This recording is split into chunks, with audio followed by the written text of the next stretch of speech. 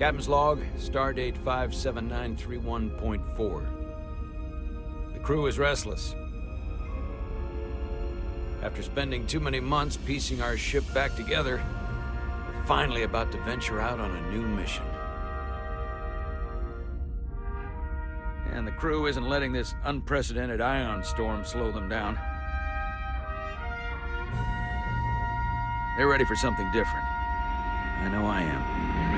Perhaps more than any of them. Fortunately, nothing ever stays the same.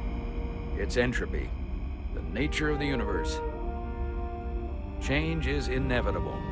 And while entropy says order gives way to chaos, in this case, change is good.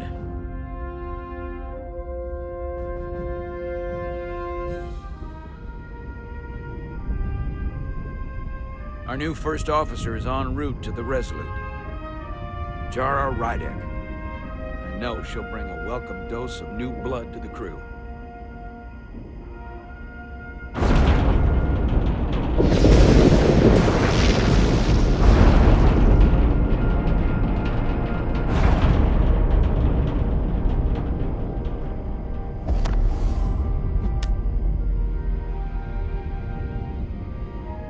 Thanks.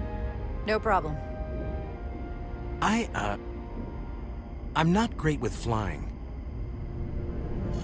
But these little shuttles are the worst. Here's a tip. Don't close your eyes.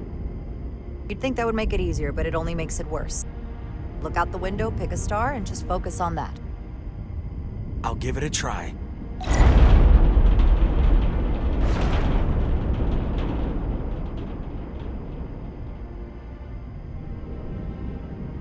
Sorry, I'm a little anxious.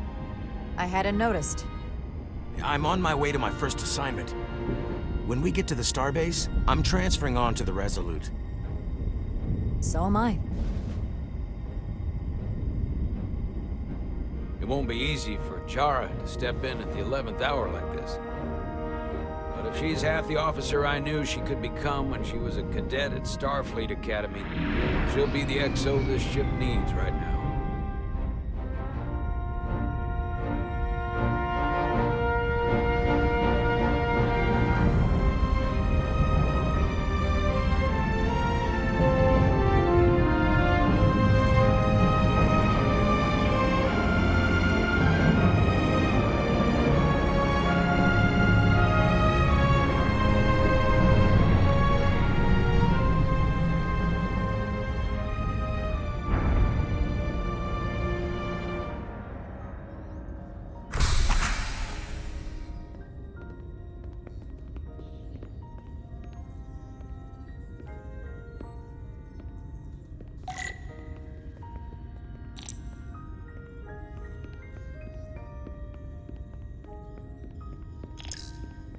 A starbase on the very edge of Federation space.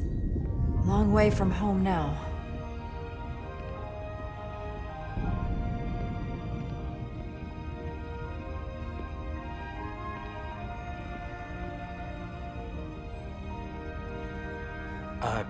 Commander? I'm not usually such a nervous wreck, by the way. I actually did well at the Academy. Oh yeah? Maybe you've heard of the Torvalin test?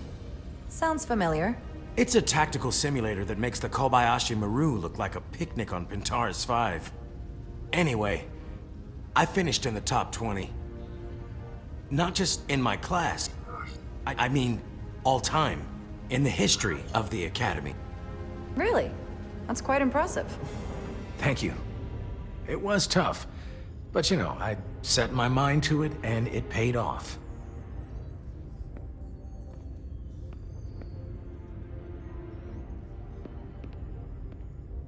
Please place your hand here. Hold it there for a few seconds.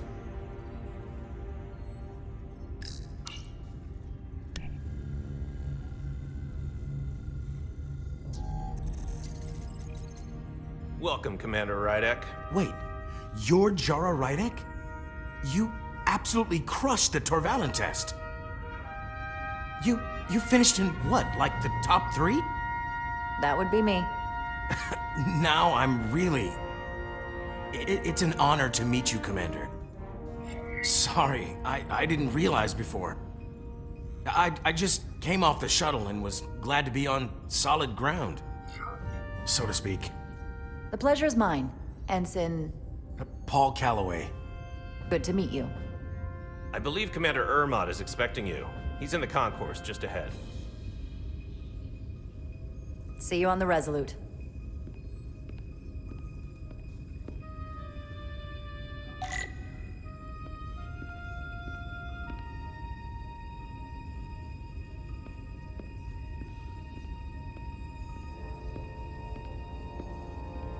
Good day, Commander.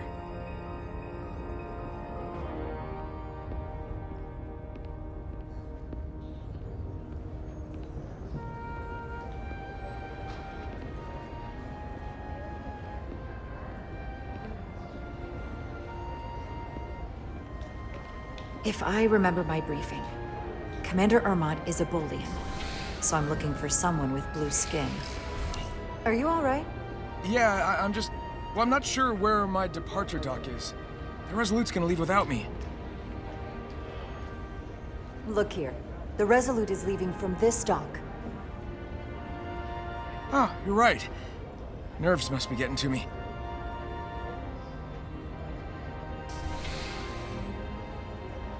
Thanks so much, Commander.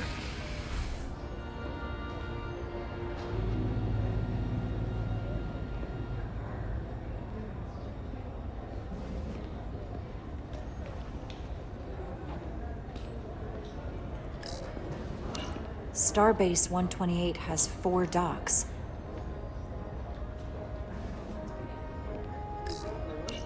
I'll replicate myself a meal once I'm on board.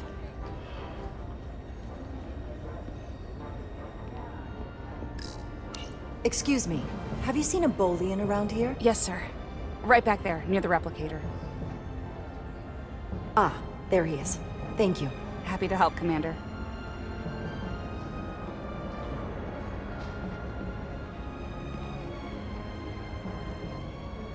Excuse me. You hear the Resolute's getting a new first officer? Someone from the crew got promoted? No, get this. They're from a different ship. Whew. Wonder how the crew feel about that. It makes them look desperate. Is their crew that bad? Yeah, not a good look.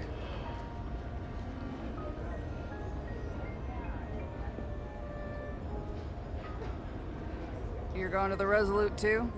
Yeah, not the ship I was hoping for. Why's that? Well, you haven't heard? Some kind of accident.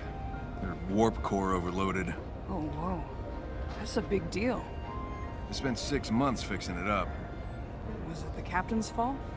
That's the rumor, yeah.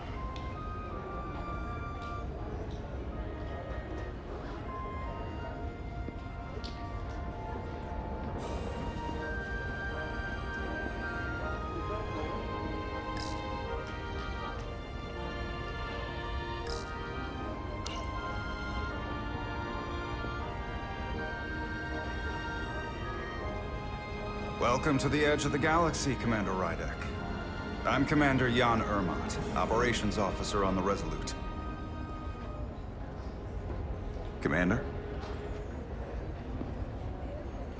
I hope there wasn't too much trouble getting here.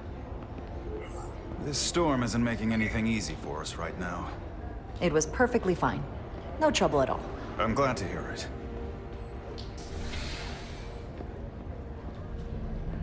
We're grateful you were able to come fill our first officer vacancy at such short notice.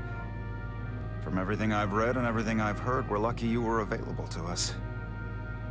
Coming from a premier starship and all. To our little research vessel. I'll do my best to live up to expectations. Oh, I'm sure you'll do just fine. And if I can help in any way, just let me know.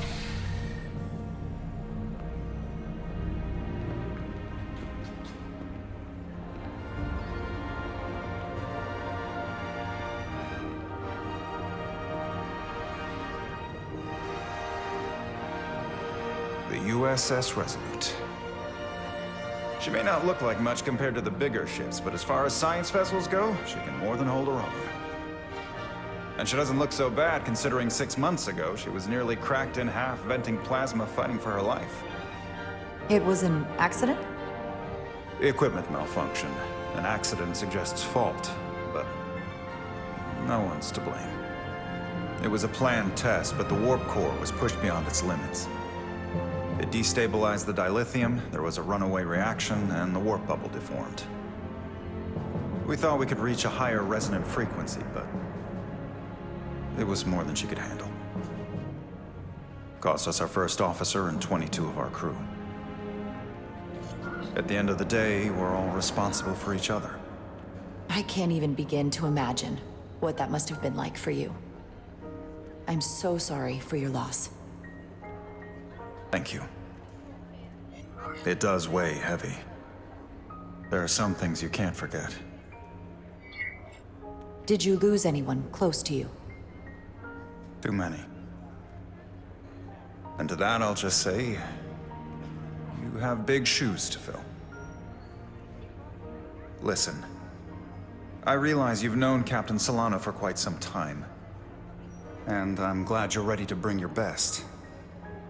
But I should warn you that when the captain announced you would be the new first officer, there were those who felt it was a mistake, that he should have promoted from within. So you might want to tread lightly at first. Until they come to value your contributions as much as he does. Trust is earned, and it sounds like I have my work cut out for me. But I plan on winning them over. I don't doubt that.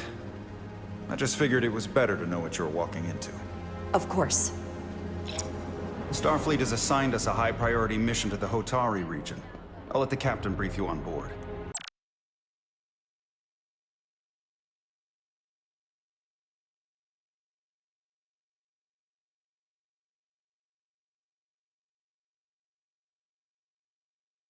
I know he's eager to see you.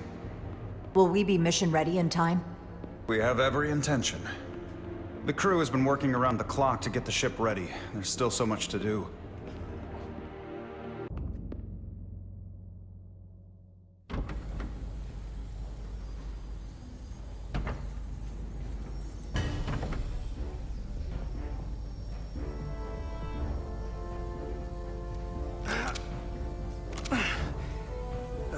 Stuck.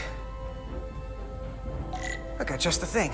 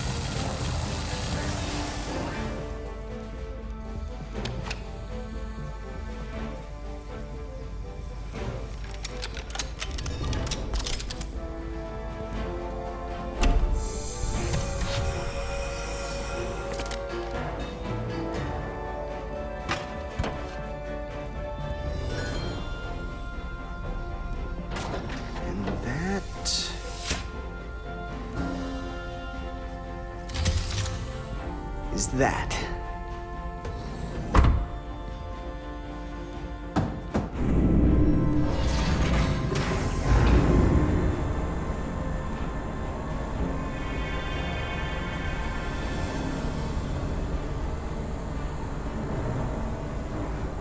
I thought that thing was totally fried.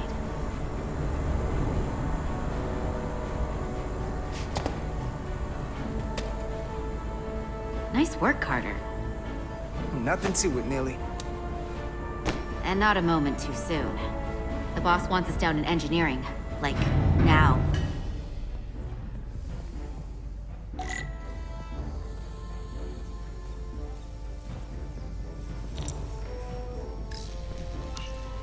Corrosion in there was pretty extreme. Nothing I couldn't handle, though.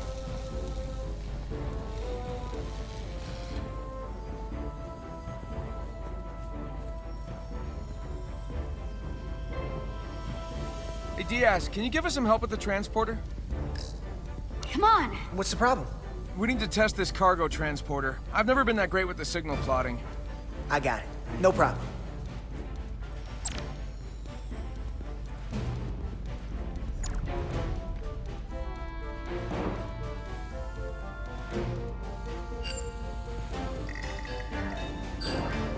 Carter Diaz!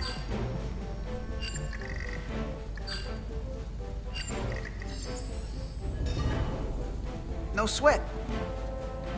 Whoa, whoa, hey, buddy, get off the pad!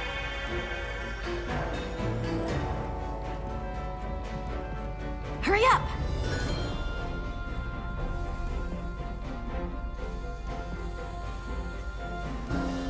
Don't tell Chovak. Not a word.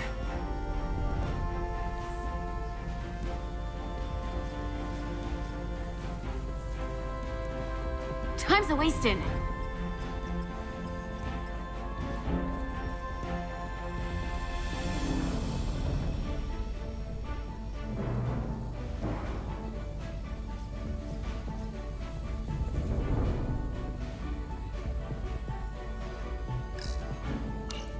That's not where that goes. Maybe we can figure out where you're supposed to be.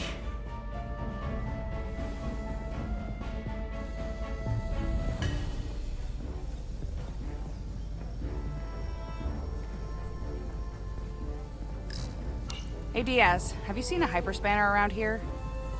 Oh, hey, there it is. You're a lifesaver, Diaz. Well, I don't know about that, but I try.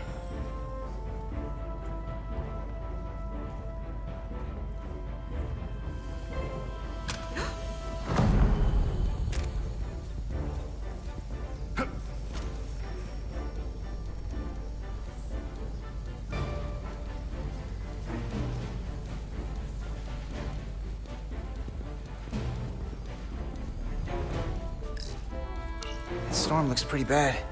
Just another reason why we need to get this ship ready.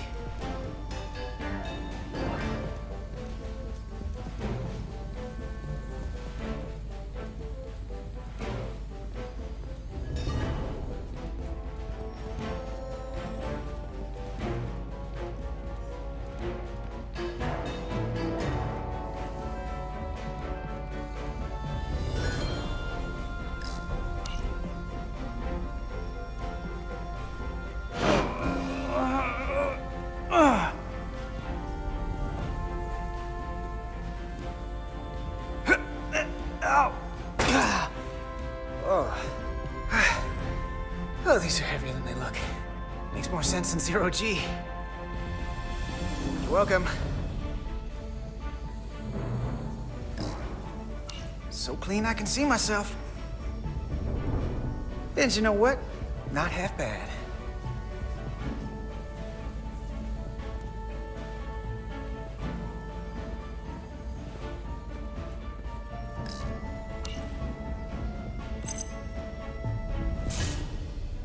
Someone gonna fix that?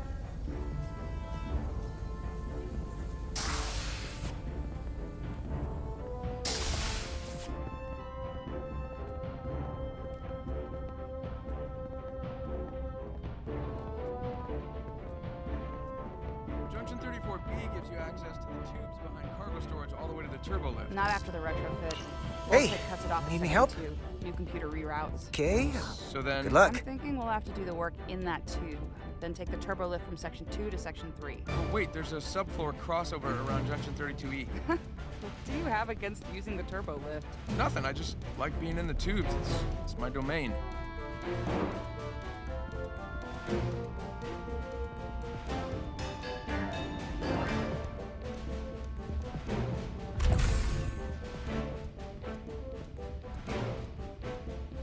Engineering. I heard the new XO just arrived. Won't be long before we get underway. I just hope whatever Chovak called us down for, it's something good. I can never tell with him. I'd rather not end up degaussing plasma manifolds. You and me working together, we can tackle anything he throws at us. Your optimism is positively contagious.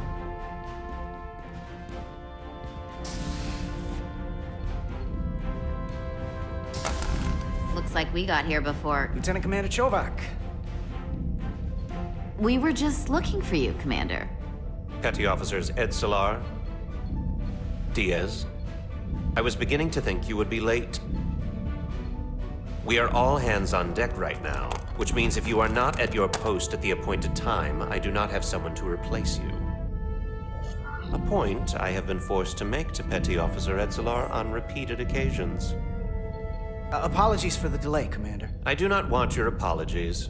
Simply see to it that it does not happen again.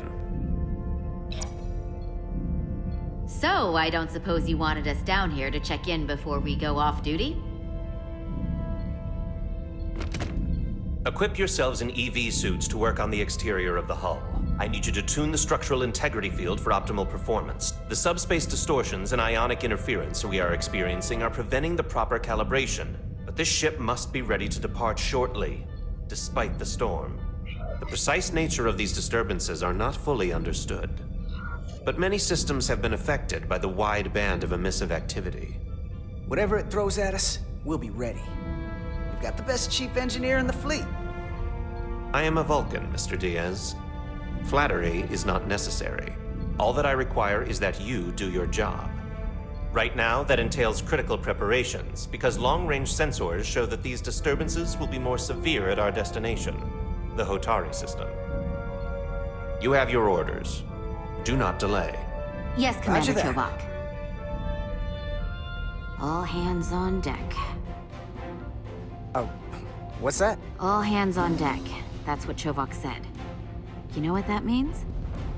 It means this ship isn't ready to go out and the brass know it. So they're throwing every warm body at it. And they're going to leave on schedule. It all comes down to us, Nilly. We're the ones who will get it ready. I know what we can do. But this isn't just any old refit or any old relaunch. Whoa. Excuse me. A lot of new faces coming on board. It's gotta be tough coming as a replacement. That's for sure. They may not be the same crew we started out with, but they're still Starfleet. They'll know what to do when the time comes. I prefer the scientific method. Evidence over assumptions. Hold on. Now there's an old face I didn't expect to see again. Hey, Miranda! You weren't gonna leave without me, were you? Miranda, you're here? We thought you were staying on the Adirondack. Transfer came in at the last minute, so I figured I'd slum it on this bucket of bolts. Looks like you got her back together pretty nicely. I wasn't sure what to expect. I'm gonna take the high road here, pretend you didn't say that, and welcome you aboard. He's a better diplomat than I am. He still owes me a bottle of Saurian brandy. Don't think I forgot. Oh yeah, it's coming back to me now. Maybe Carter can rustle up that bottle and we can give you a proper welcome. As soon as we wrap up this quick little spacewalk.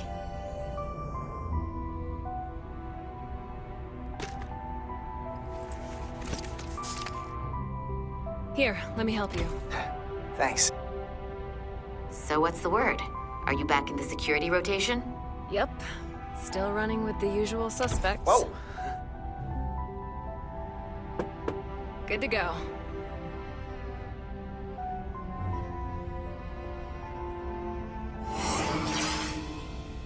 See you on the other side. Activating magnetic souls.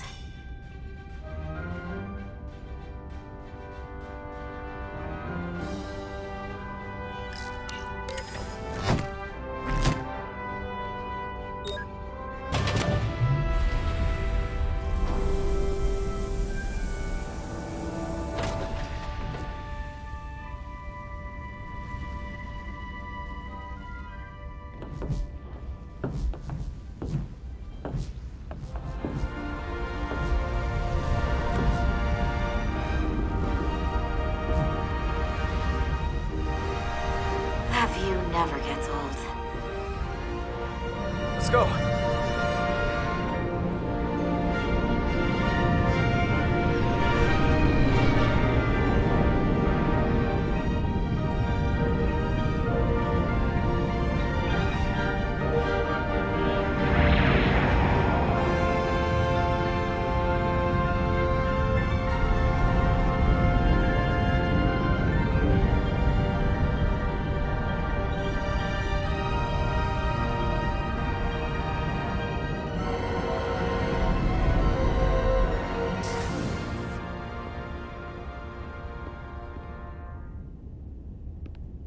Captain Solano should be here momentarily.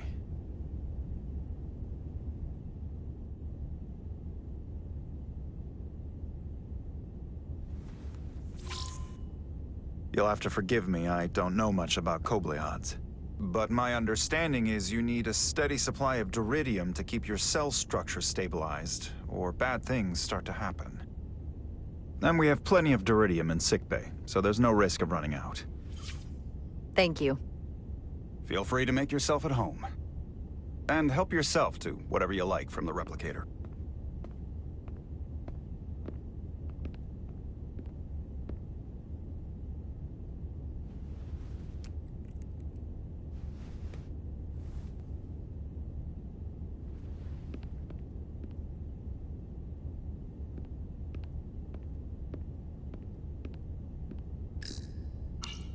Just a sip of something.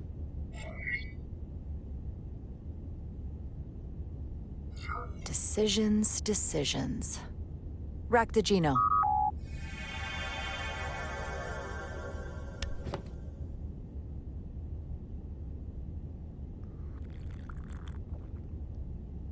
That sure has a kick.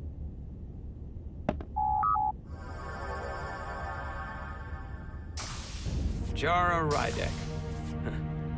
Last time I saw you, it was graduation from the Academy.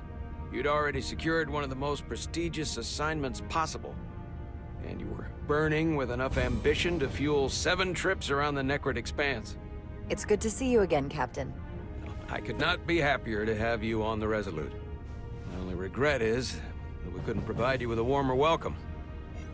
The arrival of a first officer to her new ship deserves a bit of fanfare. But, unfortunately, we've had our hands full with the refit.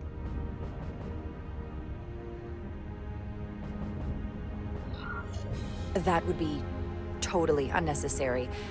I don't need any pomp and circumstance. You've been here all of 5 minutes, and already you're trying to make us more efficient. I like it.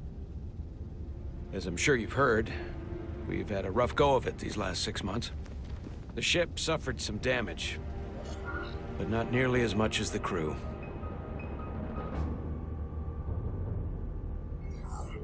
You'll have to forgive me.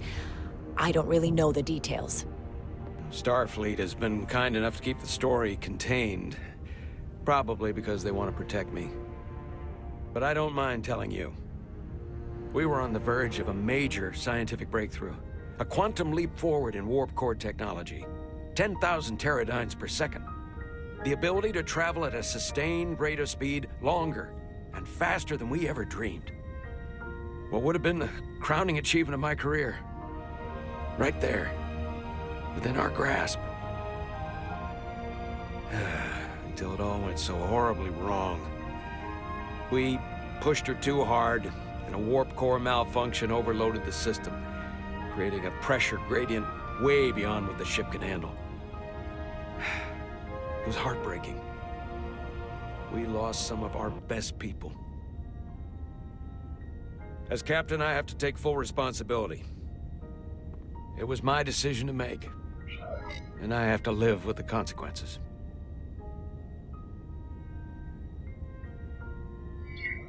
You're being too hard on yourself. It wasn't your fault. It's not a question of blame. It's about responsibility. No matter what the circumstances. In my defense, I will say, I might have avoided the whole ordeal if my senior staff had been willing to trust me. There was a lot of pushback from my former XO, and I think that cost me his confidence. I don't want you to pull any punches. Certainly not on my account. But once we decide on a course of action, I need everyone to fully commit to the mission. Anything short of that just won't work. And that's when things start to go sideways. Whether I agree or disagree, I can promise that I'll be honest to a fault. Good. That's exactly what I'm looking for. But at the end of the day, it has to be my call. Look, I'll be blunt. We can't afford another mistake. Or at least, I can't. I feel like my career is hanging in the balance here. We need a win. Something to restore the crew's confidence. I understand. On a more positive note, Starfleet has tasked us with what they're calling a mission of the highest priority. Escorting a senior diplomat to Hotari space. Two previously peaceful and otherwise non-aggressive civilizations now find themselves on the brink of all-out war. So it's a peacekeeping mission. I see it as a golden opportunity to not only prove what the Resolute and her crew are truly capable of, but also a mission for which we're uniquely qualified. This ionic storm. Our long-range sensors suggest it's several orders of magnitude stronger than anything on record. A total anomaly like nothing we've seen before. And you'll never guess where it leads. Hotari. Exactly. Very nearly in the precise location where we're headed. Where I imagine the interference will be exponentially greater. But the diplomat will brief us on the details at the rendezvous. Who is the senior diplomat we're escorting? That I don't know. Starfleet hasn't said. But I don't want to get ahead of myself. I expect we'll have some rough sledding when we arrive, so I need you to prepare the crew for the worst. There's just one more thing I want to clarify up front. The metric that for me will be the ultimate measure of your success. What is it? If after serving as my first officer, you don't one day find yourself with a ship of your own, then I will consider it my personal failure. When that might happen is entirely up to you. But it goes without saying, you have my full support. Thank you. But I feel like I still have so much to learn. You'll have plenty of opportunity. And if you're willing to put in the work, I'll do everything in my power to help you along the way. Come, let me introduce you to the crew.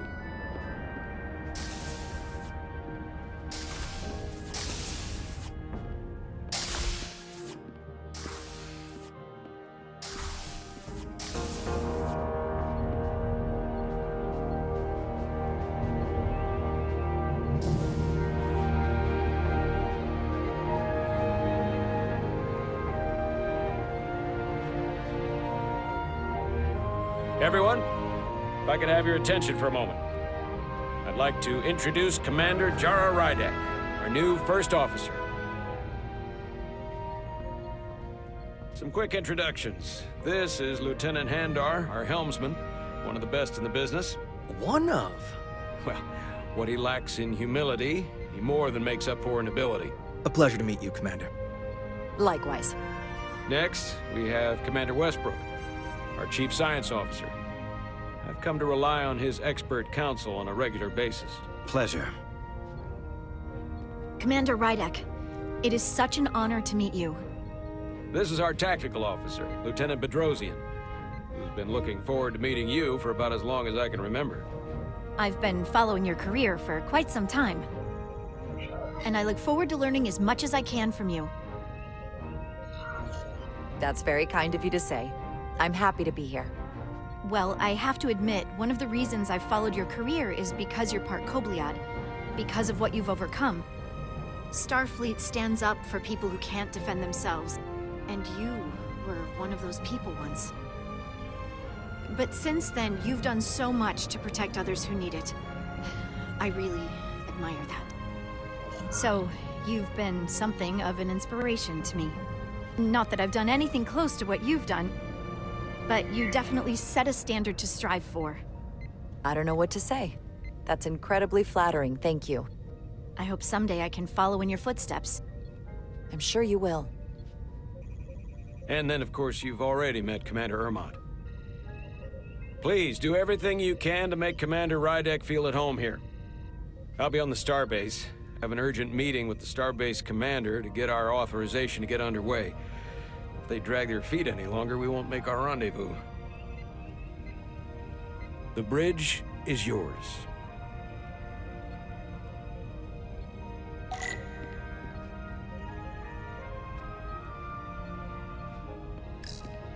Operations.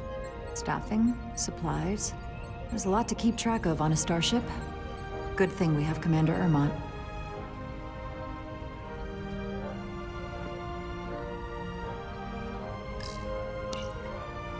The helm. The Resolute is a refitted Centaur class, meaning it's capable of quick maneuvers. Can't wait to see what she can do.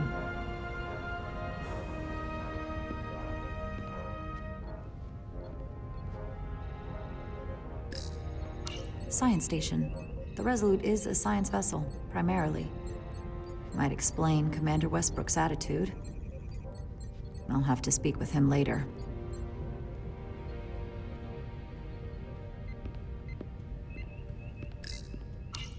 Tactical station. Hopefully a diplomatic mission won't require we use our weapons much. But if it comes to that, we'll be ready.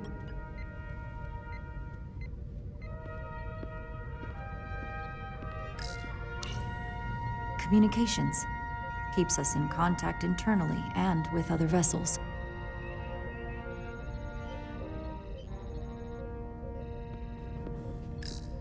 Turbolift could take me anywhere on the ship, but I'm right where I need to be.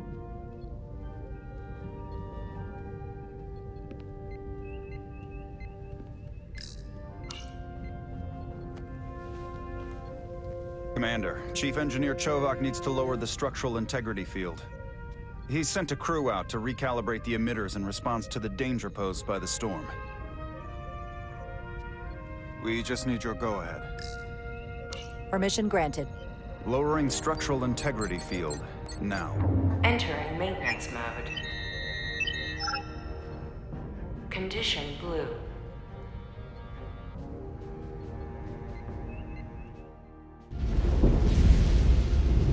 The storm is getting worse. Looks like they turned off the SIF. Great. Let's get to that emitter.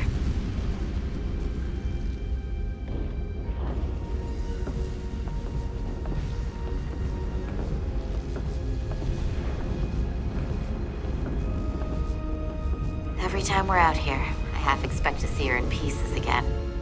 She's still got some scars on her. It adds character.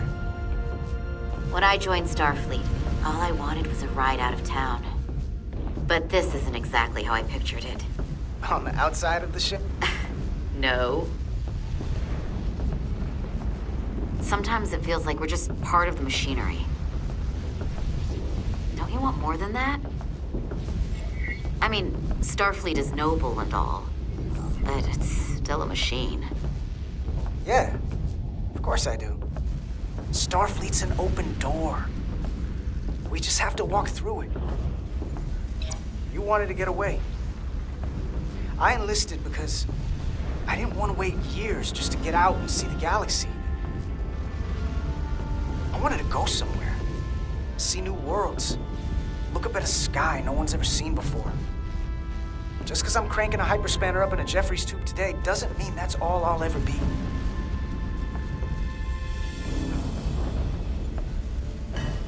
Diaz to Commander Chovak. We are at the SIF emitter. Acknowledged. You may proceed with the recalibration.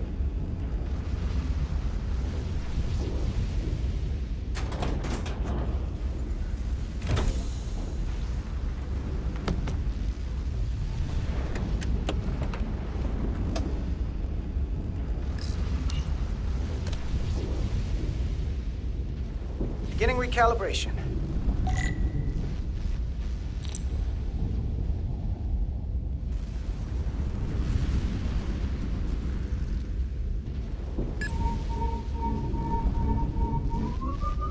Careful. Too much action and harmonics will deflect the alignment.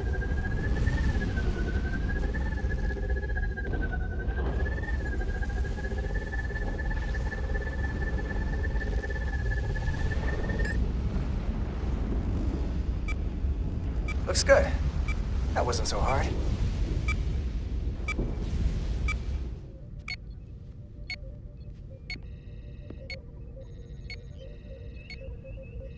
Commander Westbrook, right? Chief Science Officer.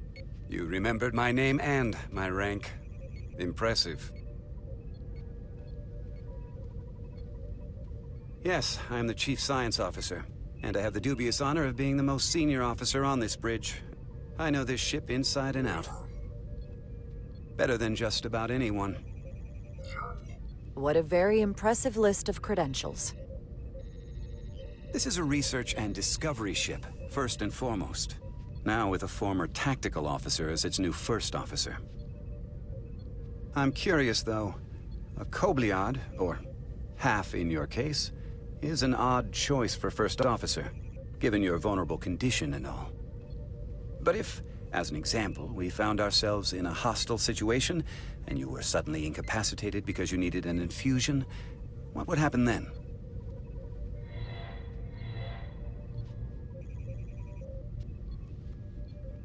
You'd leave Captain Solano without an XO. Granted, that would be a worst-case scenario, but not outside the realm of possibility. In my entire career, it's never been an issue, or caused the slightest problem. And I don't expect this to be any different. I was just curious, that's all. Listen, can I be blunt, Commander? I see no reason to stop now. Commander Sutherland, your predecessor, was one of the best first officers in all of Starfleet. His record was impeccable and his reputation was without equal. I mean no disrespect, but the shoes you're stepping into are almost impossible to fill. He was loved by the crew, and he was one of my closest friends. So I can only hope that you'll live up to expectations. Mr. Westbrook, if you have some kind of problem with me, and you just met me so it has nothing to do with me, you're gonna have to figure out how to get over it. Because I'm here, and I'm not going anywhere. Do you read me? Loud and clear. I'll stick to science. That is what this ship is for. Very well. Seeing as Captain Solano is on the starbase, let me give you an update on this ion storm we're flying into. It's unusual, unlike anything I've ever seen. At the moment, I can't tell you if the Resolute will shrug it off or if we're putting ourselves at risk. However, if we learn more about its patterns, its nature, we can come up with a scientific countermeasure. Just a moment.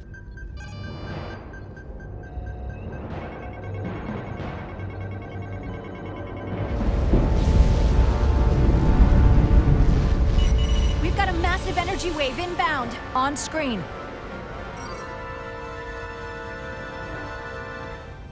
Tracing its trajectory. Starbase docking clamps are holding. The storm's emissions are fluctuating, coming in waves. And if my projections are right, we're about to get hit by a wideband burst of ionic energy, like a tsunami. I'm reading power abnormalities all over the ship. Estimated time to impact, 2 minutes.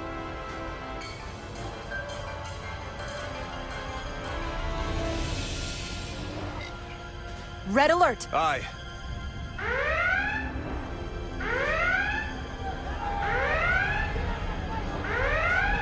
Evacuating main gangway and retracting.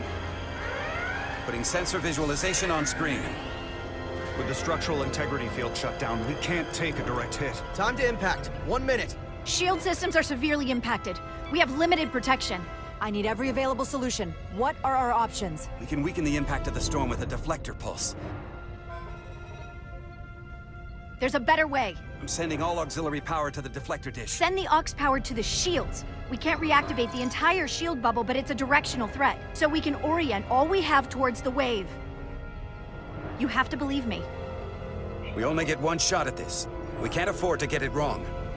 Commander Westbrook, use the deflector dish. Already working on it. Optimal timing displayed. It's going to be tight.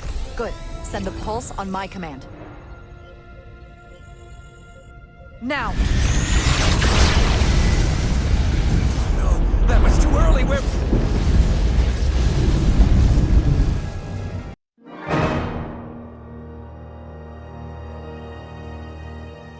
Commander Westbrook, use the deflector dish. Already working on it. Optimal timing displayed. It's going to be tight. Good. Send the pulse on my command. Now! We got it! This is it! All hands, brace for impact.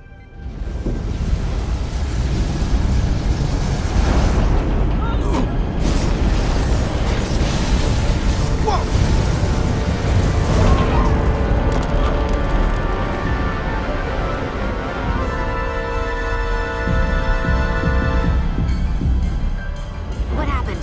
We have experienced a surge of radiation. Oh, you don't say. This radiation supercharged the plasma, forcing it to backflush through the system and creating a dangerous imbalance. And you blow out every primary system on the ship. Just tell us where you need us. I need you to traverse the hull to the access port to recalibrate the port nacelle plasma regulator.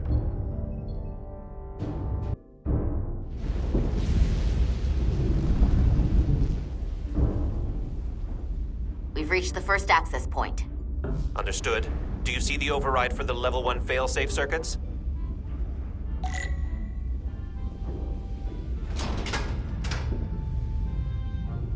Affirmative. Engage the override. It should allow us to stop the EPS flow to the warp engine without triggering an automatic core shutdown.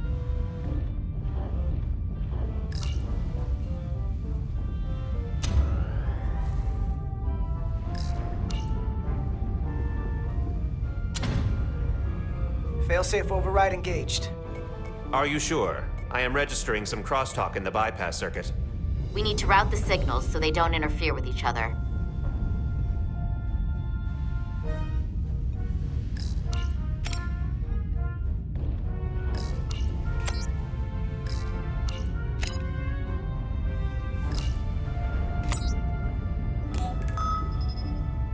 Diaz to Resolute. The failsafes are temporarily disabled. Moving on to the EPS regulator. Heads up, Carter. What is that? One of the discharges coalesced. It's coming right toward us. I'm gonna try to disrupt it with my phaser.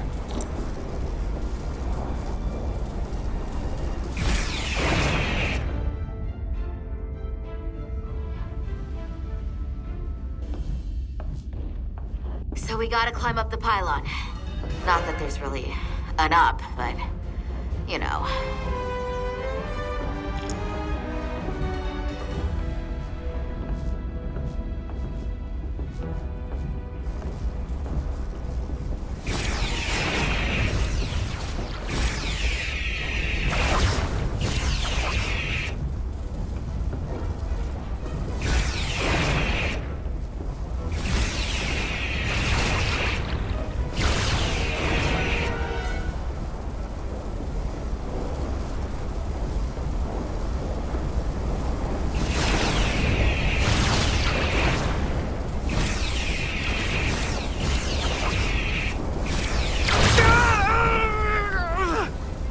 Are you alright? Yeah. Suit took most of it. Just snuck up on me. That damaged your suit. Energy dampening is down to 60%.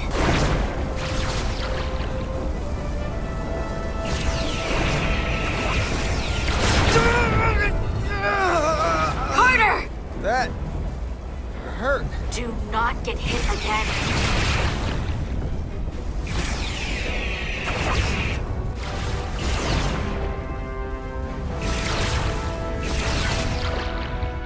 We're at the regulator point. Opening the access panel. I am now halting the EPS flow to the port nacelle. We have little time before it causes an overload in the engine. You must work efficiently.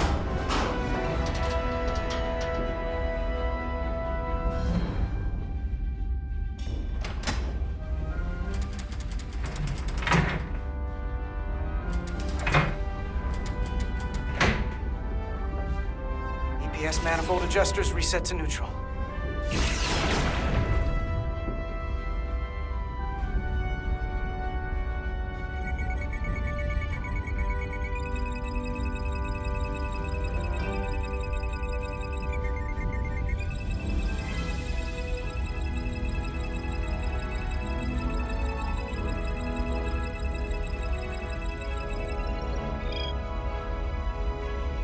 EPS lines to the port warp engine are back in balance. Almost done. Once I cycle the manifold nozzles, Chovak can...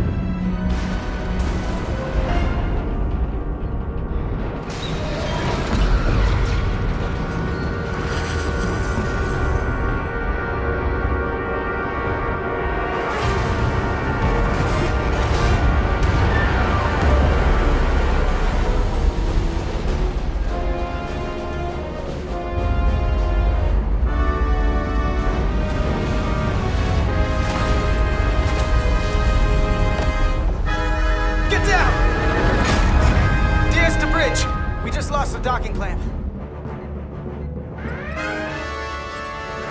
We've got a lot of debris coming down. Hull vibrations, too. We can't finish the EPS regulation in these conditions. Please advise. We have to release the ship from that other docking clamp or the hull will be ripped apart. There's a problem.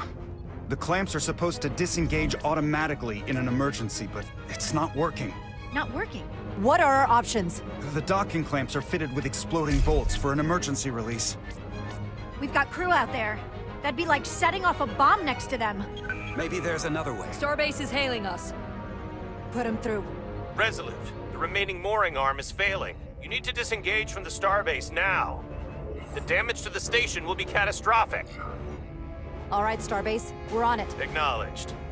Commander, hear me out. Reverse the polarity of the hull, which theoretically will repel the docking clamps. And repel the engineering crew right off the hull into the storm. This is Captain Solano. Put me on screen. Go ahead. Captain, we have a situation. Commander, what are you doing? Blow the bolts on the docking clamp. The captain doesn't know the whole story. I'm giving you an order. Captain, you brought me here because you trusted me. Can you trust me now? You better be sure you make the right decision. The captain made himself quite clear. They're gonna get hammered with debris out there. Reverse the polarity. There is protocol. And there are lives. We're going to blow the bolts. Starbase, stand by. We'll warn our crew to take cover. Get it done, Rydek.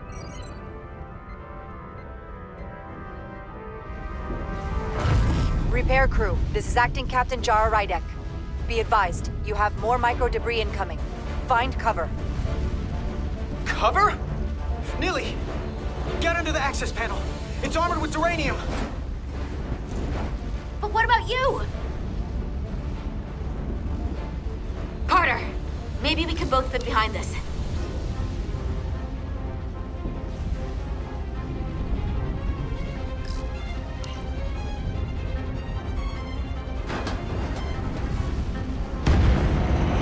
They've blown the other docking clamp. Hurry!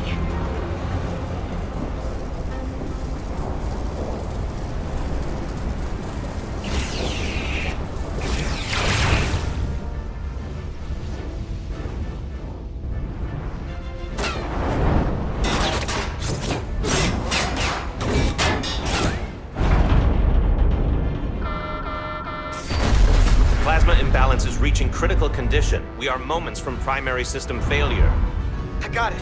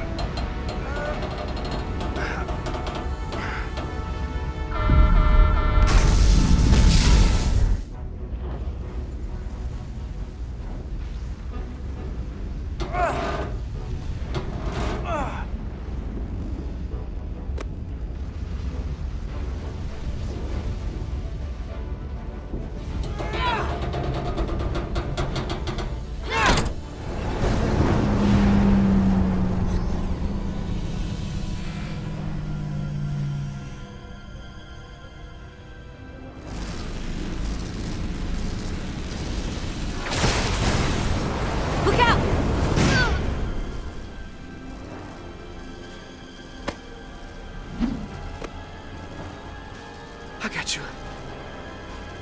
Petty Officer Edselar's hurt and unconscious. I'm gonna have to tow her back to the airlock.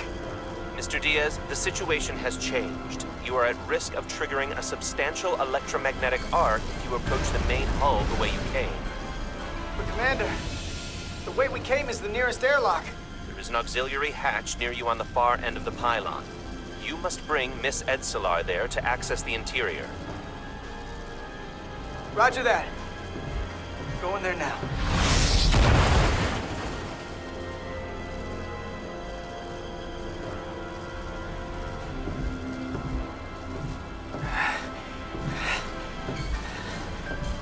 I'm at the auxiliary hatch.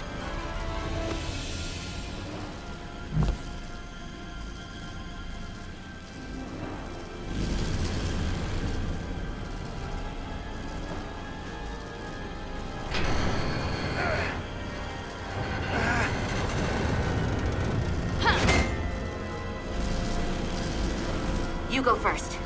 What? Let me save your neck this time. No time to fight me on this. Not on your life. Let's not let it come down to that.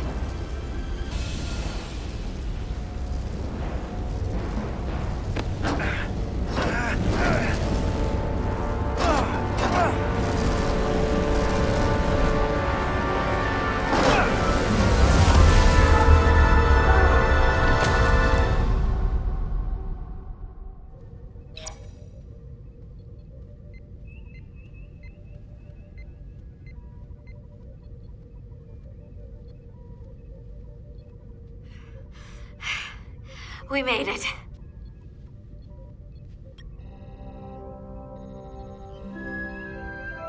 They're safe. Bringing the SIF fully online. Do it.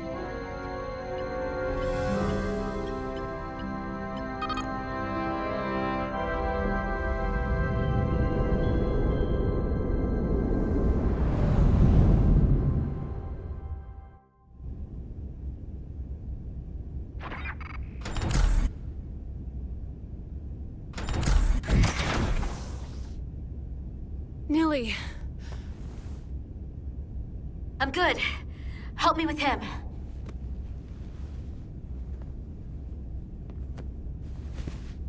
Let's get this off. Medical. Got one wounded at my location. Carter. You don't look so good.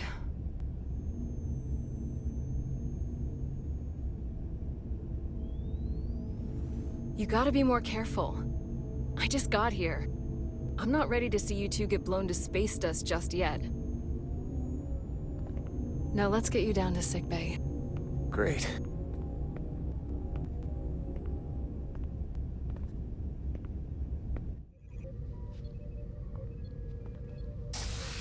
Status report. The repair crew made it inside. EPS flow is back to nominal levels. The SIF is back up.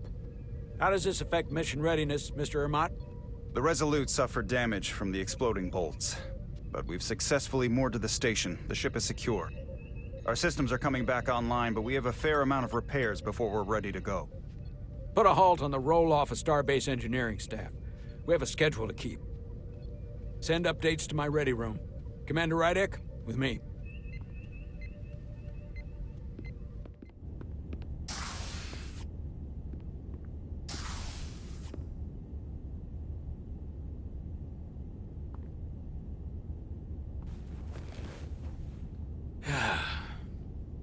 What a debacle. I was caught with my pants down. Not even on my own ship when the wave hit. I had to go running out of the Starbase commander's office just to... But you followed my order. I appreciate that. Hell, I'm relieved. You're the captain of this ship. You give orders, and I'll execute them. That's right. But you see my problem, don't you? They were all against me on that bridge. And they were ready to go against my orders. I'm not blind to it. I don't speak for anyone else. But you know I'm in your corner. You're my captain, and I'll stand behind you. Well, it takes more than the two of us to run this ship, unfortunately.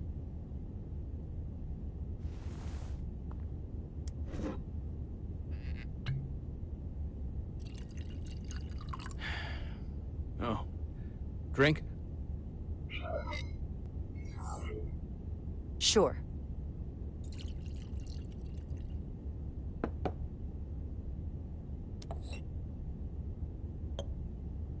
Thank you.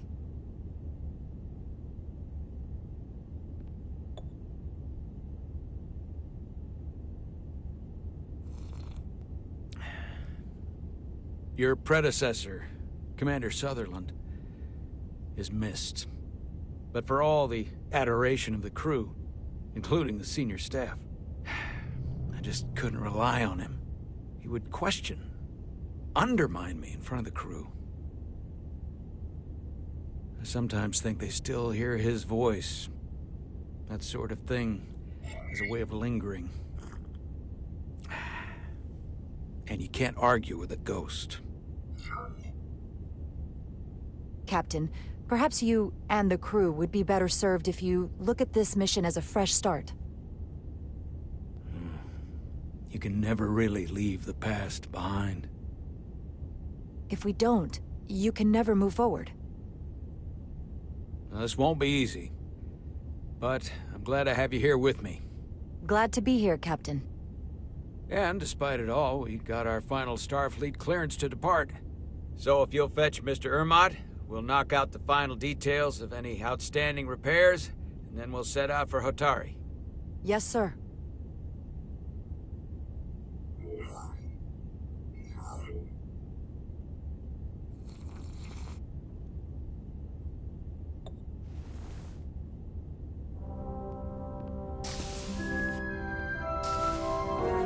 Ready or not, here we go.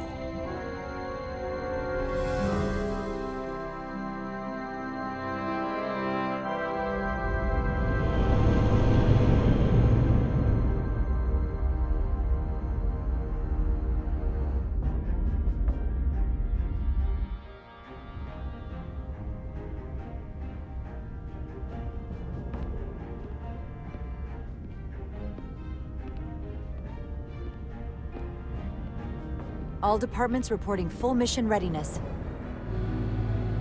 We've got our full complement on board. This is my favorite moment, right now. The start of a new mission is always full of possibility. The Orion Syndicate could sell it as a drug. Don't let the Admiralty hear you say that.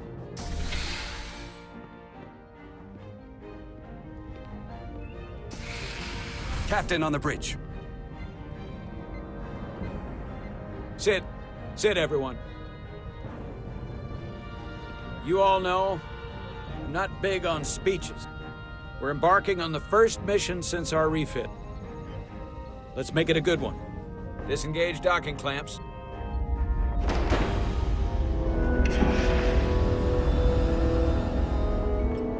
Docking clamps released.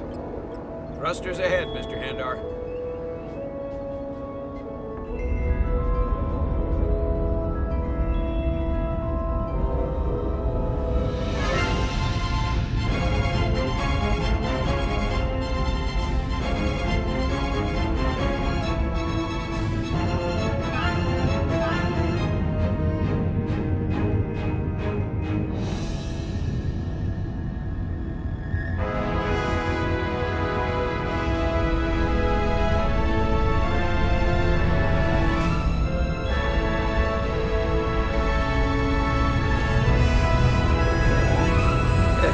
Should do it. Set a course for the Hotari system. Prepare to go to Warp 8.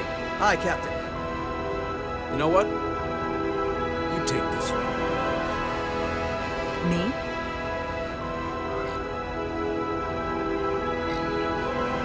Helm. Make way.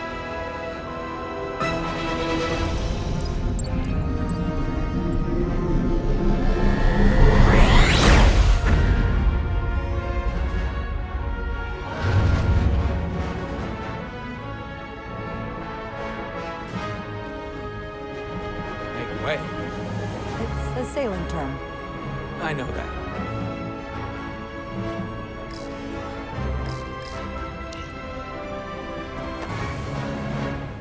Whoa. Careful. Thank you. I'm fine. Really, You don't look fine.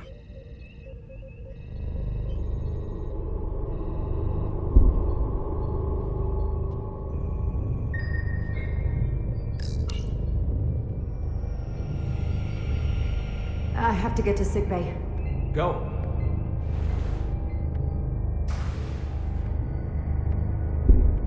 Commander, help me get her inside!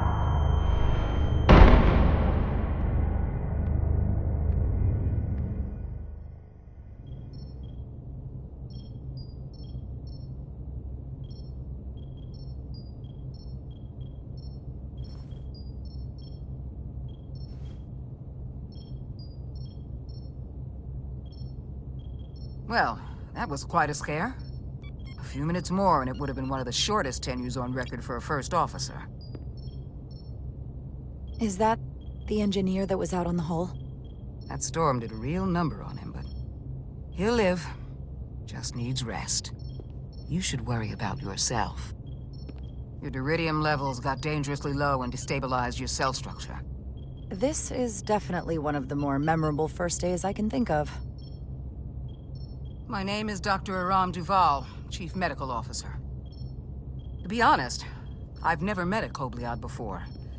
You're... rare. I know. I was going to say special. Your people's numbers have dwindled, despite the Federation's efforts to find a more readily available alternative to the Diridium you need to survive. Yet you joined Starfleet, and managed to thrive. I imagine the responsibility must be overwhelming. Maybe even a burden at times. I don't like the attention it brings. Being treated differently than everyone else. But you are different. That's not something you can change. True. But sometimes it makes it even more difficult than it already is. And don't worry, I won't treat you like a science experiment. I just do the science and leave the experiments to Solano. You don't agree with his methods? I don't agree with his definition of acceptable risks. Not when the lives of your crew are at stake. My professional opinion is that the accident took a toll. More than he's willing to admit. He's overstressed, operating in the pressure cooker of his own mind. Which is never a good headspace when the lives of your crew are at stake. What concerns me is that now he's even further away from the thing he's been chasing his entire career. Breakthrough discovery. The major innovation. Something he can put his name on. The more the time passes and the further out of reach it gets, the more risk he'll be willing to take. I hear you. But that's my job, isn't it? To make sure that doesn't happen. And we don't lose sight of the bigger picture. Which is exactly why I'm so glad you're here. We need you now more than ever. I have to admit, I was concerned when I heard what happened over the bridge. You just followed Solano's orders despite having better options in front of you. Huh. I guess word travels fast around here. It's a small ship, and everyone's curious about the new XO. Fortunately, your cell structure's almost completely stabilized. And I'll spare us both the lecture, but I do feel it's my responsibility to remind you, without regular infusions of Diridium, you will not live. It's as simple as that. Understood. Then, my work here is done.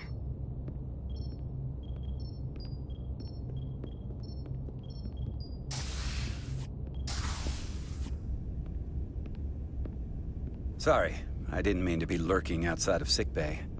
I didn't want to intrude, so it felt more appropriate to wait out here. We were all worried about you. Or I should say I was. I wasn't sure what was happening at first.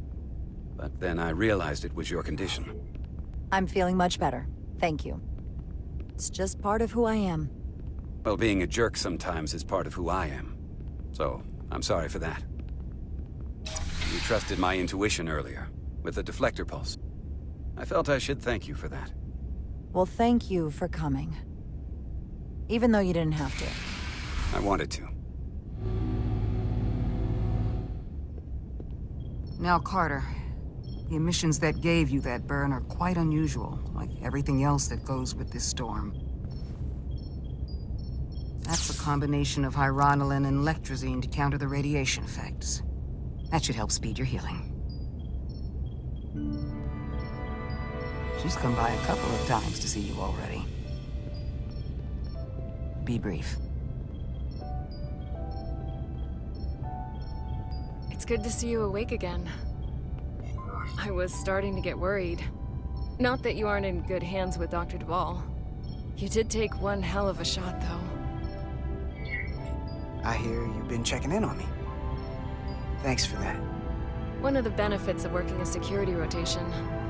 Lots of opportunities to walk by sickbay and stop in. Millie was looking in on you too, by the way. But since it's just us right now, I had a chance to think about this while I was away. And I thought it was important that I just come out and tell you, instead of tiptoeing around it. Or worse, leaving it unsaid. It's okay, Miranda. You can tell me anything. I know that. Then come on. Just spit it out. I'm trying. Let me talk. What I'm trying to say is, we've been really good friends for a long time. But I got back here and I couldn't ignore it anymore. I want to see if there's more between us than just being friends. This is all kind of unexpected. I didn't expect this either. But here we are. And I didn't want to ignore it. I just figured I'd steer right into it. Well, what do you think? I've been about as direct as I can stomach. That's a lot to think about. I know it is. So, maybe I should think it over. Oh, yeah, take as long as you need. I get it. But don't leave me hanging. Sorry to interrupt, but the patient needs to rest if he wants to get back to his old self. Of course. Get better. And while you're resting up, think about what we talked about.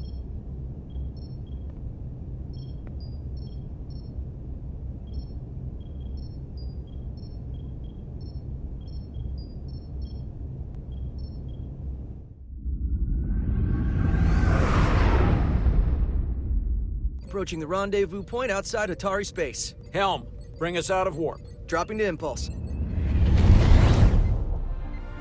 Ionic interference surging, Captain.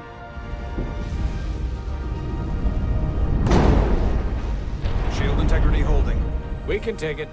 We are at the correct coordinates to meet the shuttle. Commander Rydek, find us our diplomat, if you will. Aye, Captain. Let's reduce the noise.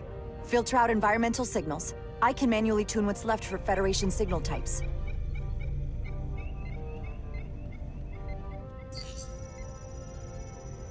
I've located the shuttle. Opening comms. On screen. Shuttle to Resolute. Shuttle to Resolute. Debris field. Lost maneuvering. Losing. I can't get it any clearer. We won't get a transporter lock. It's just not happening. Power up the tractor beam. We'll pull them directly into the docking bay.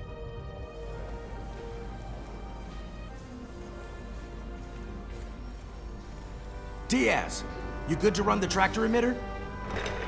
Yes, sir. You sure? I'm sure.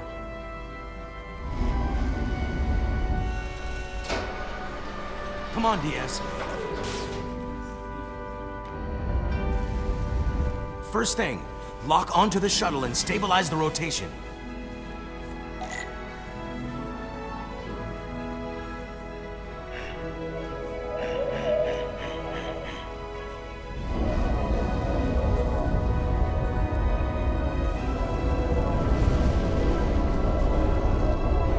We're pulling in debris.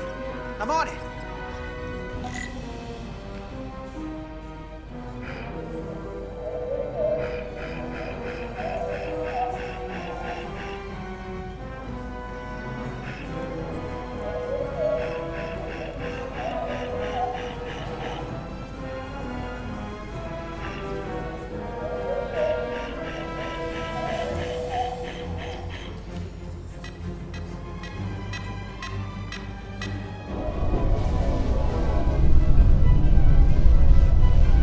That's gonna take out the shuttle.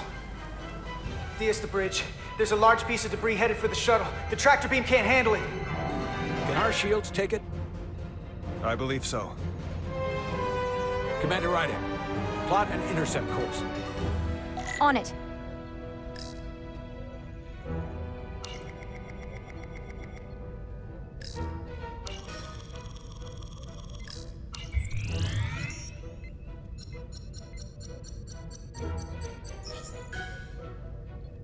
Here we go. Maneuvering thrusters bearing 53 Mark 17. 200 meters on an intercept course. Maneuvering.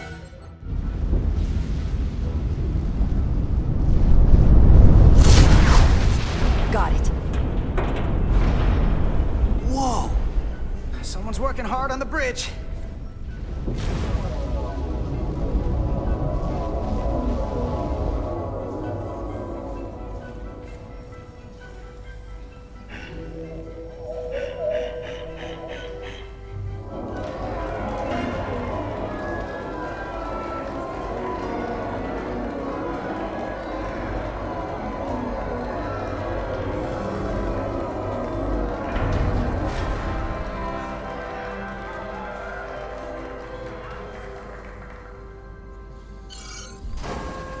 We got the shuttlecraft on board. Good job. We're on our way down to meet them.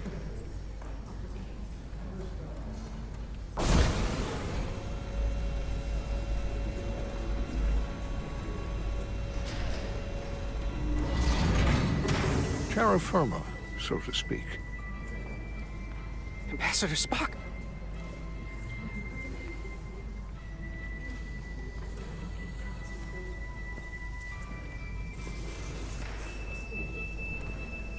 The captain will be right down to meet you, sir. In that case, I will wait for him here.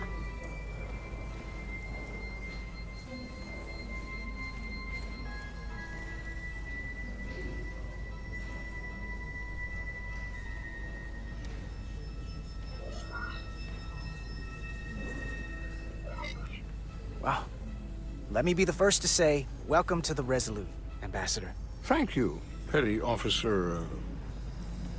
Carter? Carter Diaz. Sir.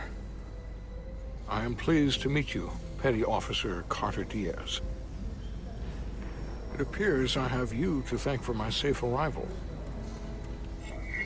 Your assistance arrived not a moment too soon, if I may say so. You're very welcome, sir. I'm glad we could get you here in one piece. Indeed. We thought we were prepared for our arrival in Hotari space, but it is evident my craft was not sufficiently robust for such intense ionic activity. The storm has been pretty intense. There was an element that was most unusual. Before you came to our aid, our maneuvering thrusters and impulse engines were rendered inoperable. So we attempted a short traversal at warp speed, only to find that we could not achieve warp at all, even though our diagnostics computer showed no faults or anomalies. What do you make of that? When all indications say that warp speed is possible, but in practice, we find it is not. Well, this storm is one of the strangest phenomena we've ever encountered. It's disrupted other systems. Who knows what it might do to a warp drive? Yes, it would seem further investigation is called for. Take readings, run some additional diagnostic checks, and we'll get to the bottom of this. Quite logical, Petty Officer Diaz. Thank you. Ambassador Spock. Excuse me. I'm honored to have you aboard. I'd like to get right to it. We're already behind.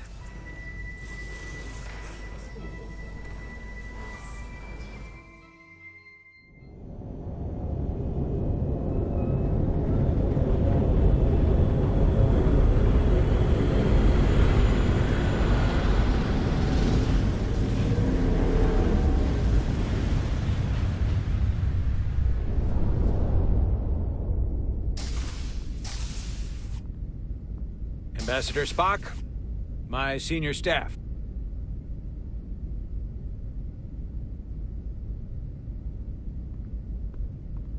It's not every day that a captain gets to welcome a Starfleet legend aboard. You flatter me, Captain Solano. But legend implies the past tense, whereas I am very much focused on our present circumstances. I didn't mean to suggest you were stuck in the past. You're right, Ambassador. Not the most diplomatic choice of words. We're all curious about the future, Ambassador. Specifically, what exactly are we getting involved in here? We got the basics from Starfleet. Two formerly peaceful neighbors are now on the brink of war. Indeed, and the tension between them grows fiercer by the hour.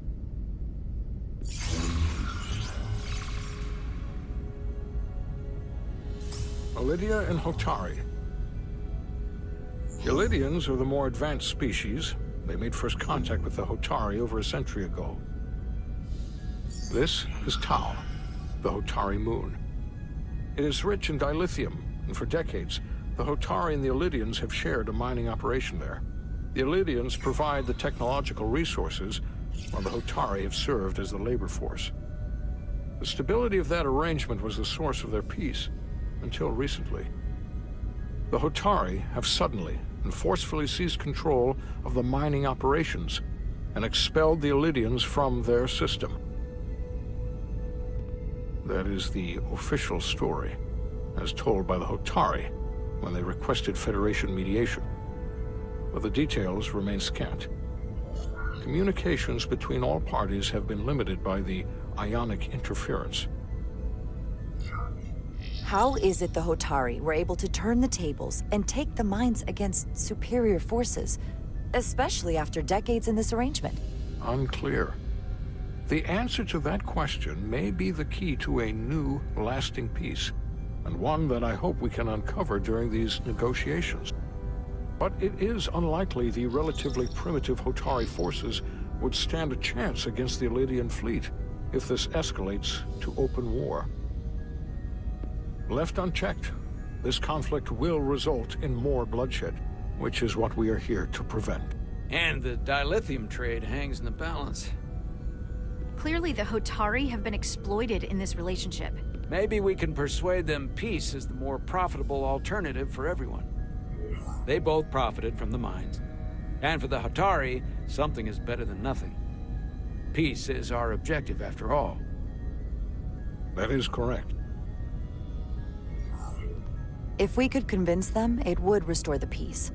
But we would need the Hotari to accept a difficult compromise. Made all the more difficult by the emotions flaring on both sides, no doubt. Neither the Ilidians or the Hotari are members of the Federation, so we can't make them do anything. There is an additional complicating factor I should mention. In the past, the Federation has relied on the Ilidians as a source of dilithium. That certainly changes things. Federation sources its dilithium from a lot of places. Yeah, and this is one of them. That means the Hotari have no reason to trust us. I wouldn't go that far, Commander. We are completely neutral in this matter, on neither one side nor the other. Any suggestion otherwise would compromise our position. Given the Federation's involvement in the Ilidium dilithium trade, Captain Solano and I must make every effort to appear neutral in these negotiations. What worries me is if this whole thing unravels, and we're at the mercy of the storm at less than full strength. We can't let it come to that. Considering what the Ion Storm has done to our ship, and the Ambassador's shuttle, we have to assume the Ilidian fleet has had problems with it as well. This recent surge in the energy disturbance temporarily levels the playing field. Commander Westbrook is correct. The energy anomalies around the Hotari systems have been noted in the past. But they have never been observed on the orders of magnitude we have seen in recent weeks. If it's keeping the two sides talking instead of shooting at each other, that actually helps us negotiate a peace. And we'll take advantage of that as long as it works in our favor. And when it doesn't? All the more reason to learn as much about it as we can while we are here. We do not want to be caught unprepared, should the energy anomaly continue to fluctuate. So I trust we understand our circumstances. We're operating on a strict timetable here, and we're going to be leaving for the negotiations shortly. Commander Westbrook, I want you to leverage our systems to investigate the anomaly from here while we're gone. Aye, Captain. Thank you all. Dismissed. I want to speak to both of you privately.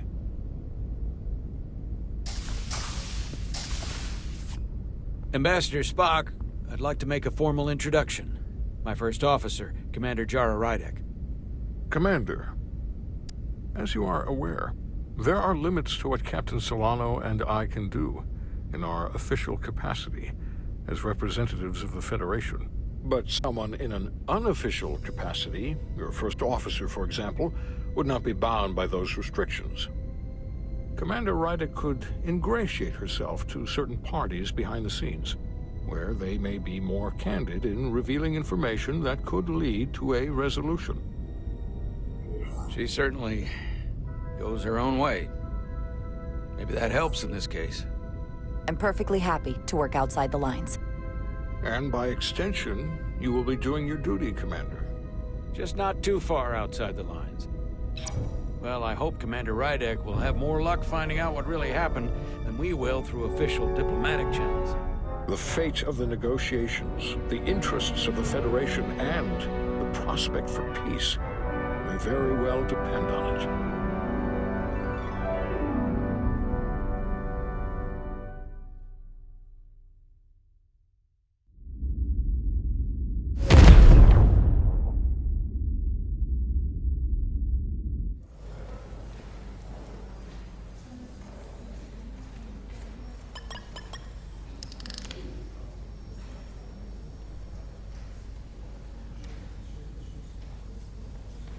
Mr. Diaz, I understand you have already discussed the warp drive failure with Ambassador Spock? I have.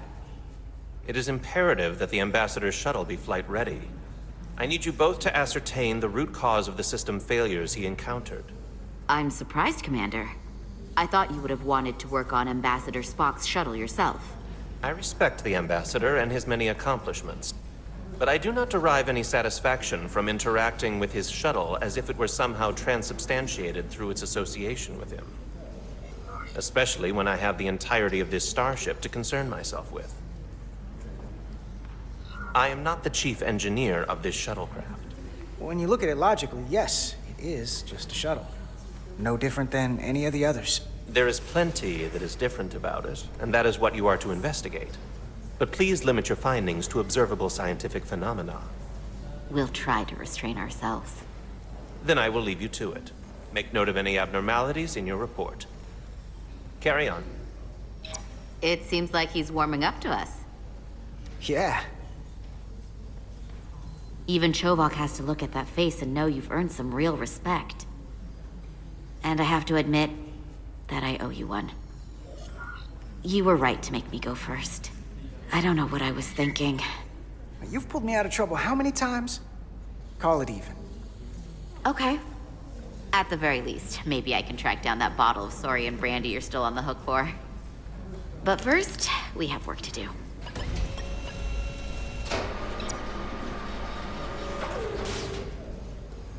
Ready to go? All set. Let's run the diagnostic.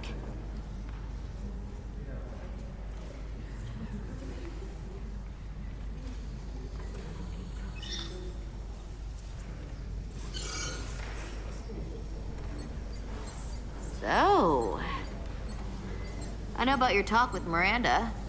You do? She sent me a Priority 1 dispatch right after your conversation. Yes or no, that's one thing. But I can't believe you said you needed to think about it. I did need to think about it. Well, you can't leave this unsettled. It's not fair to her. She was direct with you. Didn't play games. Well, honestly, I was worried you wouldn't approve of, fraternization with... Don't make this about me. You can see where this goes between you two, or you can stay friends.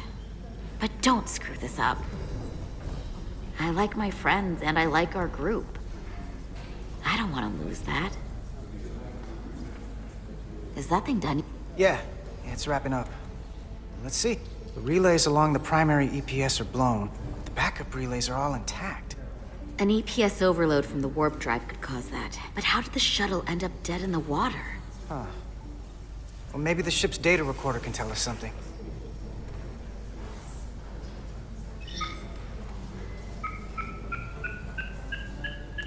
Here. They were only about 8 minutes from their plotted warp point. No faults, just those warnings. What are they?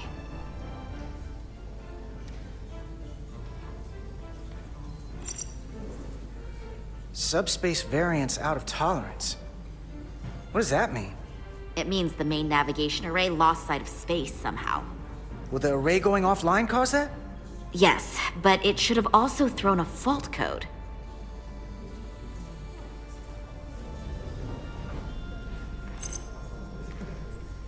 There was a complete warp cascade failure.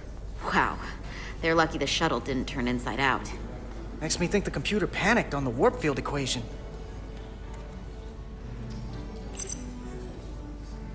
The warp field became inverted suddenly.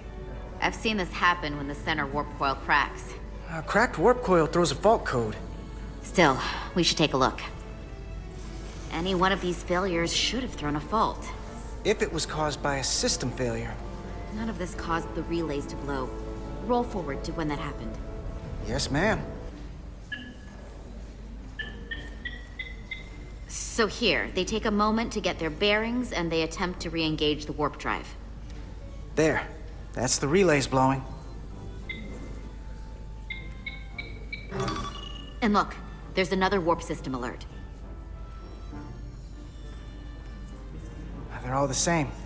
Subspace variance out of tolerance, or warp inversions. Finally, there's a complete warp cascade failure. Then it's one of two things. Either a warp coil is cracked, or the navigation array is offline. That makes sense. Divide and conquer.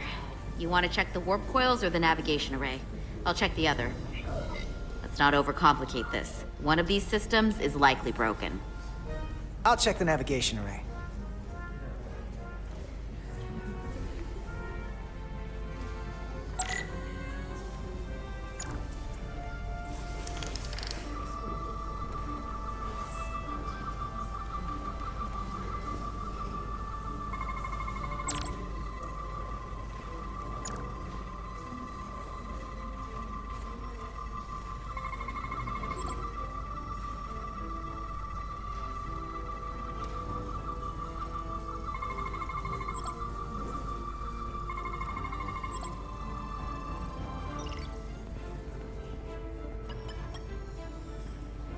Navigation array checks out, so it must be a coil.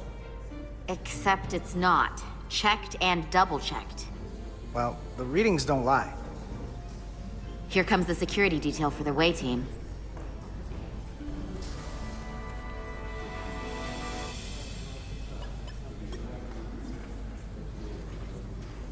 Hey, going planet side?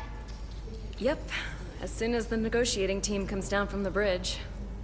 And you've got your hands full, opening every compartment on this shuttle. I hope you're not just trying to keep busy to avoid thinking about some other things. I'm not trying to put you on the spot. And lucky for you, I've got a ride to catch. Well, this is important work. On an important shuttle. The ambassadors. Ah. I won't tell Spock you're digging through his things. Hey, Maris. Aren't these those button pushers you're always hanging out with? And you're the phaser jockeys we always beat in Parisi squares, right? All aboard for Hotari. That another one of the captain's railroad things? Gotta be. I just usually zone out by the time he gets to the whole, steam engines were the warp drives of their day part. Catch y'all later. You don't want to miss your train. I do have to go. So, you've had time to think. You have something you want to say to me? The train is leaving the station. I'd like to know what I'm coming back to.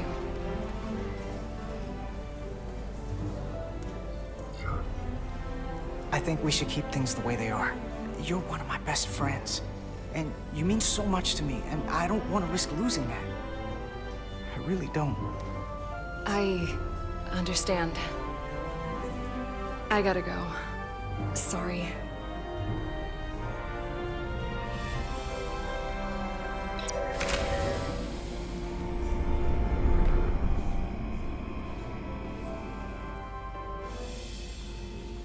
That went well enough. It'll be fine. All right, where were we? So, the warp coils in the navigation array are fine, but the nav computer doesn't seem to think so. I'm out of ideas short of field stripping the shuttle from bow to stern. You wanna take this out of the shuttle and throw it on the bench? Oh, real hands-on maintenance. I like it. Okay, the nav computer is patched into the ship. The ship's computer can double-check our work. If the shuttle's nav computer is putting out false data, we'll know it. Let's run through the shuttle's logs again. Running now.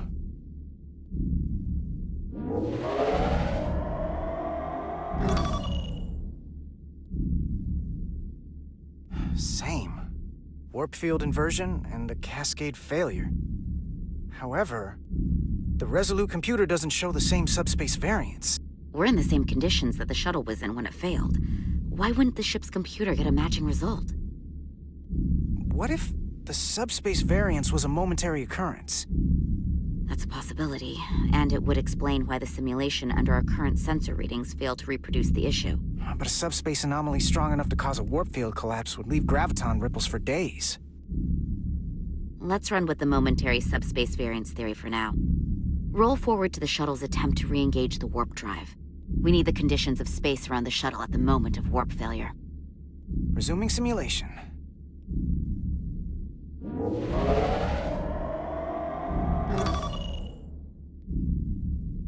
Error in warp field calculation. Cochrane formula variables are out of range. That right there. Take the shuttle sensor data from that moment. Computer, why did the warp field calculation fail? Warp field pressure returned non-orthogonal. Results are undefined. That doesn't help. Wait, what if we use a different ship? Put the Resolute into the simulation instead of the shuttle. Yeah, it should warp just fine. Unless... Computer, run the simulation with the Resolute. Resolute simulated. Computer, give me manual control on the warp power. Static field intensity, warp 1.1. 1.2. 3. Warp pressure is destabilizing. Error in warp field calculation. The warp drive has experienced a system-wide cascade failure. Warp field collapsed. Subspace variance is out of tolerance. Cochrane formula results are undefined. Bingo. What-o? The same moment when the shuttle failed to warp, so did the ship. Whatever happened to the shuttle just happened to us. The Resolute will not sustain warp. We can't leave Hotari space.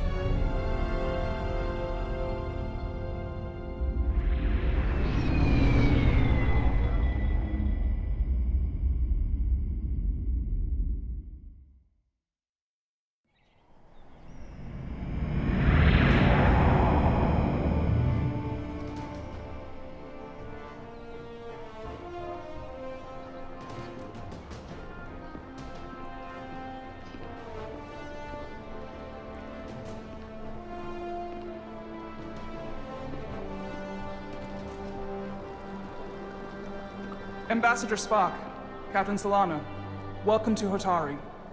We are honored you have come. My name is Tylos Altaris, Minister of Diplomatic Affairs. The honor is ours. And this is Commander Jara Rydick, first officer aboard the USS Resolute. You'll find she has a keen mind and unique insight into the dynamics between the Hotari and the Lydians.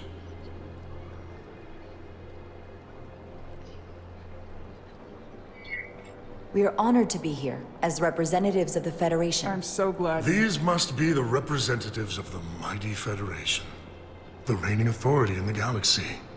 Or so we've been led to believe. Whether that's true or not remains to be seen. But, either way, we're grateful you've made the time to come to our little corner of the universe. And you are? This is Galvin, and this is Citron, the heroes of the revolt in the mines.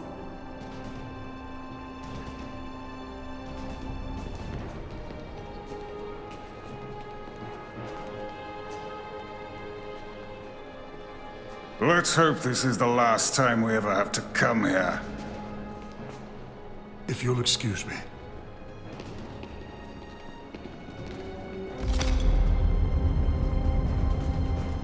I think we're about to begin.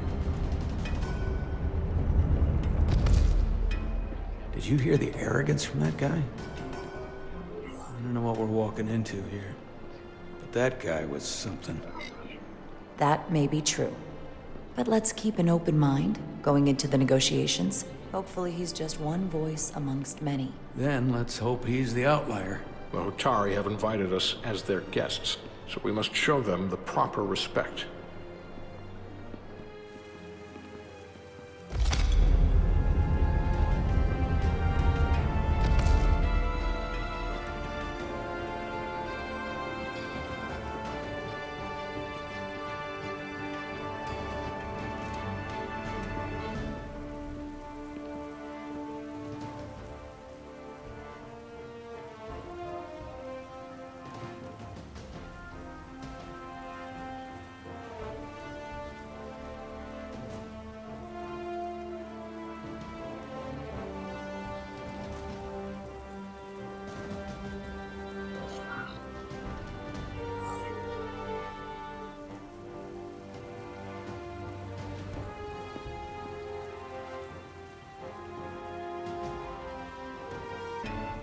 Ambassador Spock, welcome to Hotari Prime. The honor is mine, Your Majesty. That the Federation would send one of their most respected representatives is not only an honor to the Hotari people and their queen, but a recognition of our stature and importance. Let's get on with it, shall we? With all due respect to the Federation and their ambassador, they have no authority here. We are not members of their alliance. We are not subject to their rule, nor yours. We demand the immediate return of all mining operations to Elydian control, as it has been for centuries and will be for centuries more. That has always been our understanding. That understanding has changed. Then you invite war! And if you cannot remain silent, you will be silenced. But his point is well taken. What is the Federation's interest in this matter? Perhaps you would have us trade one oppressor for another? The Federation remains neutral. Our only interest is the peaceful resolution of this conflict. We are here at your request, Your Majesty. For now. I'm trying to keep an open mind here, but it's not easy. I thought they wanted us here. Was there something you wanted to say, Captain? Oh, no. My apologies.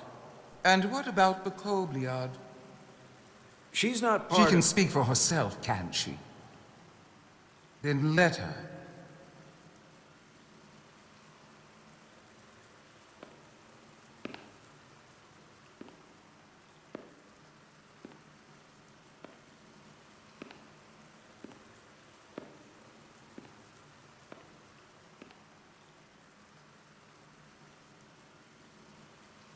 Now then, what is your name? Commander Jara Rydek, Your Majesty. Being a Kobliad, you would know better than anyone. Your people suffered brutal treatment at the hands of the Cardassians. Their injustice towards the Kobliad is as unimaginable as it is unforgivable. Not unlike how we have been treated by the Elydians. As much as they'd have you believe they are the victims here, remember it was the Hotari who attacked us. Hundreds of innocent Elydians were slaughtered without mercy in those mines. The blood is on their hands, not ours! Quiet!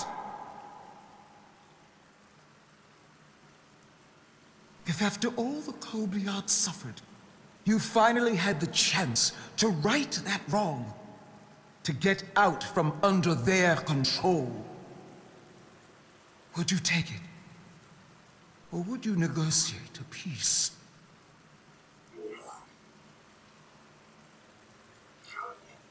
There is no remedy for what the Kobliad suffered. And I fear who we might have become in pursuit of it.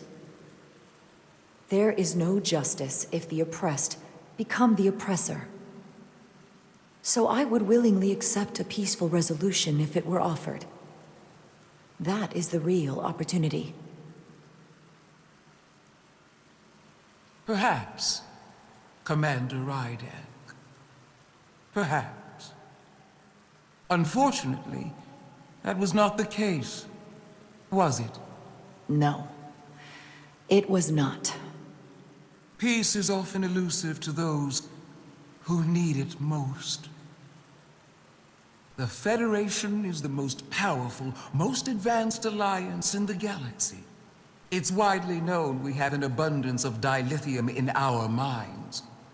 And it's in your interest to secure a steady supply. Your Majesty, if I may. Ambassador Spock would have us believe you're here as a neutral party in the interest of peace.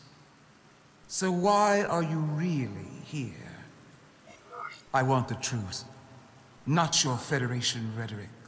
As Ambassador Spock has said, we've come seeking a peaceful resolution to this conflict, and have no interest in your dilithium. I'm not nearly as naive as you must think. The Federation has done business with the Illyrians for decades, which makes me question your motives. What they haven't said, but cannot deny, is a simple truth. The dilithium trade would not and will no longer exist without Illyrian involvement. We created it for the benefit of everyone, especially the Hotari. We've given them warp technology. We've let them share in the profits. We've made their lives infinitely better than before dilithium was discovered.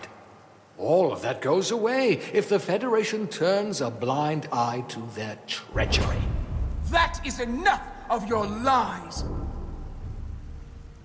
The Hotari are quite capable of running the mines. We've done so for centuries.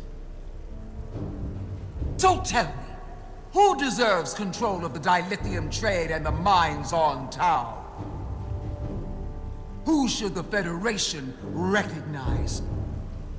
The Hotari or the Illyrians? It can only be one or the other, not both. If there can only be one, then it would be in the best interest of all involved if the Illyrians resumed operation of the mines. And that is why we should not trust our fate to the Federation. She speaks sense. You do well to listen to her. And you do well to hold your tongue. We will take back our minds by any means necessary. Then you will see more blood spilled. I am more than willing to address your concerns, Your Majesty. Yours as well, Representative. But I suggest we could have a more productive conversation with a smaller group. Perhaps only the most essential representatives.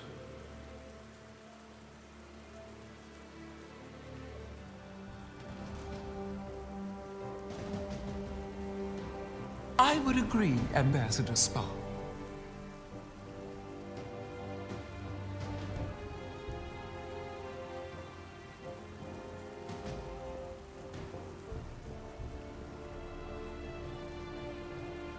I think this is best left to those of us with more experience in diplomatic matters.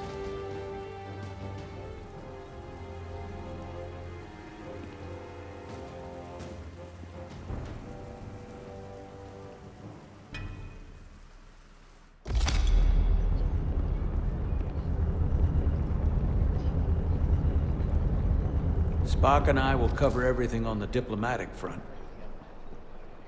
You make nice with the locals and see if you can get some answers. We need to find out why the Hotari are so willing to risk war. What happened in those mines?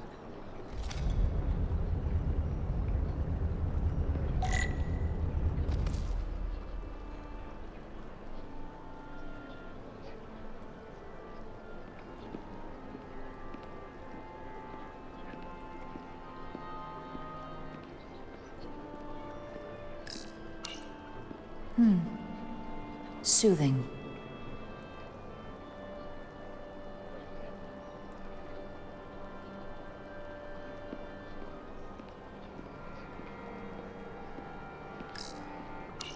Such rough terrain. No wonder the Hotari are so tough.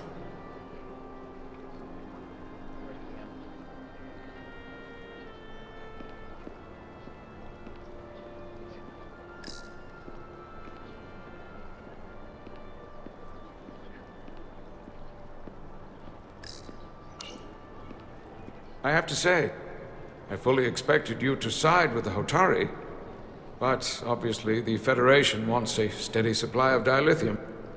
Something only we can offer.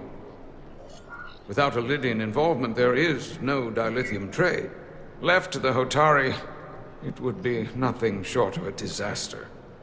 We're not on either side. Our only interest is the peaceful resolution to this conflict. As is ours. Of course, the question is, at what price?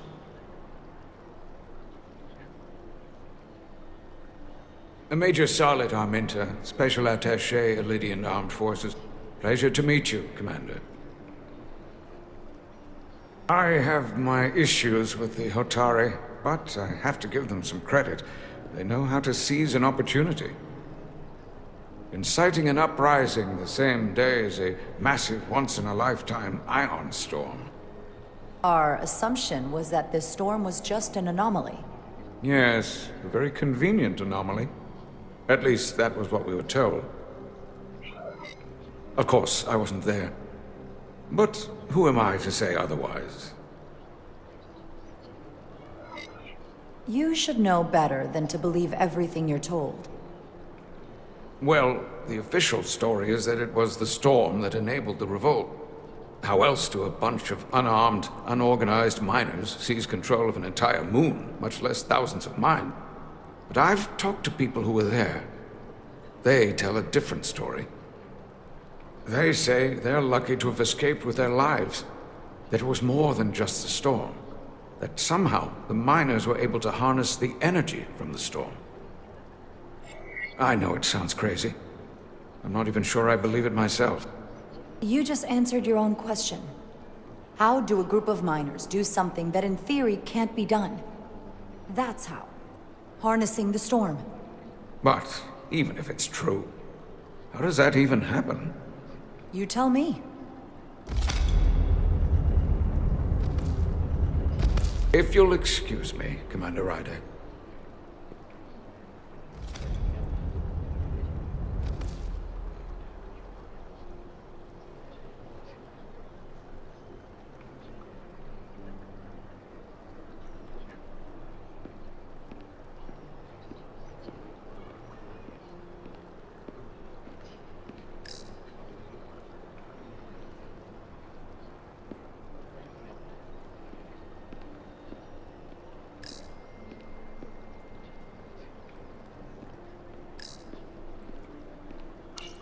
Commander Rydek, I have to admit, I was surprised when you said the Illidians should control the dilithium trade.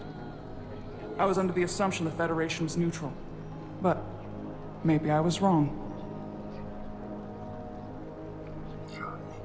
I can assure you, we aren't on anyone's side. We are, and will remain, completely neutral. You have my word. I hope that's true, for all of our sakes. I saw you speaking with the Illidian. I'm sure they're painting themselves as the victims. The Illidians are under the impression the Hotari are somehow the cause of the ion storm. Which I'm sure they attribute to our lack of experience or sheer inferiority. But we are as much the victims of this horrific storm as they are. For the first time in our history, the Hotari have the upper hand. We see ourselves as strong instead of downtrodden. New voices have risen up. Old voices shouted down. Galvin and Sidron have become national heroes. Now, they have the Queen's ear. Better or worse, depending on your perspective. I take it they're against a negotiated peace with the Illidians. Heroes tend to want more of what made them heroic. If it were up to them, they'd wage all-out war and bring ruin upon us all. My fear has been that the Illidians will launch an attack and crush us. You've seen their starship, no doubt. They could have retaken the mines whenever they wanted to, but it never happened. And as strange as this may sound, I'd almost say they're afraid. I just don't know what they're afraid of. It's still the same bluster and bravado you would expect from them. But it has no teeth. Like they're afraid of what might happen. Was it for fear of the repercussions, once the Federation became part of the equation? Possibly. But I almost want to say this was from the very start, before engaging the Federation was even on the table.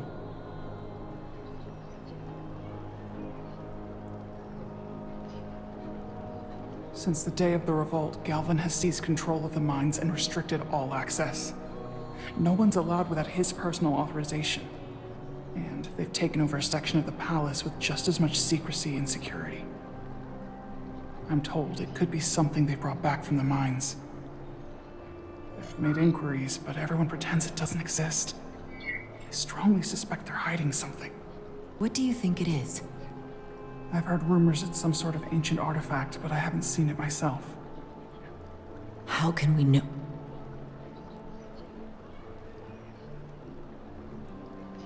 I'd better see what's happening. Do you think you can find out what they're hiding? I need to see proof of something before I can make my case to the Federation. I can try, but even if I found it, I might not know what to make of it. Take this. You can use it to capture whatever you find, and then send it to me.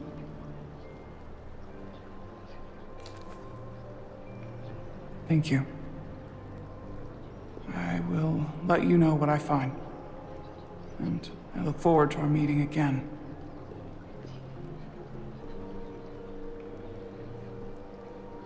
Commander Rydek, we should speak. Sure.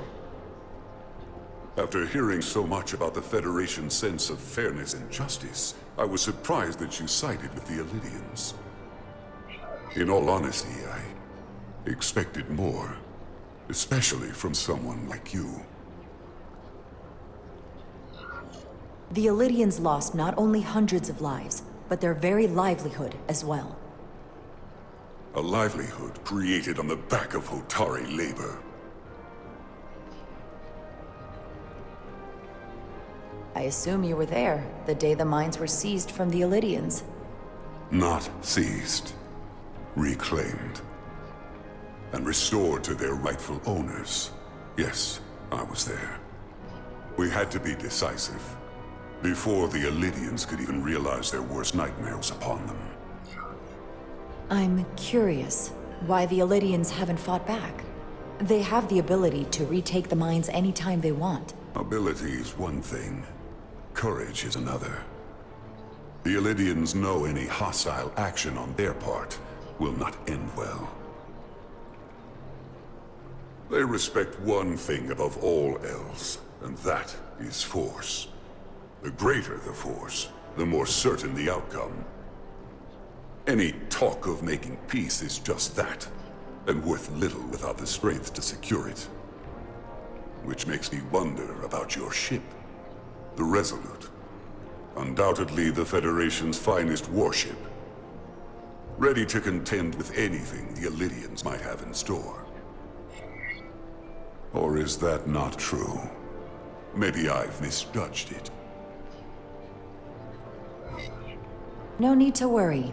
Even in a worst-case scenario, the fleet is always within reach. But it would probably take them quite some time to get here. Maybe. Or we might have other ships in the sector. Of course. Sidron. A pleasure meeting you, Commander. I'm sure we'll cross paths again.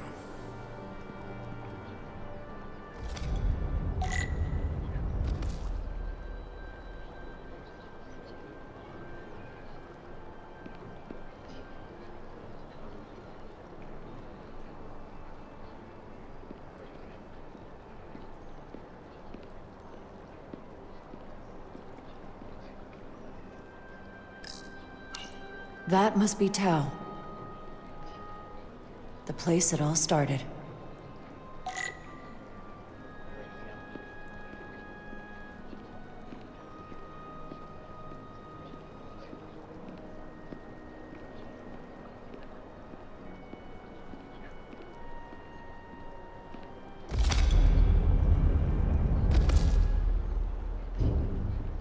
Well, that was a disaster. What happened? The Hotari refused to concede anything, so the Elydians stormed out. The Hotari did not invite us here as peacekeepers. I hope your efforts were more fruitful than ours.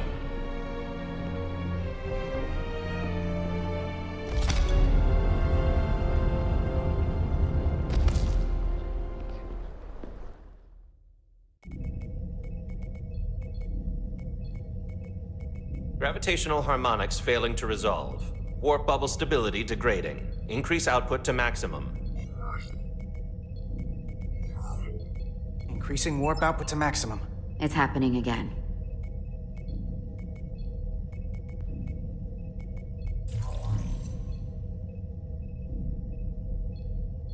It is evident that presently, the Resolute cannot achieve warp propulsion. Since our diagnostics rule out any problems with our warp systems or anything about the ship, the problem appears to be the fabric of space itself. Space itself? You're saying something about this region of space prevents warp travel? Prevents it, or can't sustain it. However improbable, that appears to be the case. Well, couldn't we slow-boat it out of here at impulse speed? It may come to that, but we don't know how far this warp dead zone extends. Captain Solano is on his way back from the negotiations, and I want to have some answers for him when he gets here. Indeed. Given the facts at hand, we may be able to deploy subspace probes around the ship to construct a clearer picture of the phenomenon. Around the ship. I'll prep a shuttle.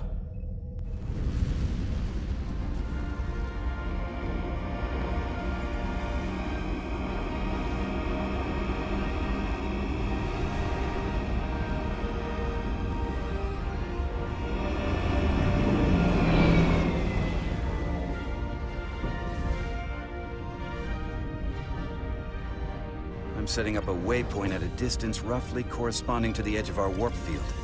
When we get there, I'll deploy the first probe.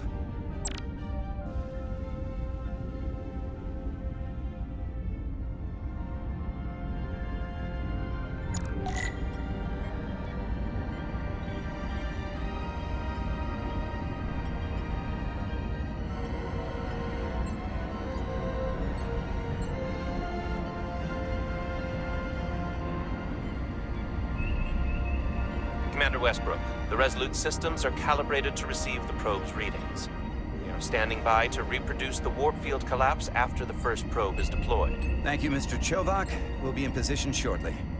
And, Mr. Diaz, do take care in piloting the shuttlecraft. Now is not the time to indulge in the human penchant for joyriding. Chovak probably isn't such a fun guy to work for, huh?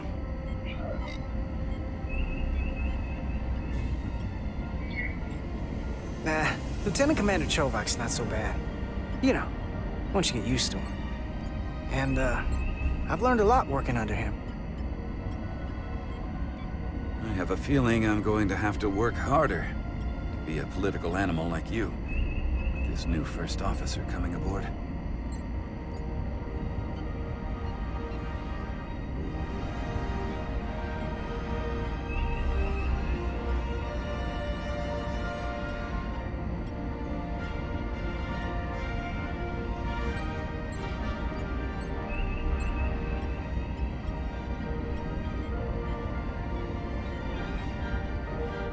This is far enough.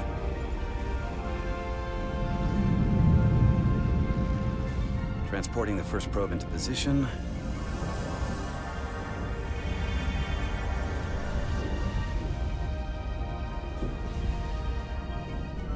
Westbrook here.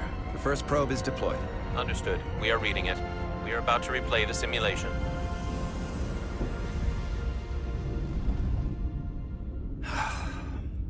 Problem? I just can't get a handle on her. Commander Rydek. On the one hand, she went with my idea to use a deflector pulse against the storm surge. On the other, she wouldn't listen to me when I was trying to get you through the hull walk alive. I'm not saying there's anything wrong with the new XO. I'm sure she's a fine officer, even if we don't see eye to eye. But she didn't go through what the rest of us did. You know that. And it's hard to figure out why she'd be the one Solano chose instead of, well, one of us.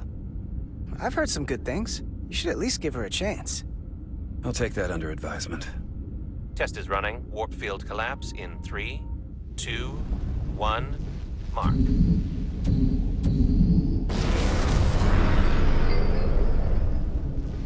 Whoa. All right, that is definitely a problem with the fabric of space. We need to get another probe out there.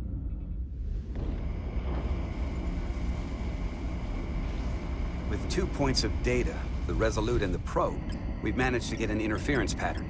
I'm setting a waypoint to a particularly strong area of interference. We'll deploy the second probe there.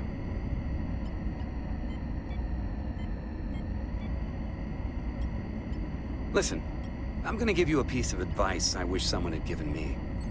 Make sure you're never just one thing. And don't get so focused on what's in front of your face that you lose sight of the big picture. Before Rydex showed up, the captain pulled me into his ready room and told me he didn't think I had the people skills to be first officer. What a load of crap. I mean, if he'd said that about Chobak, sure.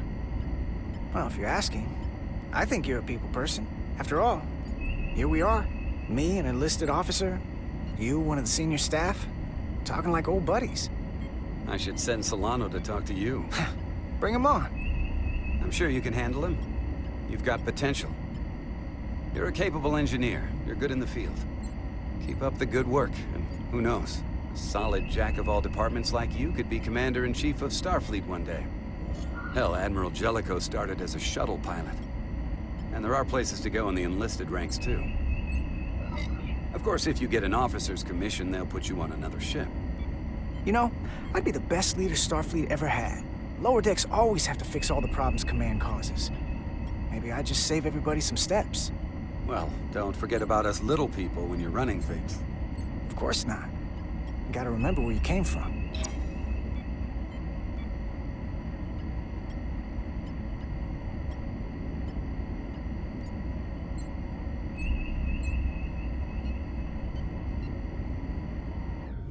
Here. This is close enough. Stop the engines. Deploying the probe. Westbrook to Commander Chobak. We're ready for another sampling of data. Very good. Running the simulation again. Warp field collapse in 3, 2, 1, mark. There it is again. I saw it. It seems to be directional. Well, what about the scans? Anything?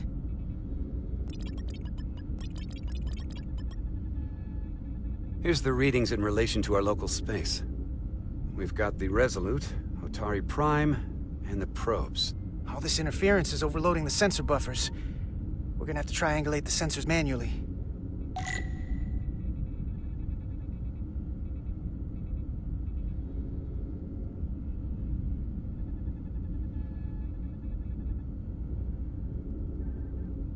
We got something. These markers indicate peaks in the gravimetric interference patterns. Let's see if I can find some more.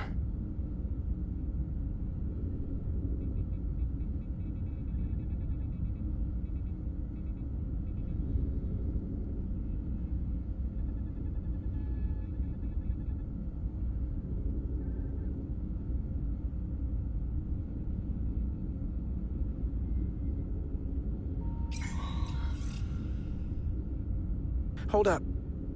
This is coming from the moon. A beam that blocks warp travel. Aimed right at us. Someone is doing this intentionally. I don't know how they're doing it. This is like nothing I've ever seen. We're under attack and we didn't even know it. We need to stop them. Unplug whatever it is they're hitting us with. Now, look here. It's current readings of the ion storm. These concentrations. They line up with the interference pattern. The storm, and this beam, they're coming from the same place. Carter, whatever petty local conflict brought us here, it's just a small part of something much bigger.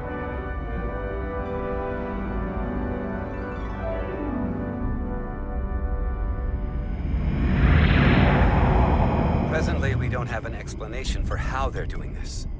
But one thing is clear. This is no fluke. Thank you, Mr. Westbrook. I want a full briefing when I'm back on board. Solano out. A targeted weapon that inhibits warp travel.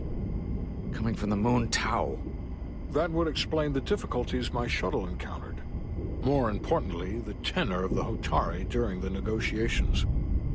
And here I thought the Elydians would be the problem. Coming to peace talks in a warship. This wasn't supposed to be so complicated. For all their posturing, every indication is that the Elydians are afraid of the Hotari. They didn't bring their warship as a threat. They brought it because they're scared. From everything we witnessed, I would say that is highly likely. But what are they afraid of? Tylus, the Hotari representative, said she thought they found something in the mines. Galvin and Sidron brought it back to the palace, but they're keeping it under tight security. She's going to investigate it. I gave her my tricorder. I expect she'll contact us soon. You found an ally. Why would Tylus help us? Go behind her people's back? It's a fair question, considering. Out of all of them, she's the one who seemed to genuinely appreciate that the Federation was involved. She believes in us, and I think we can believe in her. That may be true. She's certainly more likely to help than the other Hotari we've met. That raises another question. Specifically, what do the other Hotari have to gain in bringing us here, only to make this hostile maneuver against us? There must be some motivation. Unless they changed their minds between when they asked and when we got here. Given their indifference to the negotiations, and what we now know about this warp-disrupting weapon, it's almost as if they want to start a war. And Sidron was convinced the only thing the Elydians respect is force. I would say he's right about that. But at least they know when to hold back. But that does not explain why they would turn their aggressions against us. I don't think the Elydians know what's really down on that moon either. Major Armintas said the revolt defied explanation. That the Hotari miners somehow harnessed the energy of the storm. Harness the energy of the storm? Doing that is beyond even our capabilities. So is a weapon that disrupts warp travel. There have been civilizations and entities, both past and present, far more technologically advanced than the Federation. The Elydians and Hotari don't fall into that category. But that is all the more reason to investigate further. Commander Rydek, sorry to interrupt. We've received an urgent call from Hotari. The Queen's advisor, Tylus, has asked to speak with you. Put her through.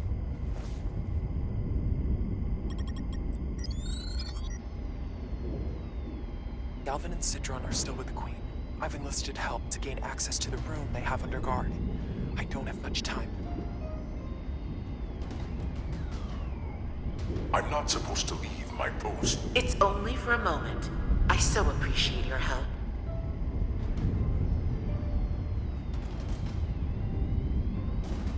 I found something. I'm sending you a scan.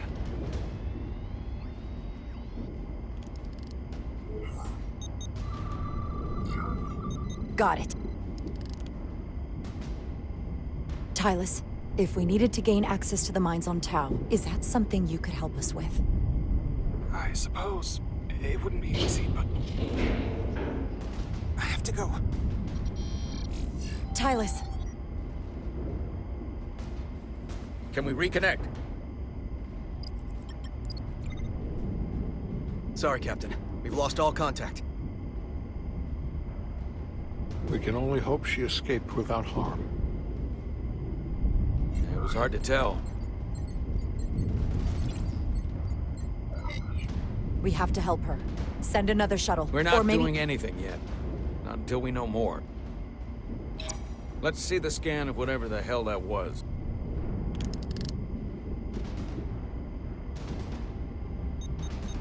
Tylus suspects this came from the mines on Tau. It appears to be of ancient origin, but the markings are unfamiliar. We can run a full analysis when we get back to the Resolute. But if this came from the mines, but it might be the key to how they got the upper hand against the Illydians. Then we have to go into the mines. The Federation would not allow that. We were, after all, sent here to be a neutral party in a peace negotiation. However, we could demonstrate that the Hotari have acted in bad faith, which would enable us to investigate the mines on Tau with full justification. But of course, we would need conclusive proof before taking action. Otherwise, it could put us in a difficult position. Whatever this artifact is may be proof enough. At least to satisfy the Federation. Especially if we can show the Hotari are controlling the warp disruption. And targeting the Resolute. We may have a better understanding once we analyze the device. But a mission to the mines, covert or otherwise, is not out of the question. And I will handle the Federation.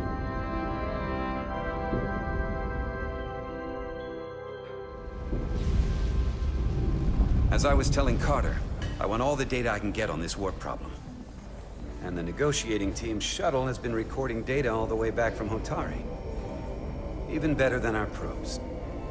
So pull the sensor and engine ISOs from the Melville when it sets down. Will do. I'll join you and Chovak down in engineering to run another analysis after the briefing.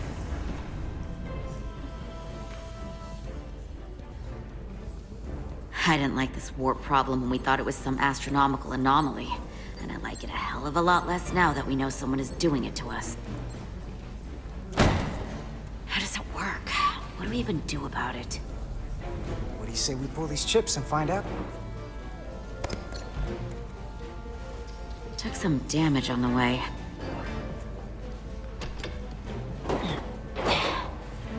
That ionic interference scored the hull plating. Might be some micro welds. Let's try pulling together. All right. 3, 2, 1. It won't budge. Gotta be the storm damage. We need to... Welcome back. Any excitement down on the surface? Excitement? No.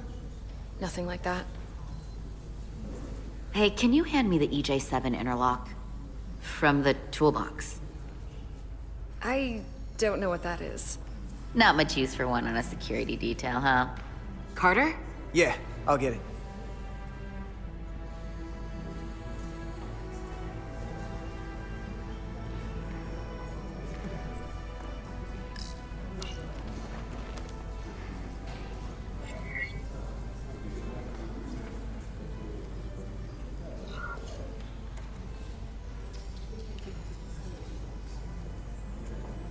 Okay, I'll apply pressure while you decouple the panel.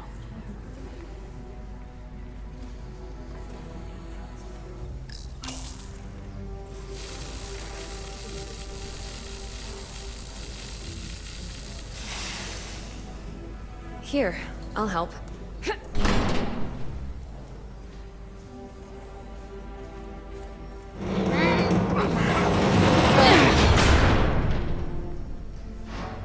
We've got this. Open up and say ah. Thanks for the hand. We have to get these isolinear chips down to engineering. No problem. You really know everything about these ships, don't you? The tools, the systems. Like a walking Starfleet technical manual. Well, I wouldn't say everything, but I know my stuff. I can see that. Come on, start pulling chips.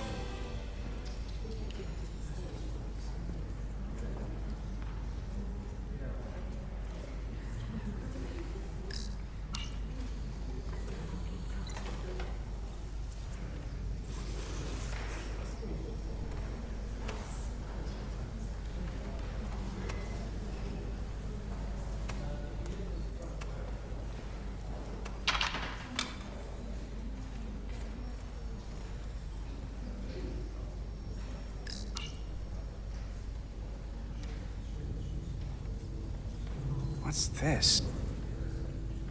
Some kind of crystal formation?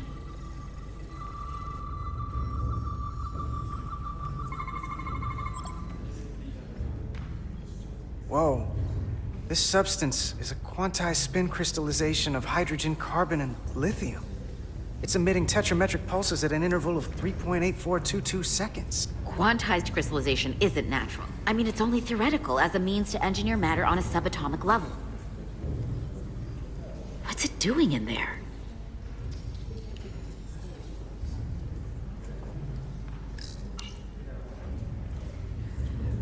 Wait. Regulation 364, subsection 9. What? Regulation 364, subsection 9 orders that in the case of an unknown foreign substance infiltrating a sealed system, it will be placed in secure confinement before further examination. Retrieve a containment module. Don't you think we're more equipped to deal with whatever this is? No. Before anything else, this is a security issue. You don't even know what this is. Which is why we need to study it. Once it's contained.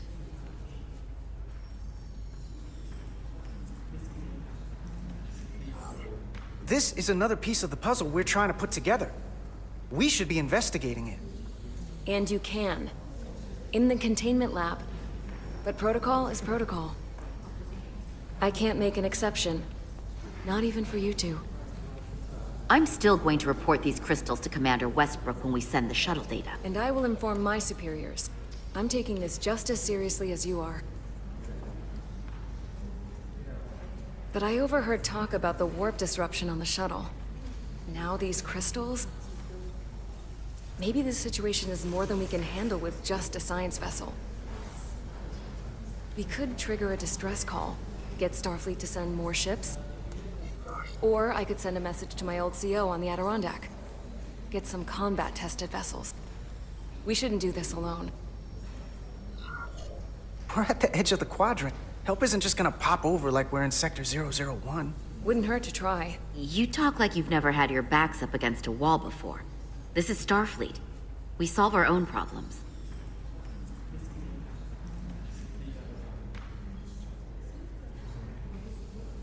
Okay, stand back.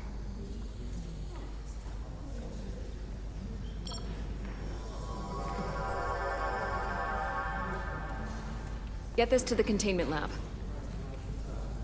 We'll get it set up for you. I'll let you know when it's safely confined. Oh, we'll be there. Last thing you want is to study this down in main engineering and have it explode next to the warp core.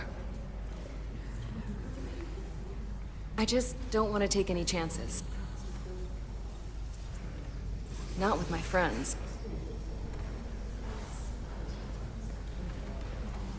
You and Miranda seem to be back to normal. But she was a little off. I think this whole situation has her spooked. Maybe she knows more than us? Or it's because this is all happening so fast. But she usually doesn't scare easy. Yeah, there was something a little off about her. Like that talk about sending a distress call? That was pretty out there. She was probably just thinking out loud. I'm sure she'll come to her senses. This mission has enough complications stacking up. Now, we'll get through it. You, me, and Miranda too.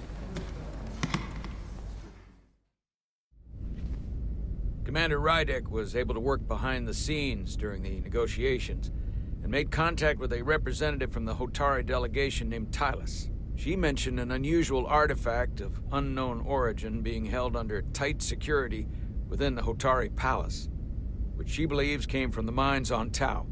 Now, this artifact might have a connection to the revolt, to the storm, and to the warp disruption we now know has been targeted at the Resolute.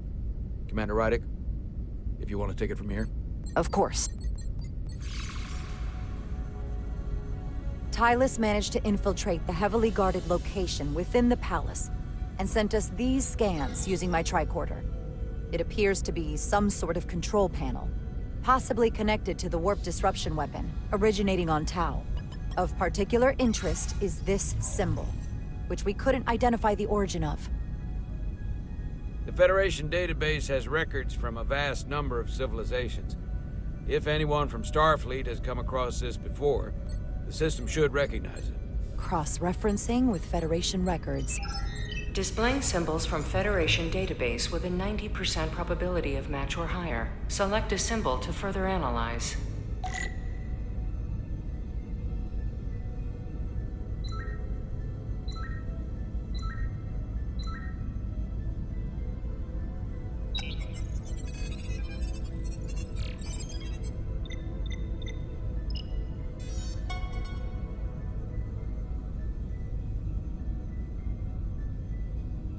.2% match. Got it.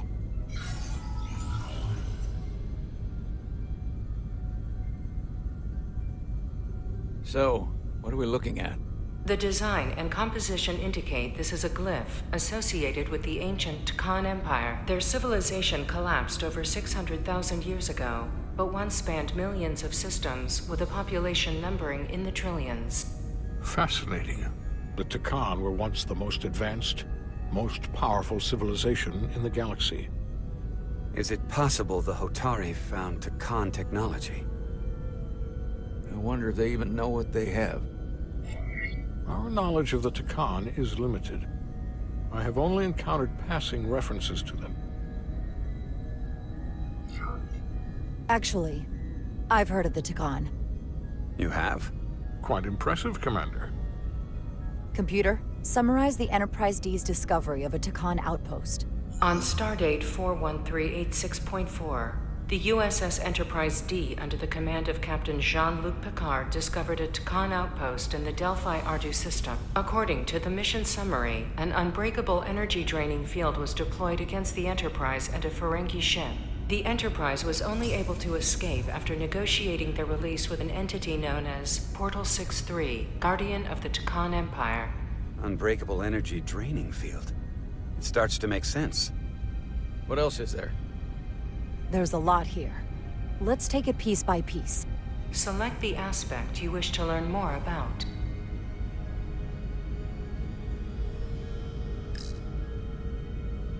Someone from the Chicony Empire is actually still around. Or at least was, 16 years ago. Computer, what other information do you have on Portal 6-3, Guardian of the Chicony Empire? The entity known as Portal 6-3 is of an unknown nature. A biped humanoid, he was unaware that the Chicony Empire no longer existed at the time of the encounter.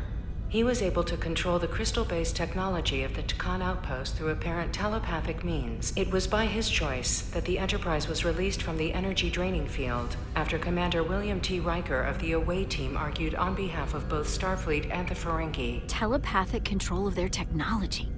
As I have said, they were the most advanced civilization in the galaxy.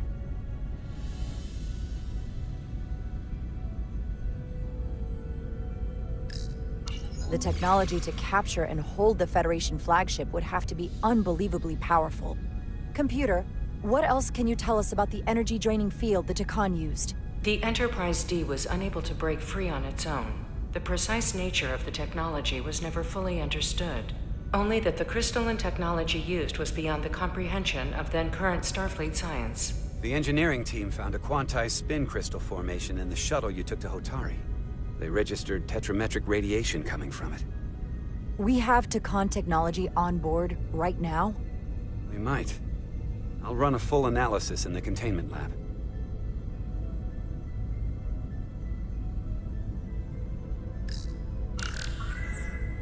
There appears to be some sort of restriction order from Starfleet. Computer, explain this restriction. A Starfleet directive similar to General Order 7 forbids entering the Delphi Ardu system or attempting to make contact with Portal 6-3. Starfleet doesn't throw up a no trespassing sign for just anybody. I suppose it makes sense considering what happened to the Enterprise D.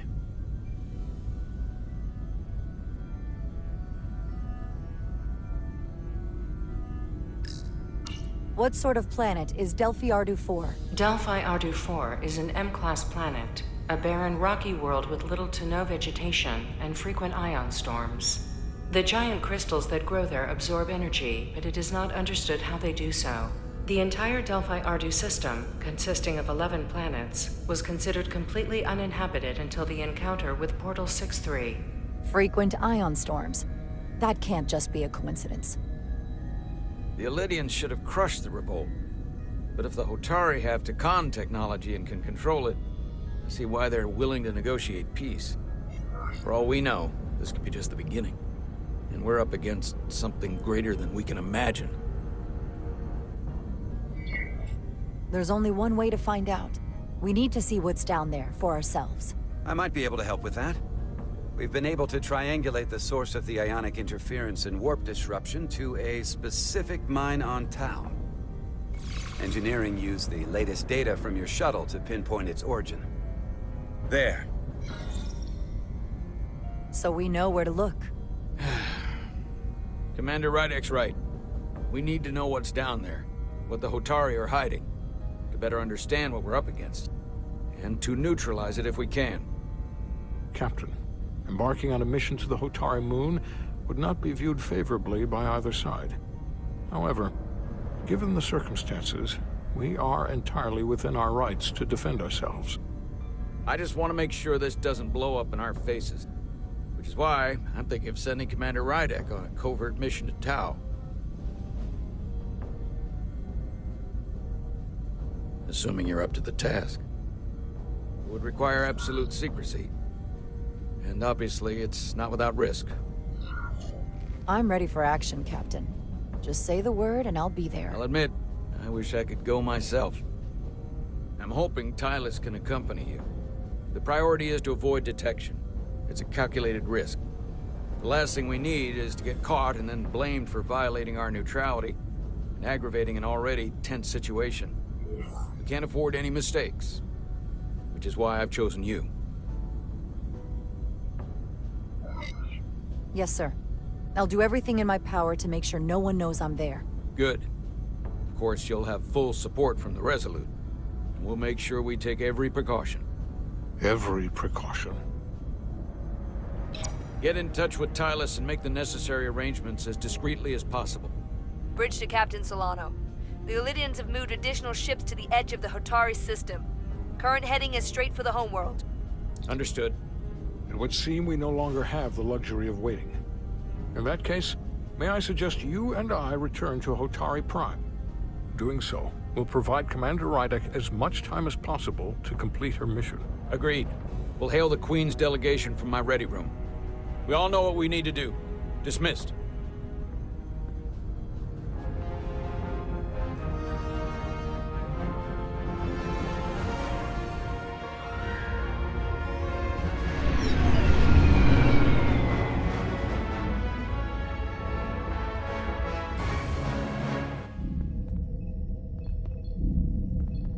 Petty Officers Diaz and Edsolar, where is the crystal formation that you found in the shuttle?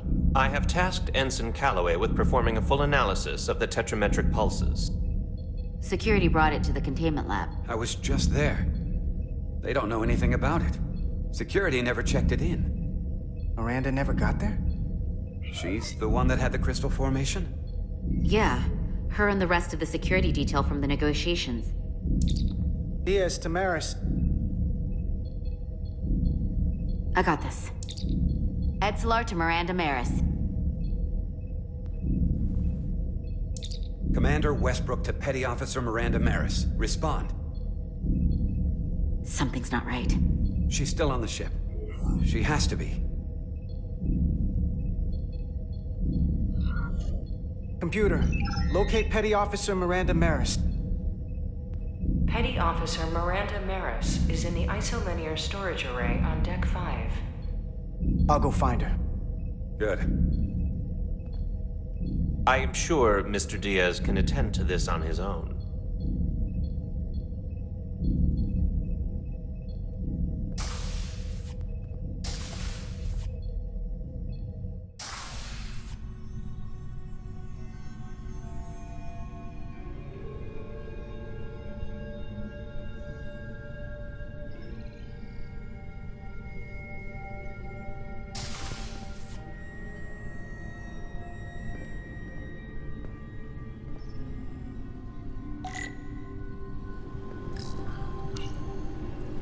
Someone improperly pulled these isolinear chips.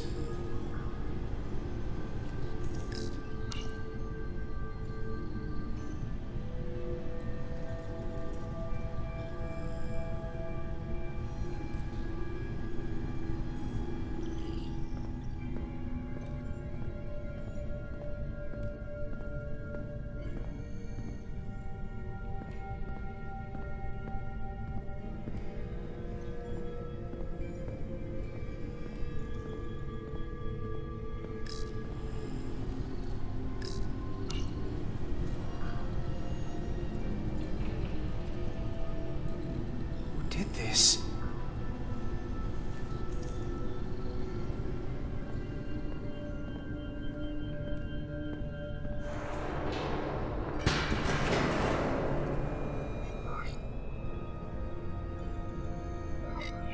Miranda? You in here?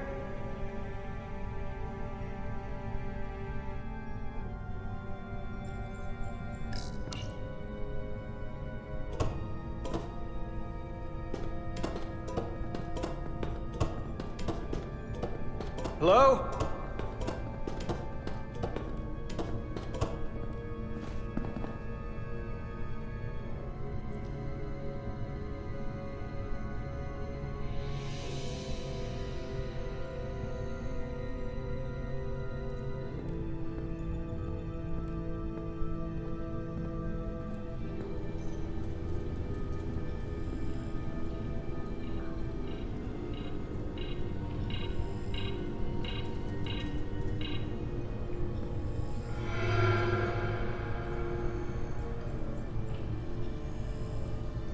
Hello? Hey!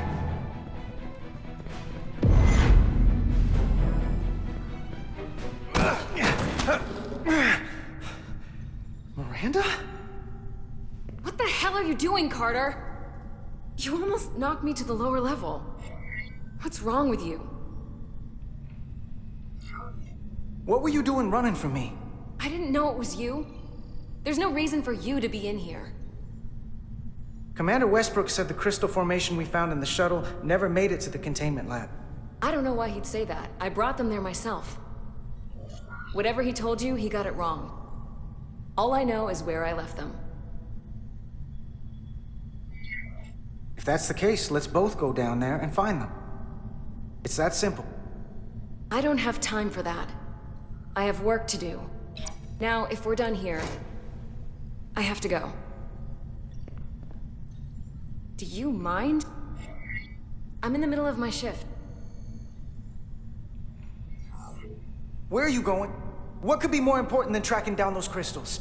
You were the one that said they had to be secured. They're dangerous. And I did secure them. They're out of my hands now. I want a straight answer, Miranda.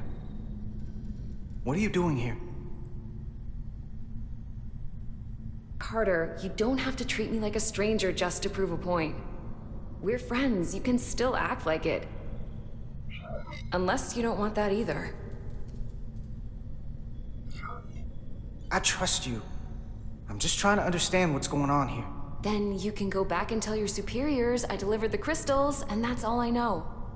That seems simple enough to understand. Etzelar de Diaz. What's the holdup? Don't answer that. You and I can work this out. Please. Etzelar de Diaz. Are you okay? Carter? Carter! Damn it. All right. Now can we talk?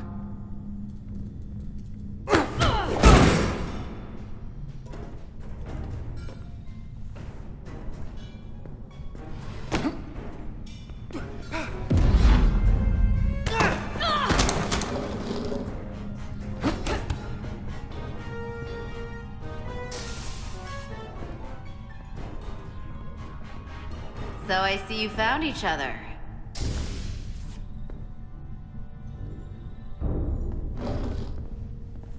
You were taking so long, the commander sent us to see what the problem was. Diaz, you were sent here with specific orders, and fighting your crewmate wasn't one of them. What the hell is going on here? Let's just let them explain. I'd like to hear that, because I know what it looks like. She attacked me. That's ridiculous. And tried to get away with this. She was copying data onto it. I must have interrupted her when I came in. This drive is unauthorized. There are ISOs all over the floor. And that's why I was in here, investigating this situation. And when Carter came looking for me, we got our wires crossed. It wasn't anything more than that. Look, I wish I was wrong about this. That I was overreacting. I really do. But I know what I saw. And it's not what she's saying. I can't believe this. I don't know what's going on here, but I think we need to call it into security. She can explain herself in the brig. Hold on a minute. We don't need to put this on anyone's permanent record. Miranda, maybe you're feeling out of sorts and we should head to sickbay so the doc can check you out? Yeah, I haven't felt right since I came back from Hotari. I think I should see the doctor. You two know her? If you really think she's not well, we can take her to sickbay first. But what I know is this is a security breach, and we should treat it as such. Please, just let me go see the doctor. This is Petty Officer Diaz. I need a security team to Deck 5. This is unbelievable.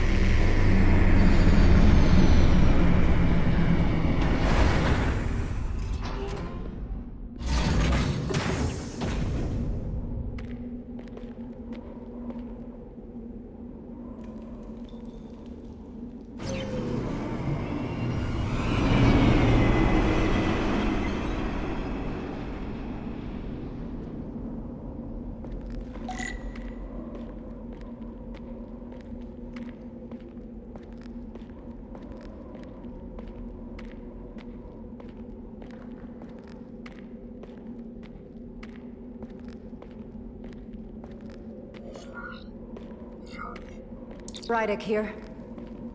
This is Irma. Any trouble getting to the surface? I'm really starting to miss transporters. As long as this storm is around, you'd better learn to like shuttles. But if you can find the cause of the interference, we might be able to get back to transporting. As if I needed another incentive. We both know there's a lot more than that riding on this. Fair enough. You'll need to get in and out of the mine undetected, so I hope Minister Tylus can help in that regard. So do I. And to keep this covert, we'll refrain from contact unless absolutely necessary. Understood. Rydick out.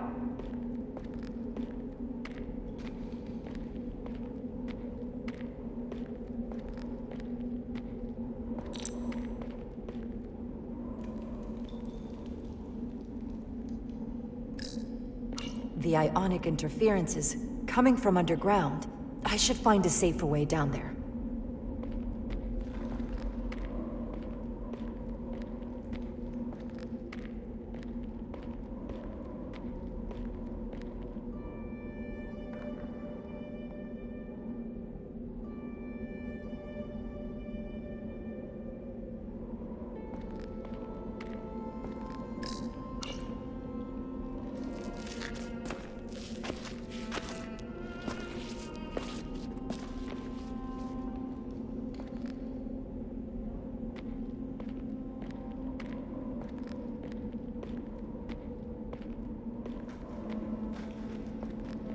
I saw your shuttle take off. Hopefully no one else did. It's good to see you. Even under these unfortunate circumstances. When you called to give us a scan, it sounded like they caught you. I was worried you'd been hurt. It was nothing I couldn't handle. Lead the way. I'll fill you in on what we've learned about the situation. Follow me.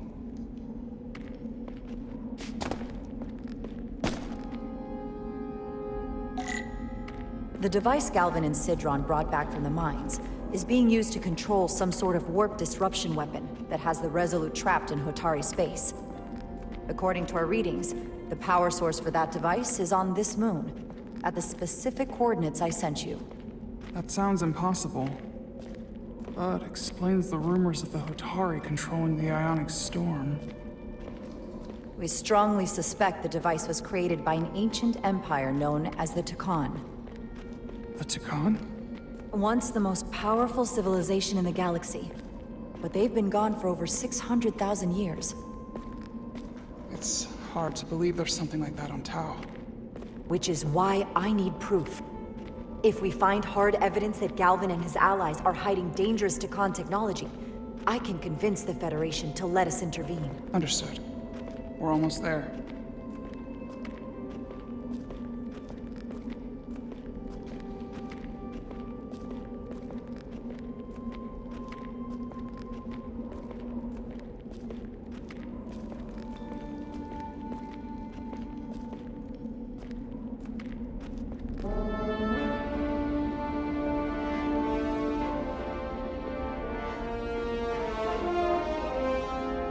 That's the mine? Prospect 614 North, Subdivision 20. It's enormous. Just one of the thousands across Tau. The pride of Hotari. How do we get inside? The structure that circles the mine has entry points for transporting equipment into the lower levels. They're guarded, but nothing I can't get past using my authority. Well, that's good to hear. As long as you can avoid being seen, I should be able to talk my way past any miner. And provide a little distraction for you in the process. How do I avoid being seen? You don't use the door.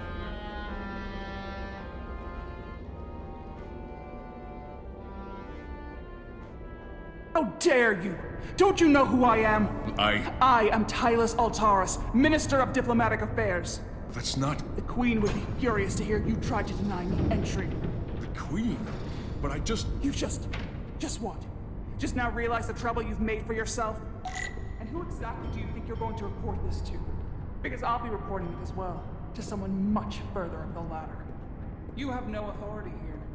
Do you understand who pays your wage? I can inform the Queen directly of this instance. There's no You'll regret everything you've said here today.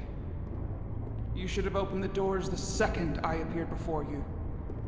That's not the protocol. I didn't know Each you were... second you delay my entry will be recorded, processed, and permanently marked on your record.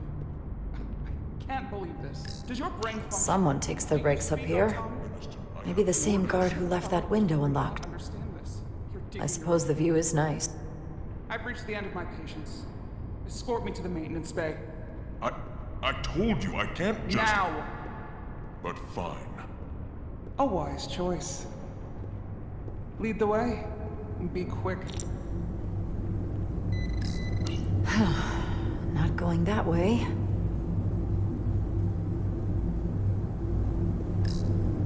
Force field. Looks like it was installed recently. No safe way around it.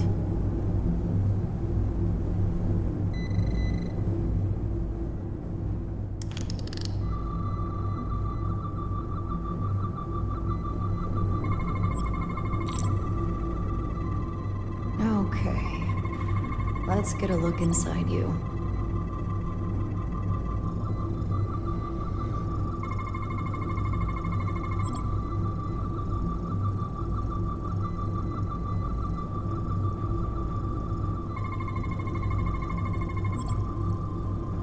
Full system access.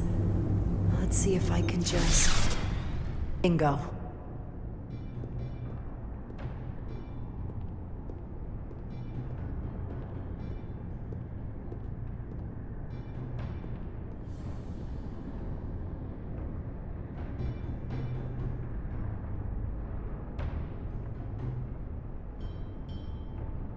Better hurry.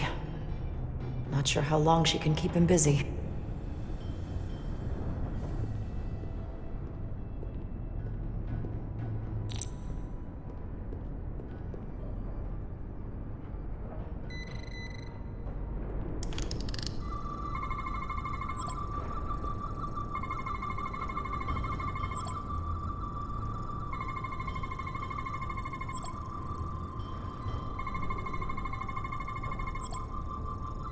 Got it. Should remove the security check on the door.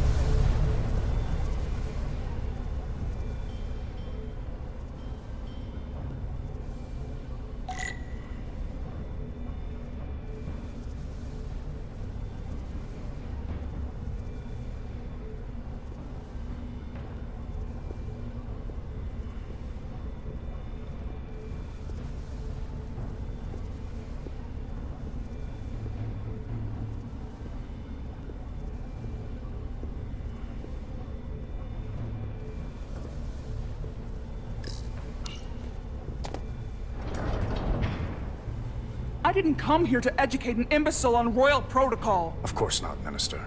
So I will be about my business here, and you will take yourself out of my sight.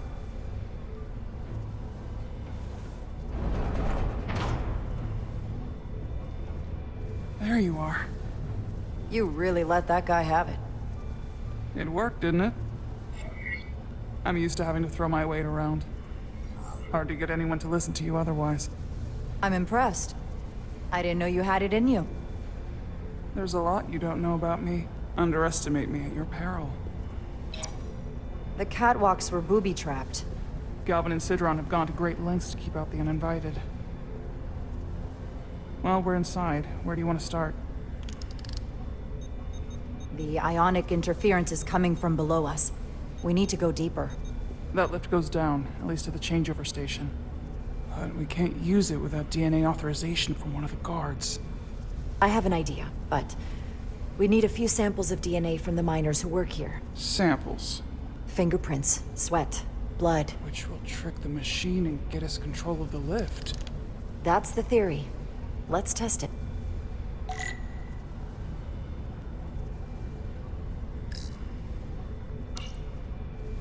No luck. Unless this console thinks I'm a Hotari guard, it won't work. The guards work out of that building back there. Might have some DNA. Do you think we could just find a way to climb over this? Possibly. But the console on the lift itself is locked by the same system that locks this ramp. No shortcuts, then. I'm sure you can figure something out.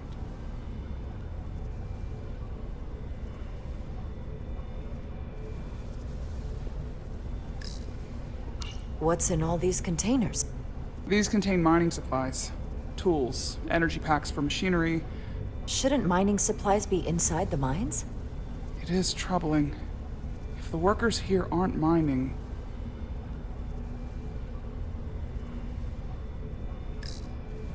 This facility doesn't seem well maintained.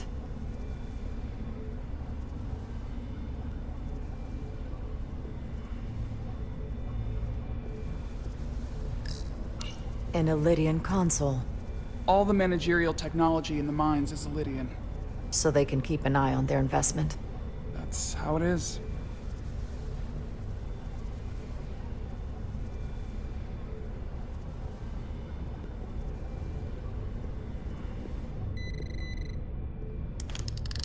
Wow, that is a lot of DNA.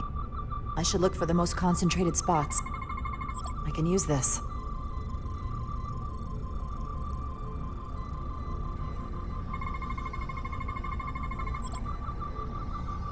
That's a stable DNA sample. It's only partial, but a few more should do it. Not concentrated enough. I should try somewhere else.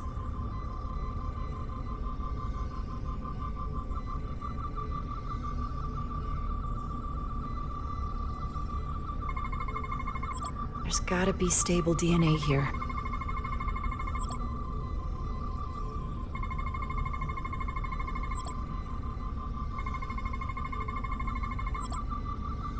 Good.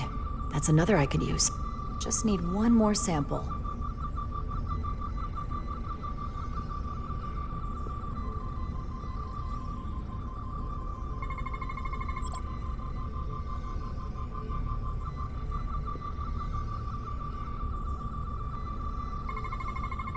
Not enough.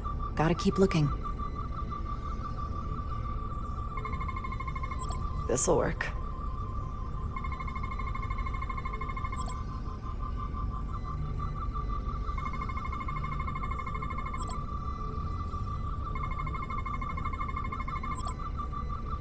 Perfect. That's enough to make the DNA profile. Time to go back to the lift.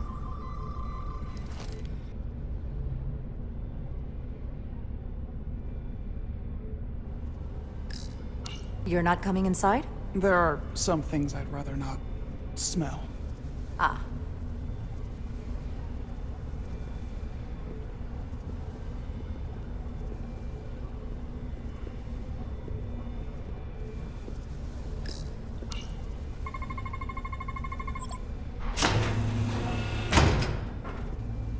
worked.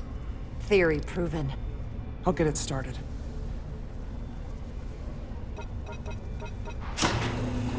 Ready?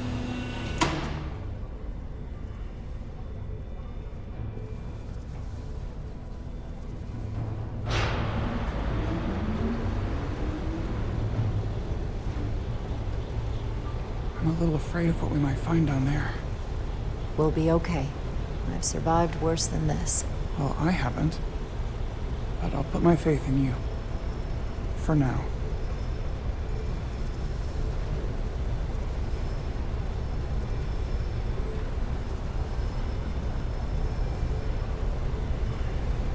Jara.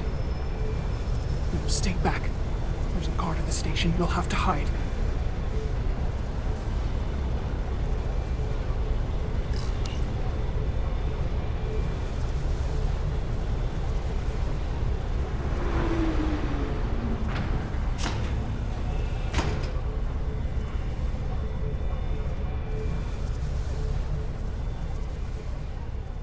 Who are you?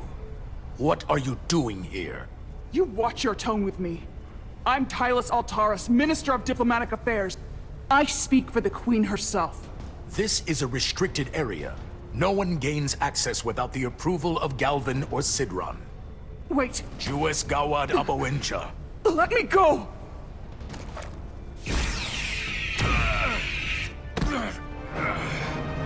Are you all right?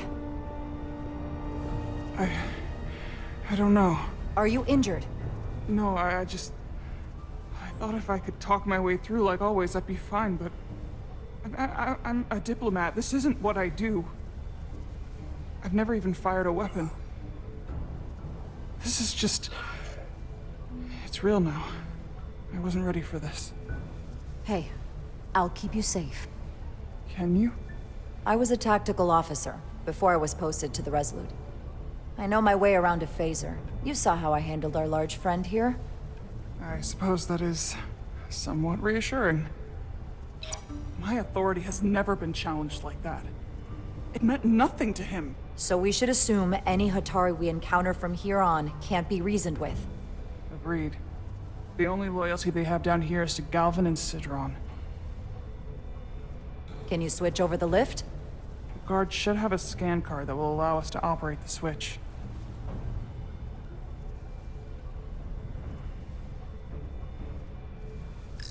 That's some serious armor. Conditions in the mines are harsh, even for Hotari.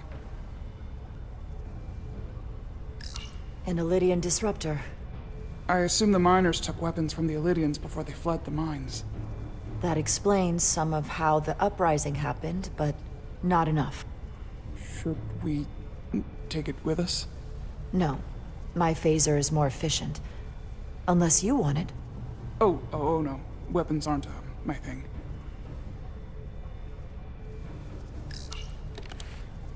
Got it.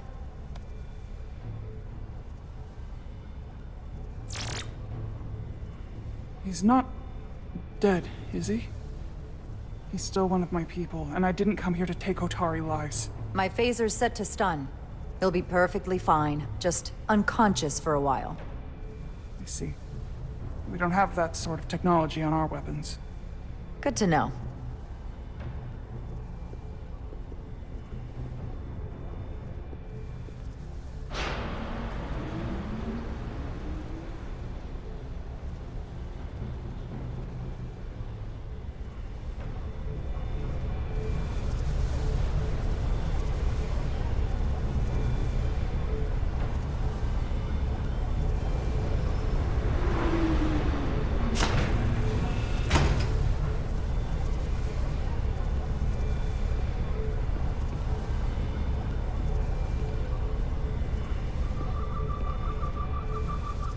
The energy readings are emanating from this tunnel.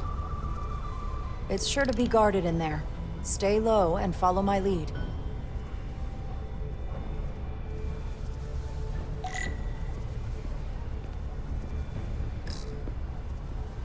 Is that all dilithium?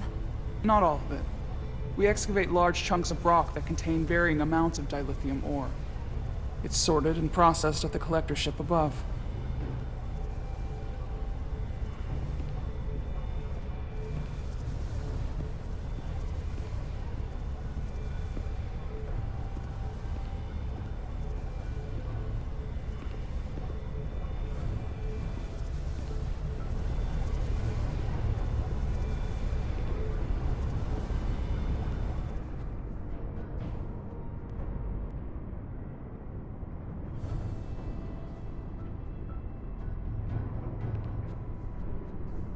More guards. I take that as a sign we're getting close. I'll get a closer look.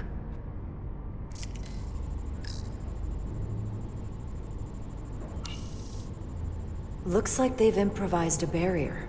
Yes, we must be getting closer.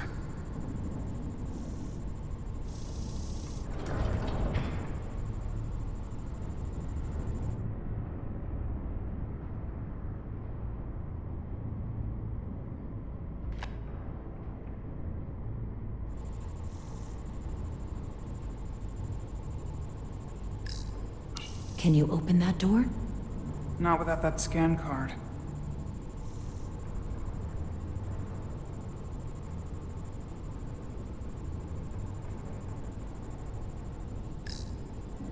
We need that particular card, don't we?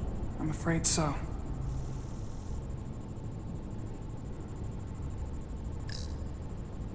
We don't have time to wait for them to finish whatever they're doing. We'll have to try to keep low and sneak past them.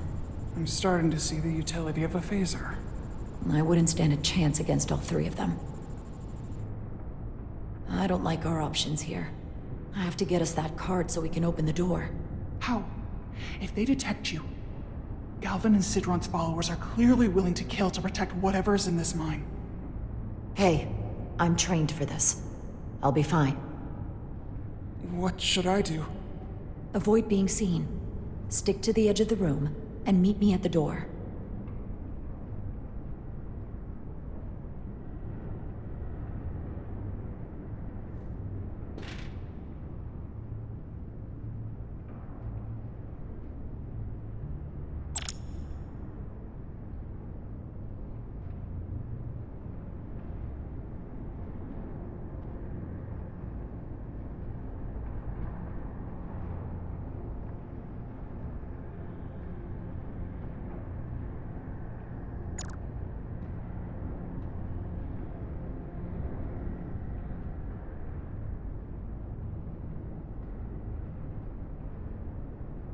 I get all the grunt work. I wish the Lydians would try something else. They saw our power, our resolve. They're terrified of us. Until the plan is complete, we're vulnerable. Then get back to work, and we'll complete the plan more quickly.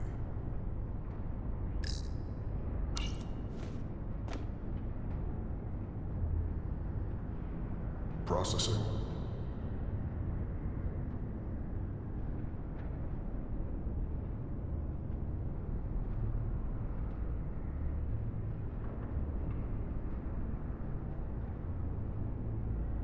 Anyone who prevents... What was that?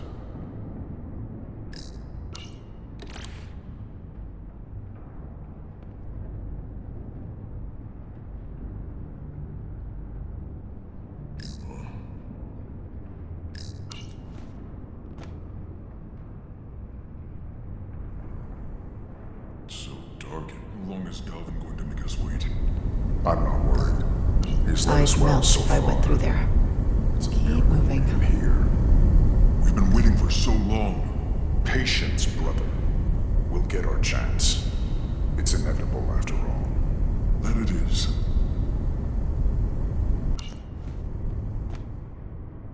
Almost done here.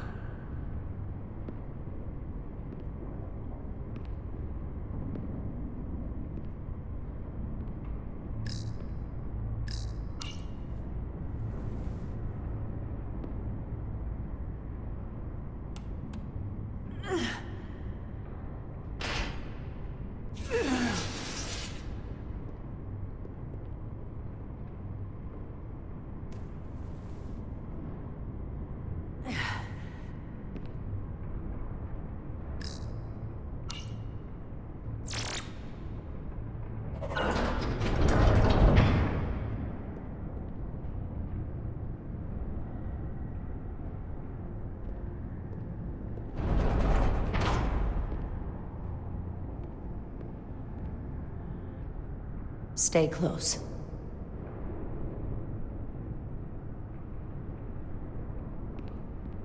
Stop! What? Motion sensors. They'll trigger an alarm. We'll be found. Invisible to the naked eye. They could be anywhere. How will we get through?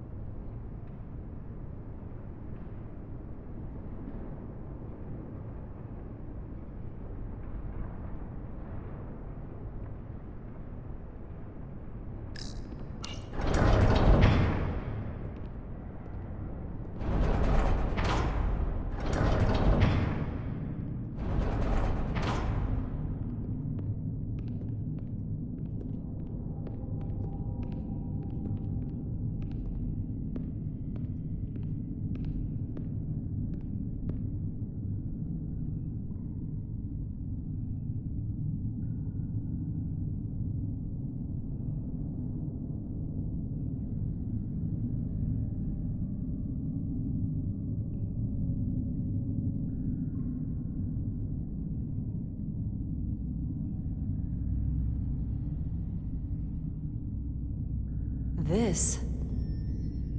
It's where the uprising started.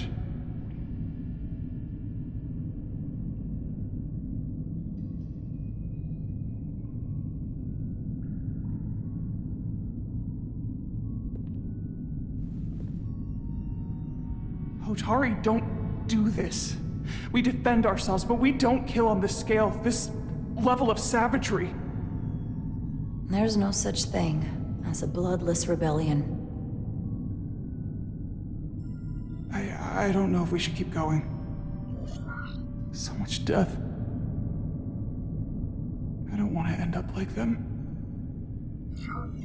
Don't freeze up on me now, Tylus. We can do this. We're almost there.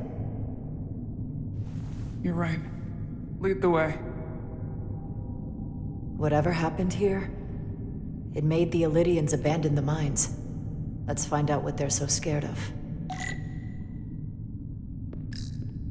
Hotari and Illidian.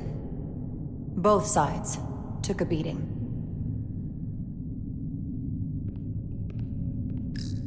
The Hotari fortified the side of the room opposite the door. It's a good tactic, but a few crates aren't going to stop fully armed Illidian soldiers. How did they win?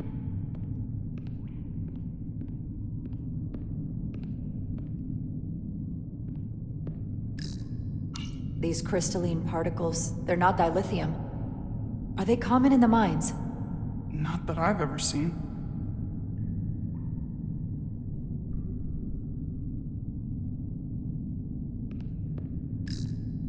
Is this the effects of an Illidian disruptor? Yes. Disruptors are cruel weapons.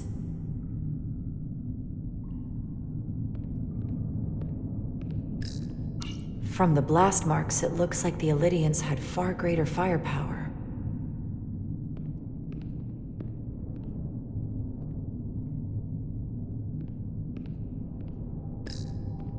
Footprints.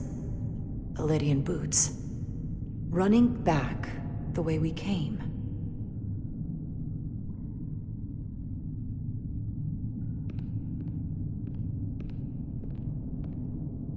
Tylus. What? What kind of weapon did this? This is like nothing I've ever seen or heard of. My people don't have a weapon that does this. What else can you tell me?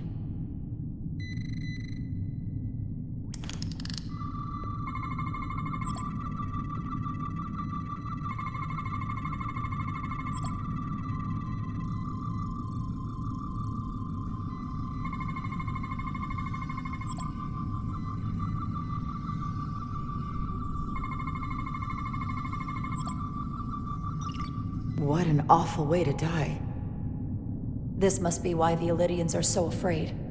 Technology that surpasses their own, in the hands of the Hotari that they've lorded over for centuries. Where did this weapon come from? Well, the crystals are giving off tetrametric pulses. If I set my tricorder to search for that frequency, it'll lead us right to the source.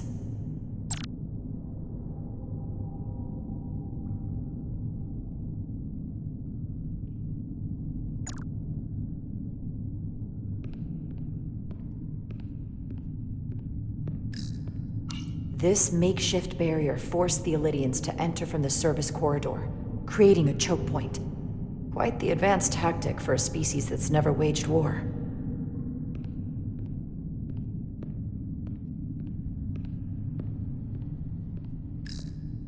This Illidian tried to run. They didn't let him.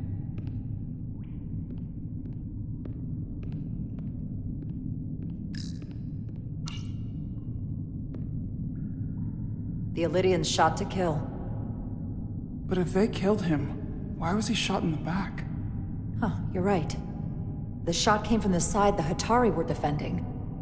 We don't kill our own. And he wasn't just caught in the middle.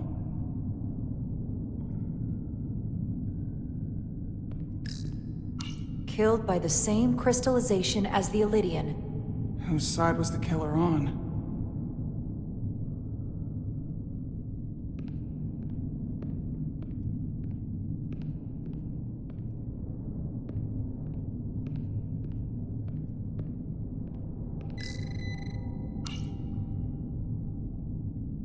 Tylis, you may not want to look down there. I've come too far to... What is this? They've been dumping bodies down here.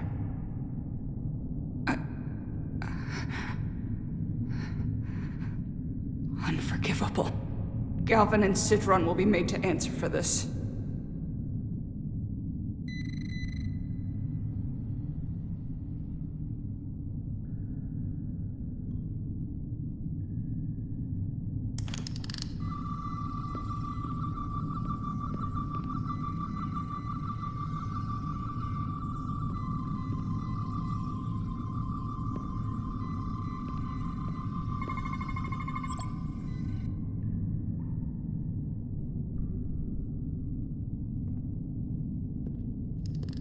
Think they parked this here on purpose?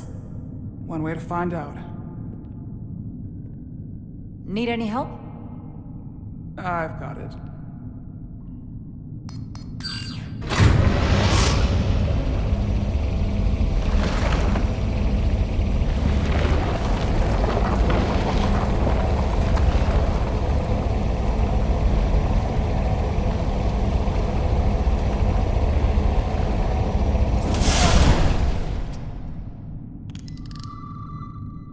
This concentration of tetrametric radiation has never been recorded. Whatever they're hiding, it's right through here.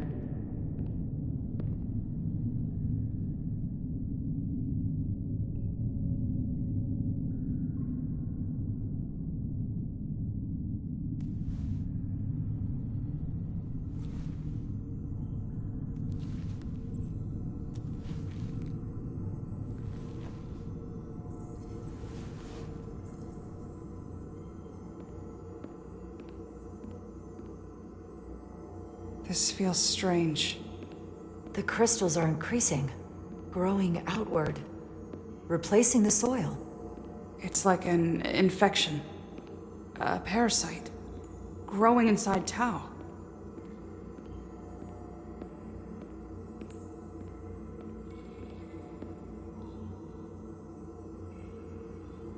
Incredible. This is definitely not Hotari.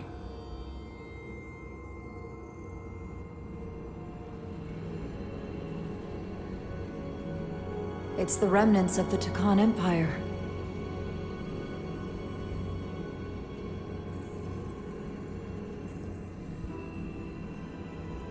I don't think we should be here. This is exactly where we should be.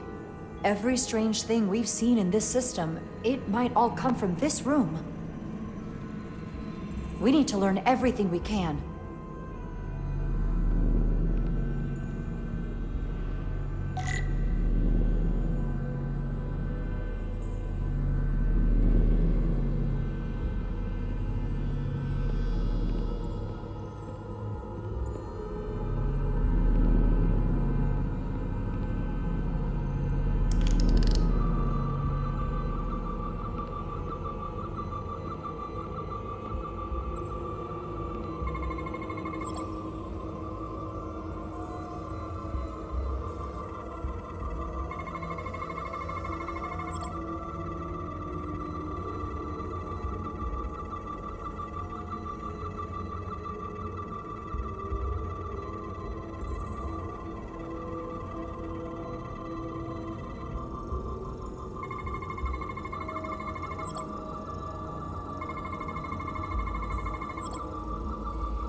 This suggests there's some type of complex life form contained within each crystal.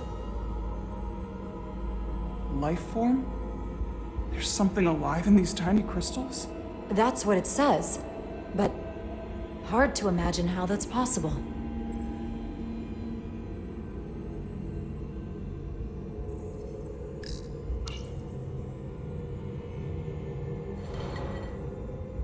Our science division will have a field day with this. We need to study it on the ship.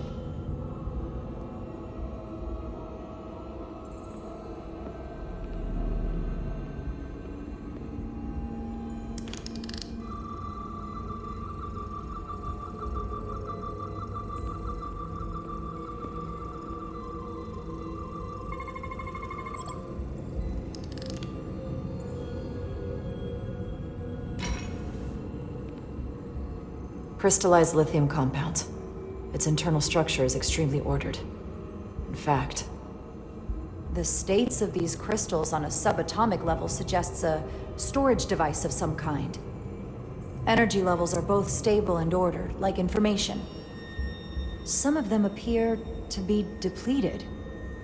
What kind of information would you deplete?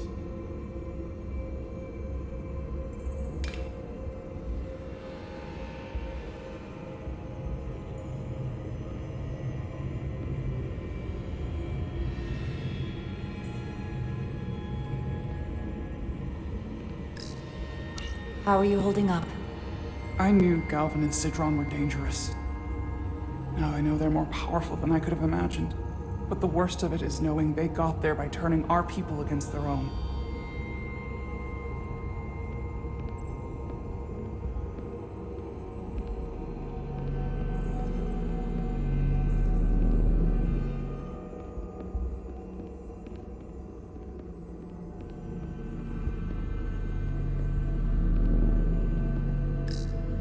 Can your device read this? It can roughly translate the words, but we don't have enough Chiconian language on record to understand how it's structured. Oh well.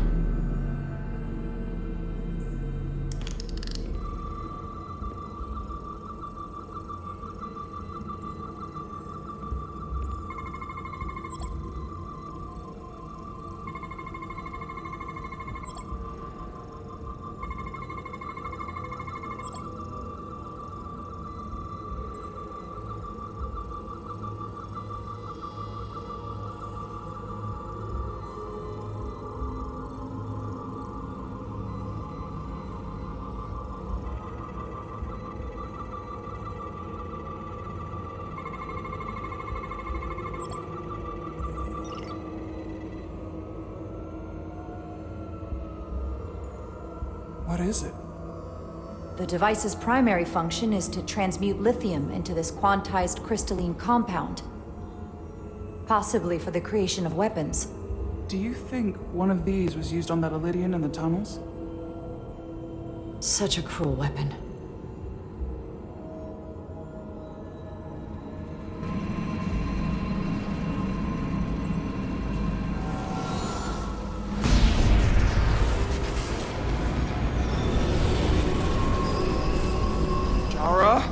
I see it. What's happening? Someone turned it on. There's no one here. But maybe the device I saw in the palace can send a signal? If that's the case, we may not be alone for long. Let's hurry.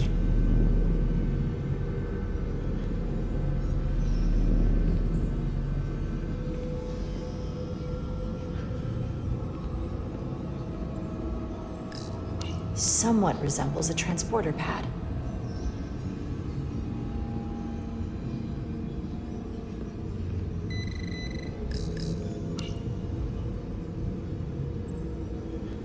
Look familiar?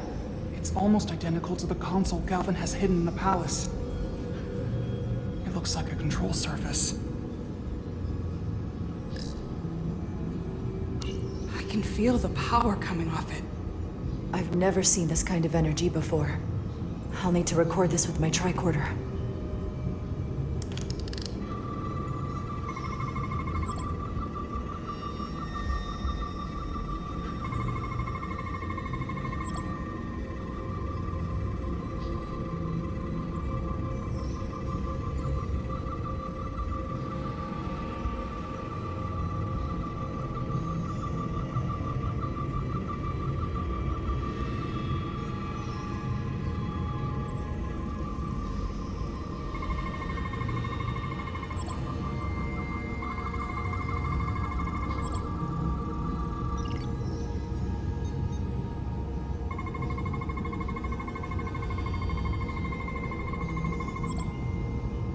This can't be right. It's putting out almost 50 zettajoules of energy. I assume that's a lot? Enough to power this entire quadrant. This amount of power, the kind of radiation it's putting out, it's the cause of the storm. The warp disrupting beam, all of it.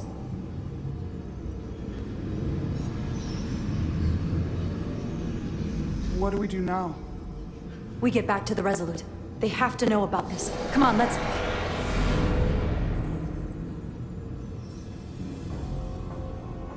Quickly. We have to hide.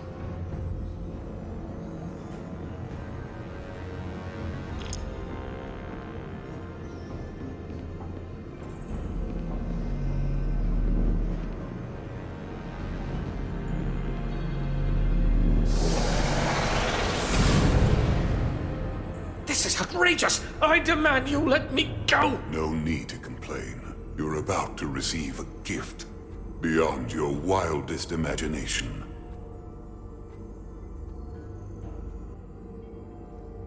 If anything, I consider it an honor.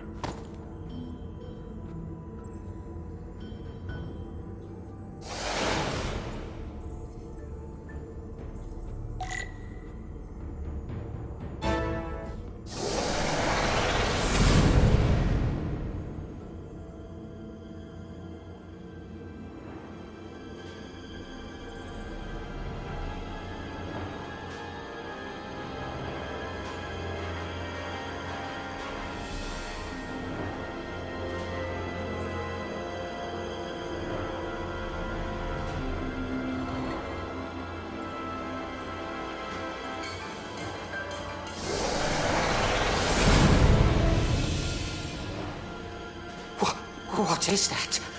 What are you doing? You'll see soon enough. I can influence the course of the negotiation. I can make sure the Hotari get the better end of the bargain. So can I.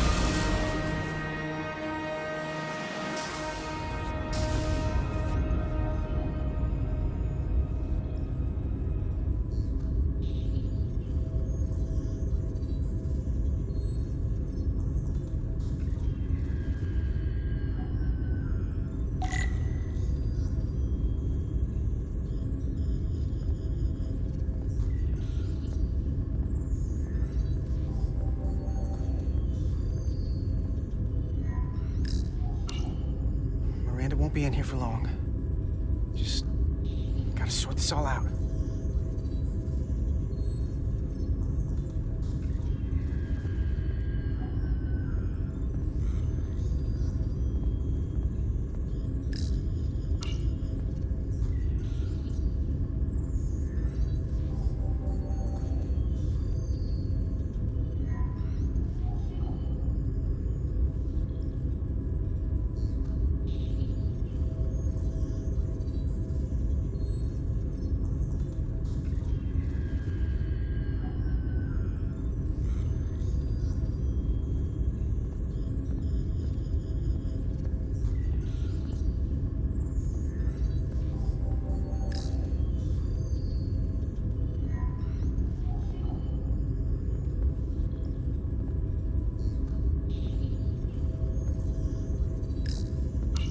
She said anything?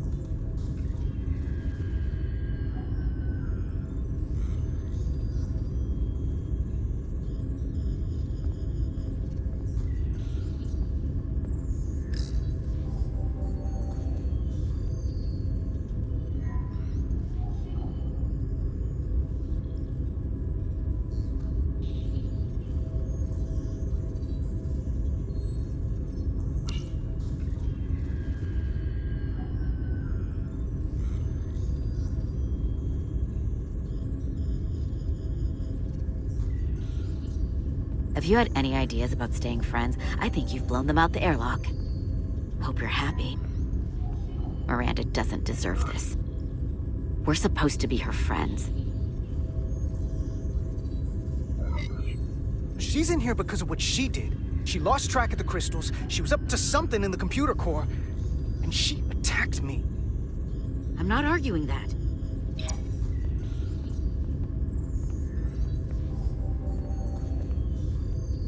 After everything we've been through together, you can throw it all away like that. I never thought you'd turn on me like this.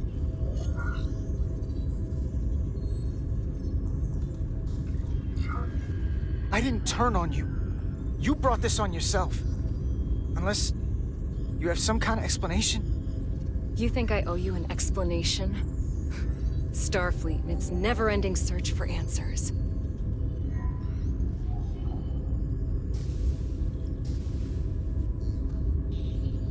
Tried to find the other members of the security team that went to Hotari, but they're missing. We found their comm badges stashed in a Jeffries tube.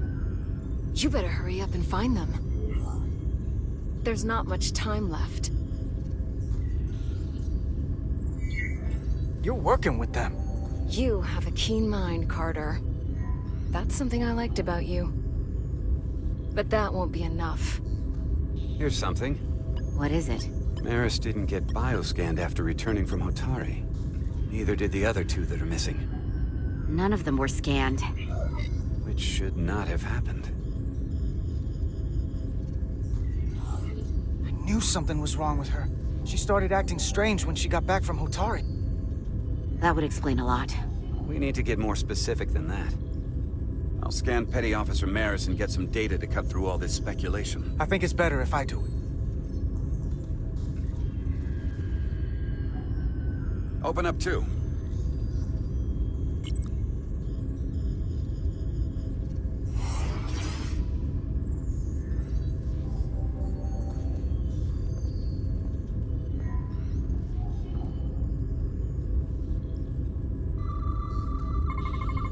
I can't believe this.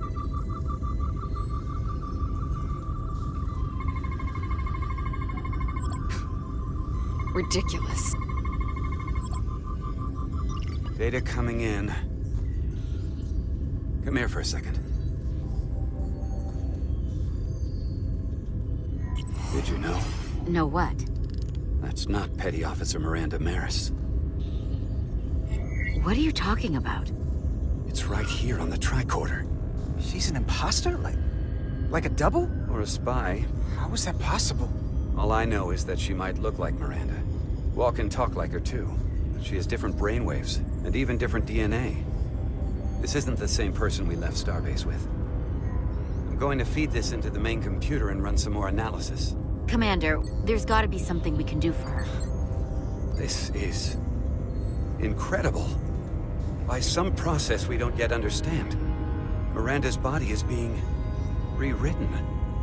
Her mind has been remapped to another personality, and her DNA is resequencing. I'm not sure the extent of it, but it appears to be pervasive.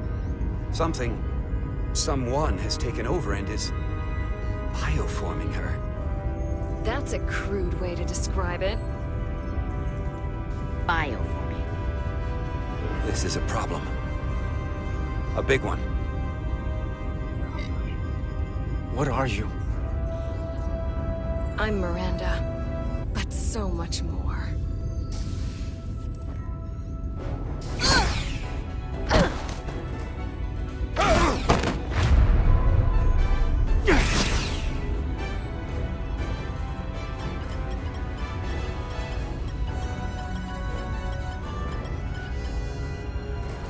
Don't let them get the storage drive!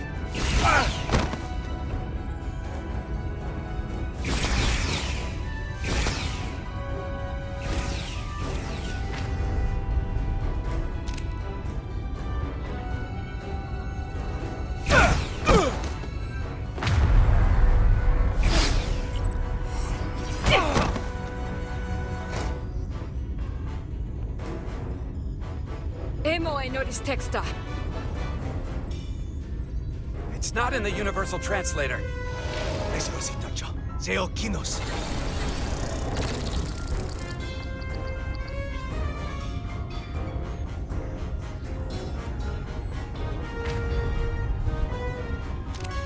Who the hell are you? We are the Scions of the Flame. Stop her! They're getting away!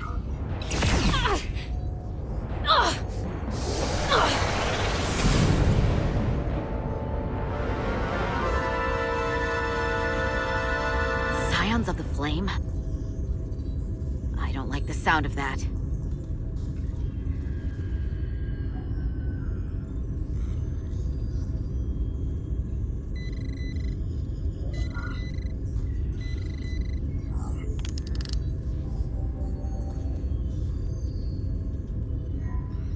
You're never gonna believe this.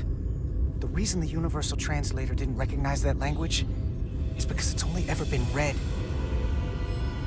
It's the Takan language.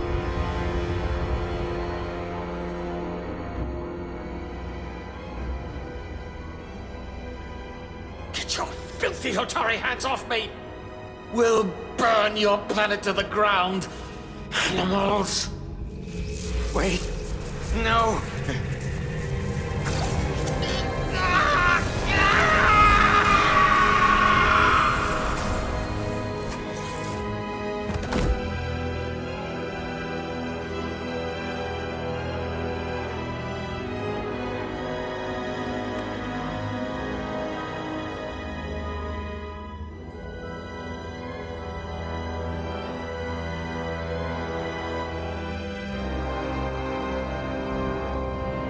Rise, brother.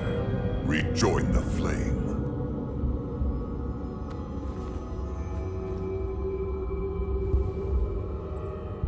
This can only mean our time has come. I'm only sorry I couldn't find the more suitable host for you. All in good time. This is only the beginning.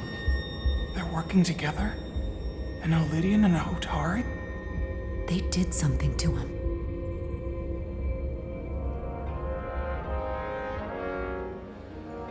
Secure the Cartabula. Cartabula? It's the energy source.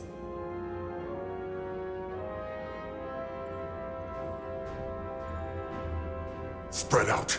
Search the vault. Go back through the mine. Cut off their escape. Find them. Time to go.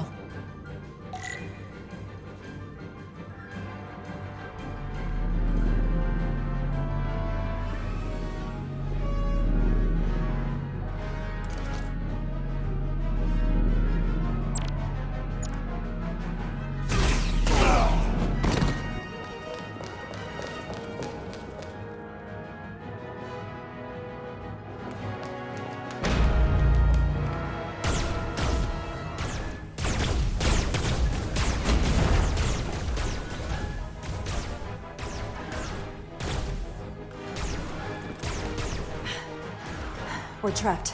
They're blocking the only exit.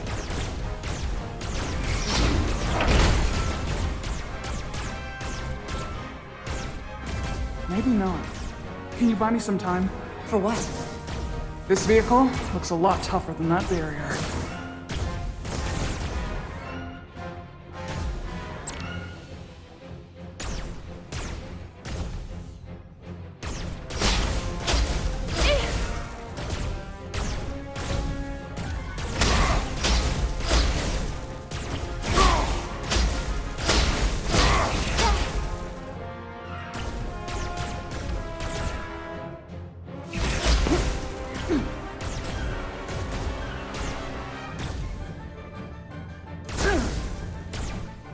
Shoot the Hotari woman!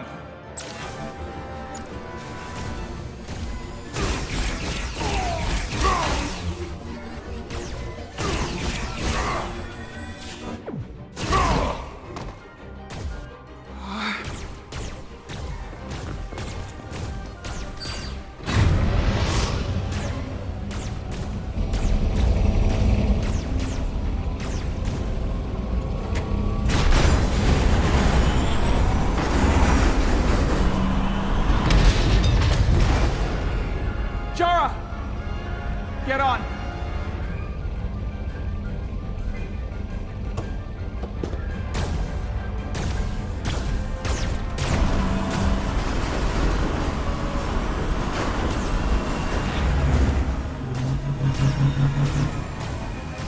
Hold on to something!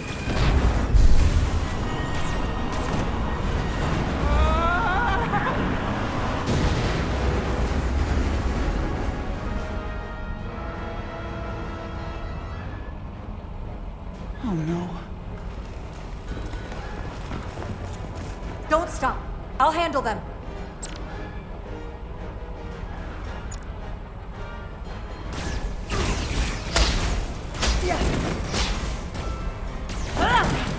Shoot the one driving the machine!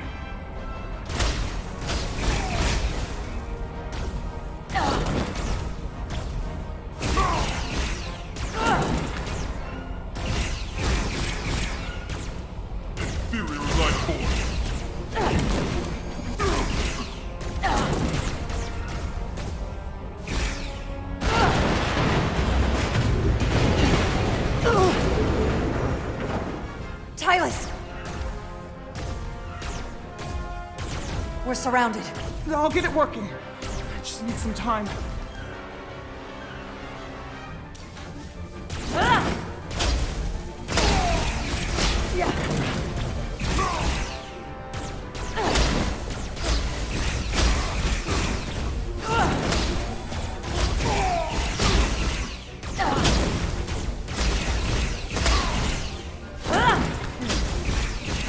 Here we go.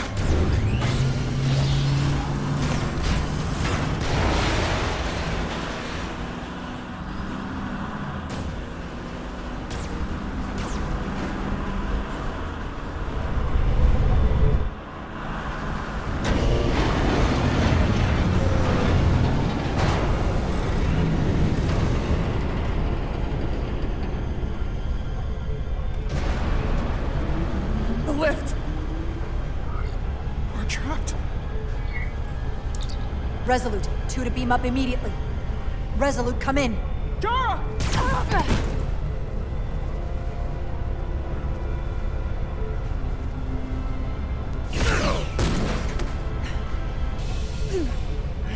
Are you all right? I think so. It hurts.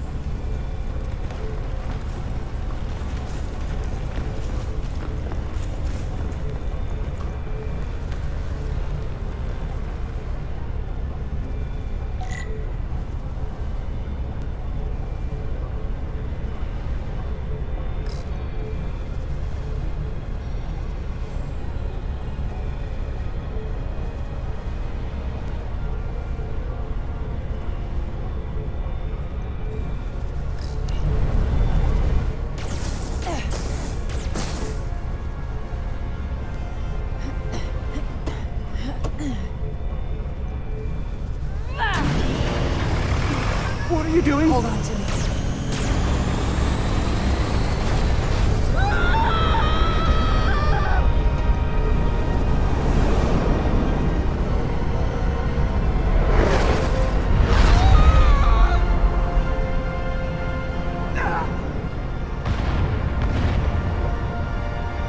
Commander, we read you, but there's too much interference. Transporters still can't get a lock.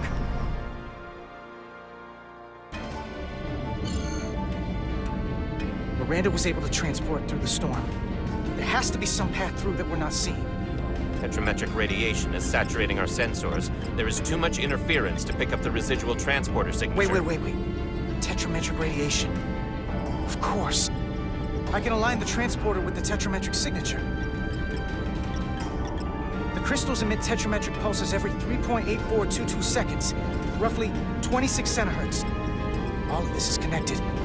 The storm, the warp-killing field, the crystals, Miranda's alien transporter tech. Okay, I've got the transporter in calibration. There are a lot of biosigns in that mine, all stacked on top of each other. I need something to identify the commander signal.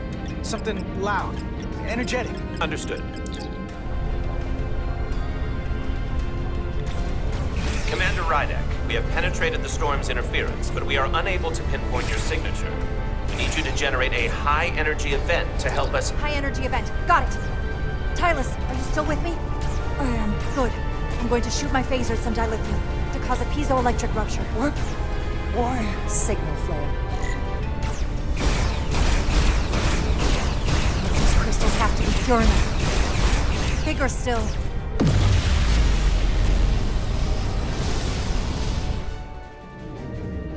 Whoa! Dilithium explosion! Is that energetic enough? More than enough. I can lock onto their biosigns now.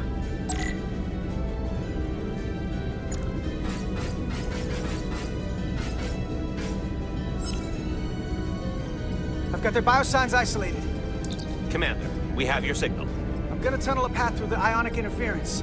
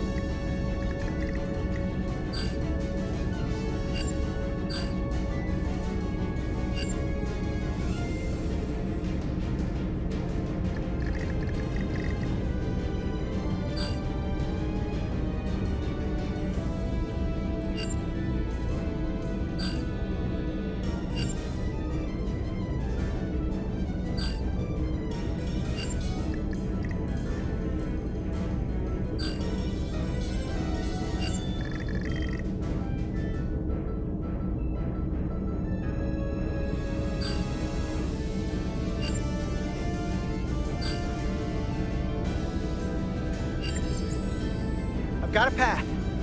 Just gotta calibrate the signal.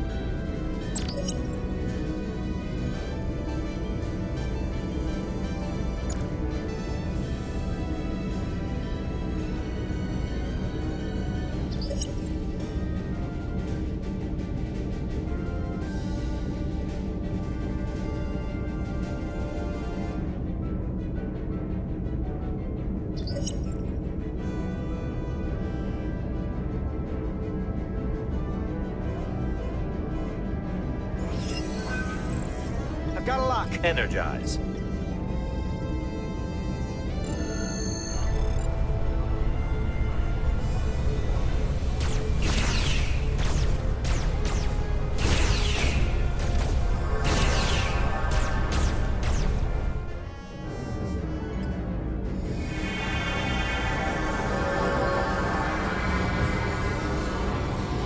Petty Officer Diaz.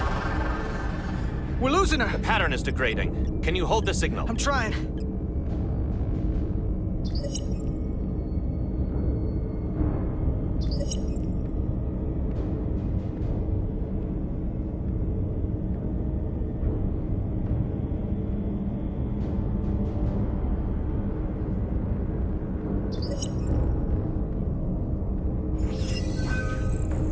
I got it. Come on, come on.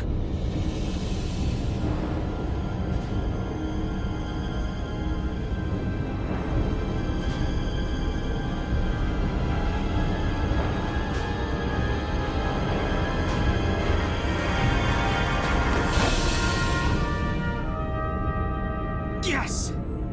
Get her to sickbay.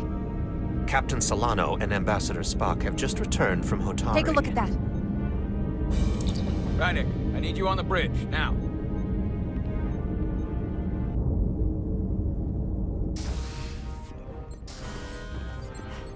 I'm here. The Elydians are preparing to attack Hotari. Status report. Our systems are now fully powered. All torpedo tubes open. They're preparing to fire. We should hail the Elydian flagship, Captain. Readying phasers if you want them. Stand by. Await my order. Recommendation, Commander? We need to act quickly. Before this spirals out of control. Hail the Elydians. Maybe we could talk some sense into them. Hail them. No response. Try it again. Still nothing. The Elydians. They've powered down their weapons. Odd.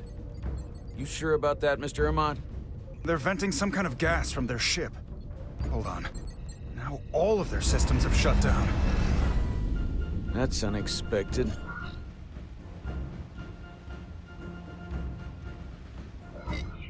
Commander Ermont, scan them again. We have to be sure. No mistaking it. They're dead in the water.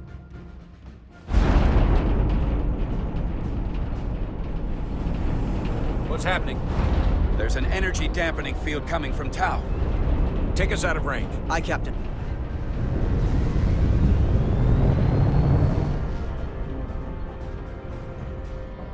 Captain, the flagship is hailing us.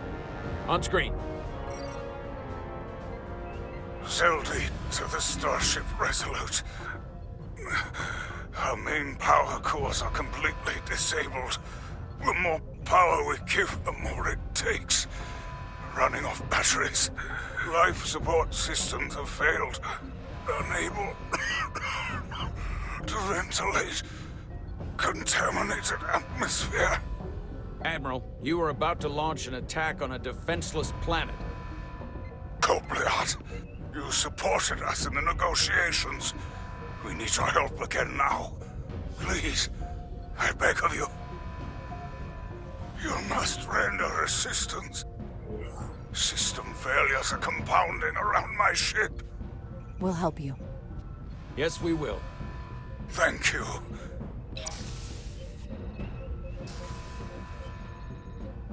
Admiral, excuse us while we devise a rescue plan. By my estimate, the crew only have 23 minutes before their atmospheric mix becomes lethal. While we may not be able to transport the Elydians directly, if we were to transport them from their ship to a nearby shuttlecraft, it should be possible to amplify the transporter signal there and reroute it to the Resolute. The Ambassador's plan is incomplete. An away team will have to beam aboard the Zeldy and set up pattern enhancers for a stable enough signal out of the dampening field. Thank you for identifying my deficiency, Commander Chovak. Jara, I need a senior officer in command of this. Take Chovak and Bedrosian in the shuttle, and get it done. Petty Officers Diaz and Edselar, you will be part of the rescue mission. As will I. We will bring the shuttle within transporter range of the Zeldy, then beam you both aboard. Beam us on board. Why? The pattern enhancers must be placed on the Zeldy to make it possible to beam the Illydians back to the Resolute. Gather the pattern enhancers, and get to the docking bay.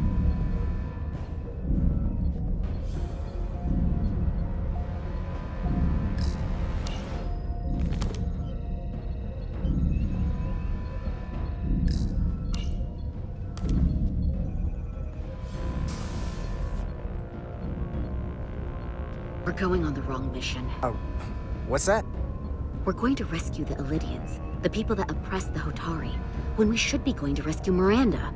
This thing that's happened to Miranda is like the Trill symbiosis joining, only worse. And I've seen too many people I care about wiped away by some greater entity to stand by while the same thing happens to her. I wanted no part of it then, and I won't stand for it now. Your body's stolen and used like puppets. I'm not giving up on her either. We'll get her back. Whatever it takes. Right now, we've got other lives to save. Yeah.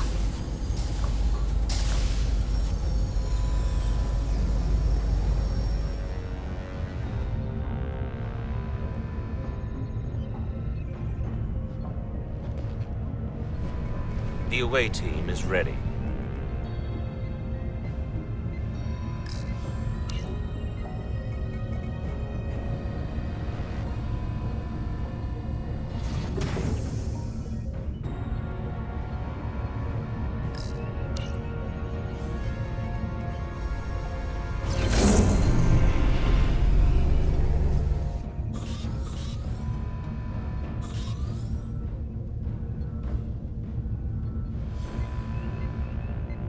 Resolute to Shuttlecraft Melville.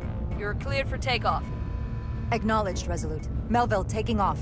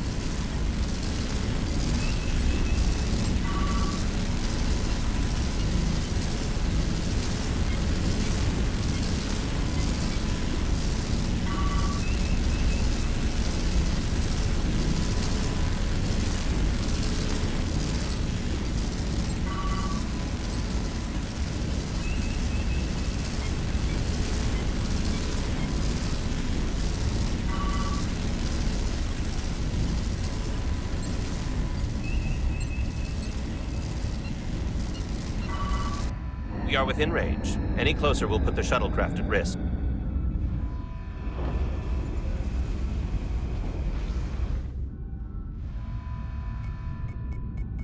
Preparing to transport the away team. Energizing.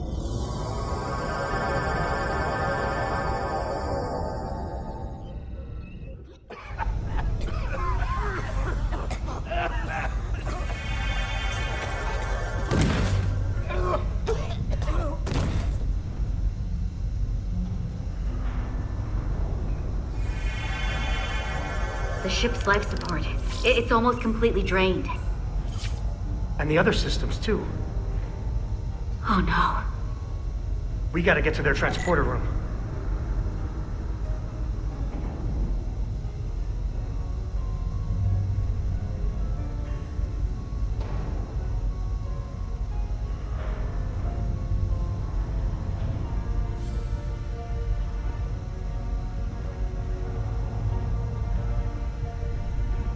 The atmosphere in here is turning to poison. All of these Illidians are going to die if we don't get them out of here.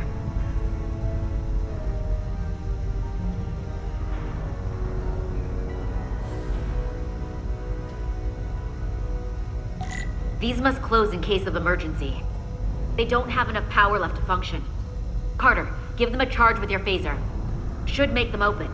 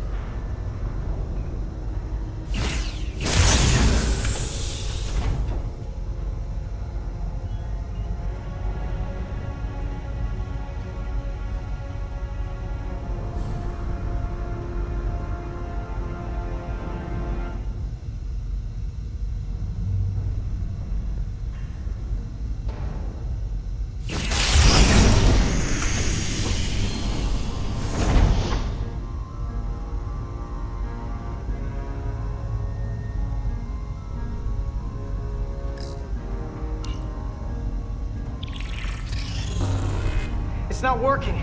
No power's running through any of this. We gotta get him open manually. I am the ranking officer here. State your intentions. We are under siege. Explain yourselves.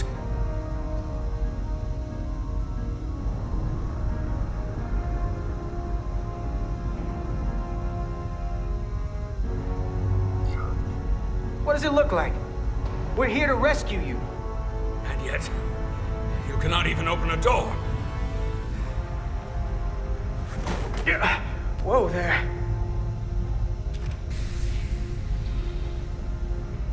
I am still able to stand. What are you trying to do? We gotta get into your transporter room. Then we can get your people off this ship.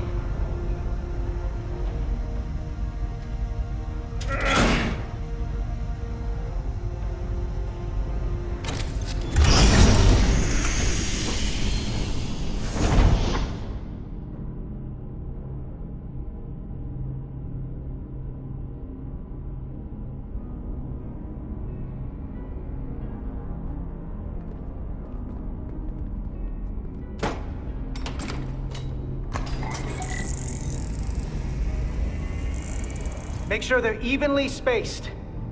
We need to manually adjust beam trajectory so they connect. I got this one. You get the others.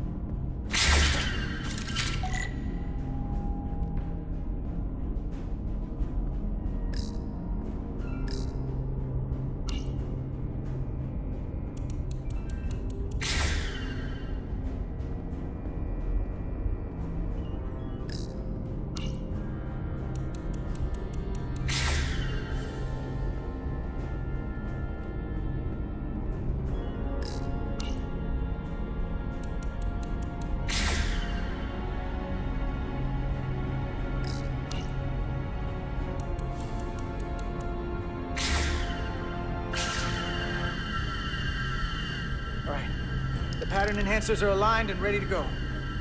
Let's round them up. These will boost the signal so we can transport through the storm. We have a shuttle outside this ship that will route the signal to the Resolute. All crew to Transporter Room 2. We are evacuating.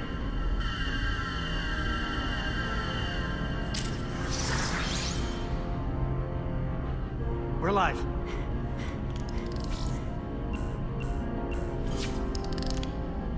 Here they come.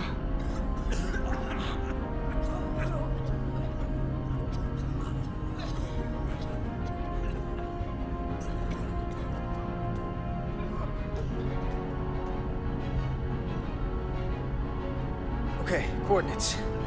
Beam status. Energizing controls. Please step on the platform so we can evacuate you, Admiral. The crew goes first, Arminta. Sir. I mean it.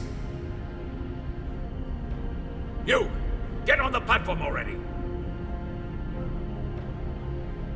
Okay, the interface is an Ilidian, but the layout is the same as a Starfleet transporter.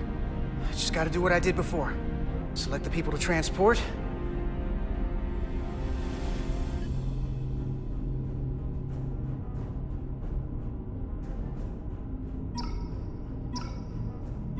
I need to select all of them.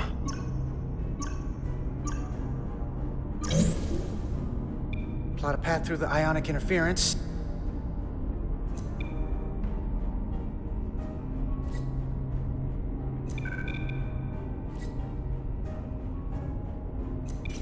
Okay, just have to calibrate the signal gain to get the highest possible output.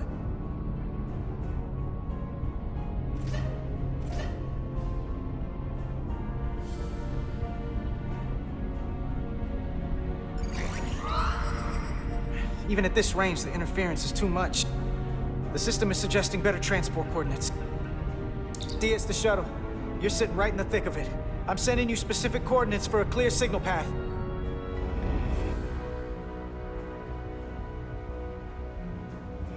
Waypoint's been added to the navigational computer. There, Commander. Give or take 50 meters.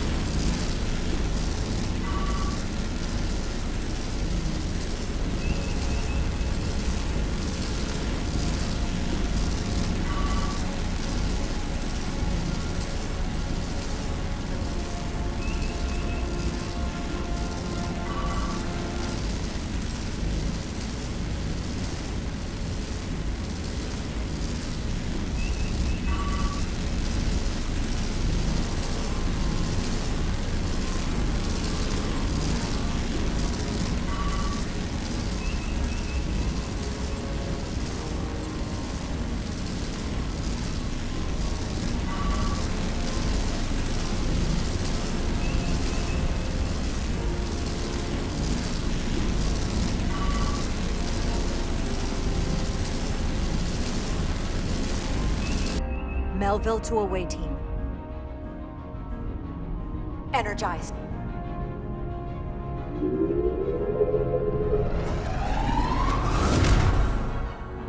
I have the first group of Ilidians in the pattern buffer. Redirecting and transmitting to the Resolute now.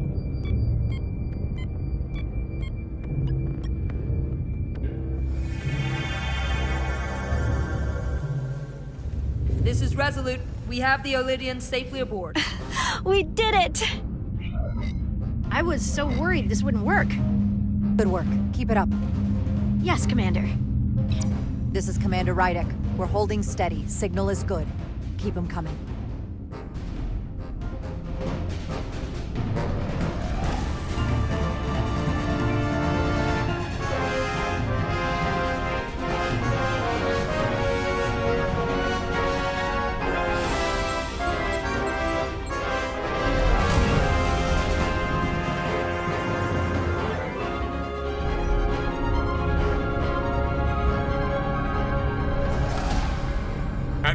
Next. I've made it clear. I only leave after those in my charge. Sir, I must insist you go so you can lead our people. I will see to any stragglers. Yes, that may be for the best. But first, Let me thank our human saviors. I'll pin medals on your uniforms when this is over. For all your brave work. You're very welcome, Admiral. Does Starfleet let you wear another fleet's medal? We will find out. We're ready for transport. Get the Admiral to safety. Energize.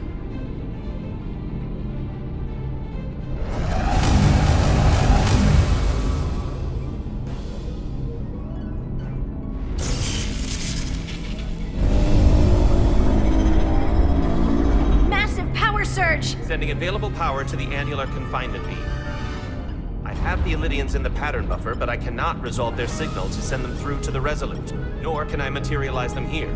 We need a better position with the Resolute.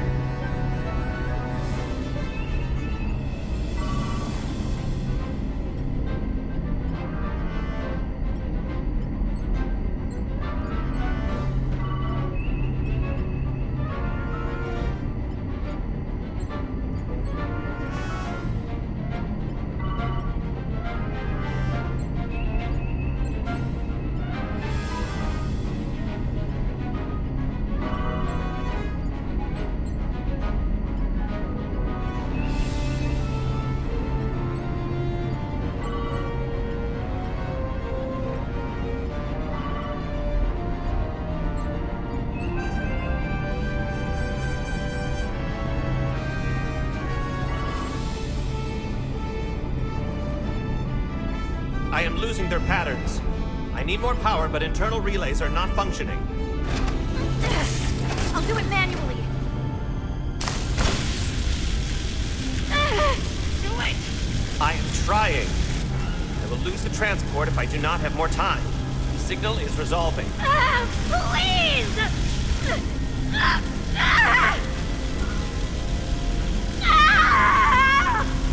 Finish the transport! I have them. Transport complete.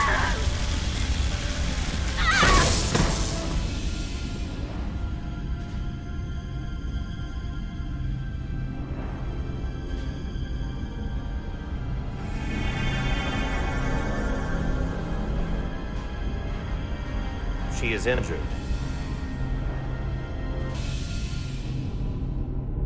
Lieutenant Bedrosian has been injured, but the last transport was successful. Thanks, B. Unfortunately, our shuttle systems were damaged by the power surge. We can no longer serve as the transporter node. Carter, these readings are off the charts. The source of the storm is on this ship. That must have been the power surge when it came on board. You're right. The Chicony energy source. They call it the Cartabula. It's here. Is that? The intruders are preparing to bring the Zeldi to war. And we're about to be stuck on it. There is an old Illidian saying about leaping off the hot skillet and falling to the flame below. Yeah, we got that one too. This is an opportunity for us. We're on this ship. We can stay in the shadows, see where they're taking the Cartabula, and do something to stop them. You always wanted the chance to do something big. That's all well and good, but if we're not getting off this ship, we're really backed into a corner here. We can't get off this ship. But maybe I could target somewhere on the ship. We are reading the warp engines powering up. Yeah, we picked up on that. We do not have a way to evacuate you from the Zeldi. The shuttlecraft is too heavily damaged.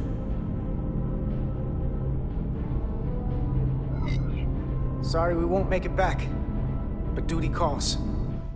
You know how it is. I certainly do, Mr. Diaz. Live long and prosper. I hear voices down the corridor. They will be here soon. I'll guard the door. You just get us out of here, Diaz.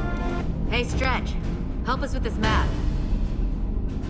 Find somewhere as remote as you can. They're almost here.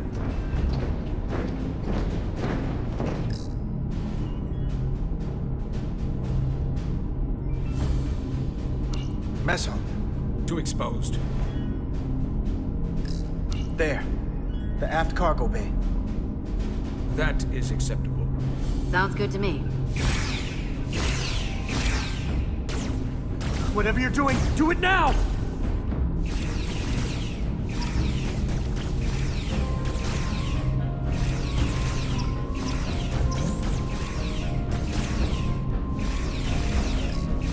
We're locked in. Board to transport. Come on, Val! Bell!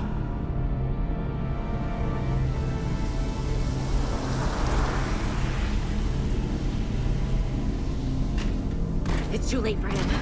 Carter! 3 to transport.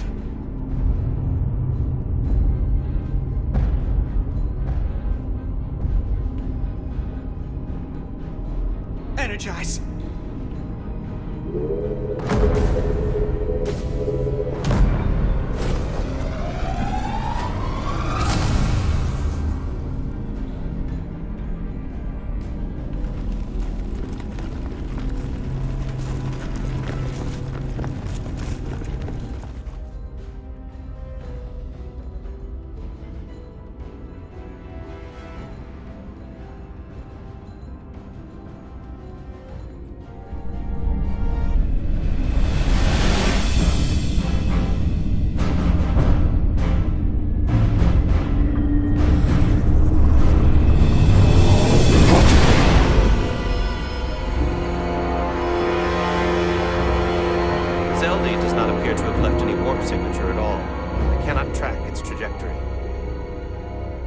Duty often calls for sacrifice.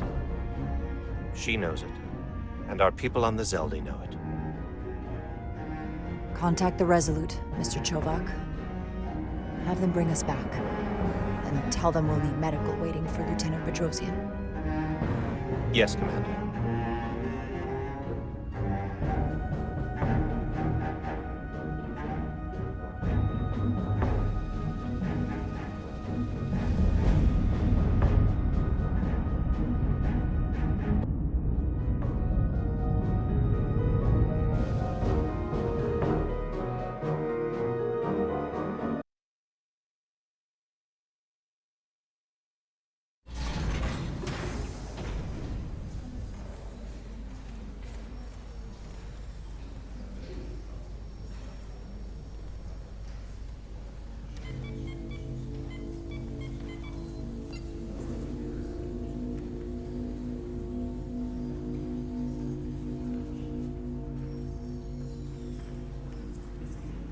Through your efforts, we were able to save almost 100 Elydians from certain death. As for Lieutenant Bedrosian, well, Duval will do her best, but the prognosis isn't very encouraging. Lieutenant Bedrosian went above and beyond her duty. She deserves a commendation. I'll see what I can do. Commander Rydek, I heard what you did. The sacrifice you made for our sake. You saved not only my life, but the lives of my crew. An incredibly heroic deed. All of Elydia is in your debt. We cannot thank you enough. Just doing our duty, Admiral. I'm sure you understand. If you'll excuse us. Of course. How are we getting our away team back? Ambassador Spock and the rest of the senior staff are waiting for us in the briefing room to discuss just that. I wanted a chance for you and I to speak first, given the circumstances. While protocol might suggest we alert Starfleet about our situation, missing crew, the data breach, possible threat from the Hatari, or Khan, I think we're better off keeping this to ourselves, under our control. You know what's at stake for me here, and what is at stake for you, too. I can't afford another mission gone wrong. and I'm really counting on your support. I don't want to raise a false alarm just yet. And I have every confidence we can wrap this up before it gets any worse than it already is. I'll follow your lead. We can keep this under wraps for now. Always nice to know you have my back. One of the primary reasons I brought you on board. I made the right decision. You should know you can always count on me, no matter what. I appreciate that. We're ready in the briefing room, Captain. On our way. Is there any update on our efforts to trace the Zeldy's warp signature? Unfortunately, no. Somehow they were able to mask the signature and block our ability to track their trajectory. I'm also concerned about what went with them. A Chiconian energy source. Sidron referred to it as the Cartabula. Yes, I've been analyzing your tricorder scans.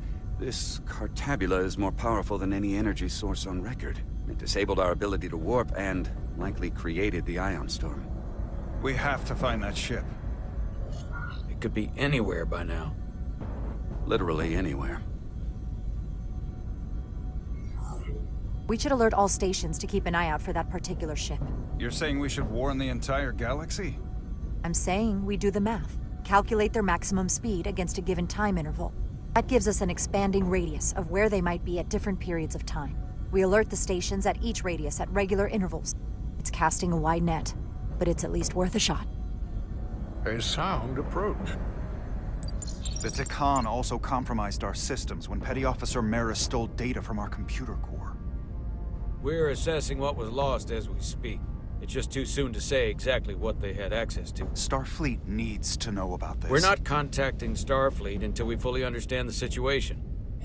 There are too many unknowns. They stole our data. That's reason enough to warn Starfleet. But the captain does have a point. It might be better to wait until we know more. We shouldn't take any chances. We should at least alert Starfleet that our system was compromised. I agree with Commander Rydek. We should let Starfleet decide how they want to handle it. And essentially tell them this mission was a failure before it's even over? No. I thought we discussed this. I want to speak with the Hotari and get to the bottom of this before we get Starfleet involved. I expect we'll meet resistance. The Hotari think we violated our neutrality by entering their minds. Assuming the negotiations are off, we no longer have an official role here. We still have a responsibility to the Hotari and the Elydians. The Tikan are a threat to both their civilizations. No. They're a threat to us all. The device Commander Rydek found in the Chiconian vault is an advanced delivery mechanism for a complex biogenetic transformation process. Meaning what, exactly? Not only are they bioforming innocent hosts, transforming them into Tikan, they're taking the DNA and engrammatic data of a specific Chiconian and displacing that of its host. It's a hostile takeover on a cellular level, bringing individual Tikan back to life, one by one. Is there some way it could be reversed? That's exactly what I've been trying to find out. So far, it appears the answer is no. Once the Chiconian takes control, the displacement of the host is irreversible. And the bioforming appears to be permanent. Petty Officer Maris called herself a scion of the flame, but the computer had no information about it. She also shot the hell out of my ship as she escaped and nearly killed a few of our crew. So we know this about those scions. They're dangerous. The Tikan have crossed a line. That much is certain. However, meeting with the Hotari could offer insight into their true intentions. Under the pretense of an apology for betraying their trust and trespassing on their territory. If we go to Hotari, we go expecting a fight. Phasers armed, transporters locked to all our comm badges, security officers on standby. Of course, we'll take every precaution. Come in ready for whatever they might try to do. With the Cartabula gone, I can confirm we have regained warp capability and the use of our transporters. Excellent. Commander Ermot, see if we can arrange a meeting on Hotari as soon as possible. As Ambassador Spock suggested, under the pretense of an apology. Aye, Captain. Nice work, everyone.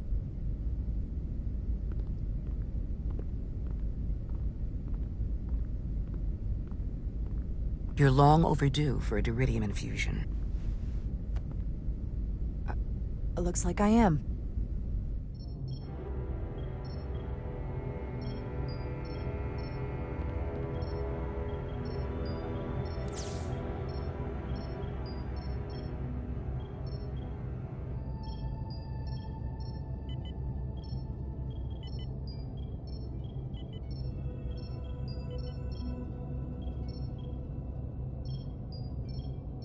I'll give you two a moment, but she needs her rest. I understand.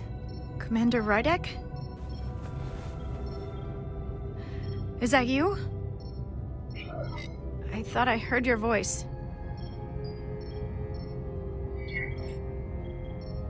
I just want you to know how sorry I am that this happened.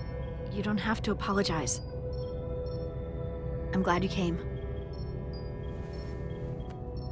Before you say anything, I just want you to know I don't blame you for what happened. I heard that last transport made it through. That was our mission, to save lives.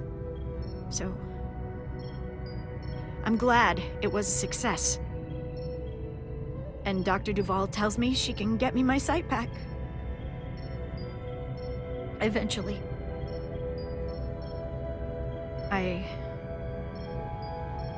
I just hope this isn't the end of my career. Can't be much of a tactical officer if you can't see what's coming. But this is all I've ever wanted to do. I just hope you can find it in your heart to forgive me. Causing you harm was the last thing I would have wanted. Like I said, it's not your fault. I wouldn't have done it any differently myself. All right, you two. Lieutenant Bedrosian needs her rest, and you have an infusion waiting for you. I will check in on you soon.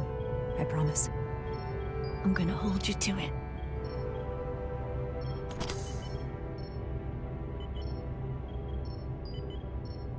Aside from almost running out of Diridium, you're in good health. Nice to get some positive news for a change. You I don't worry about. The captain, however... Go on. You see it, don't you? He's desperate. Withholding intel from Starfleet just to save his reputation. That's not normal behavior for a captain. I was relieved you called him out on it. Which was surprising since you followed his order to blow the bolts back at Starbase. You've spent enough time with him now. Seen enough of how he runs the ship. If there's something wrong, as the ship's doctor, I need to know. Don't sugarcoat it. You know I wouldn't.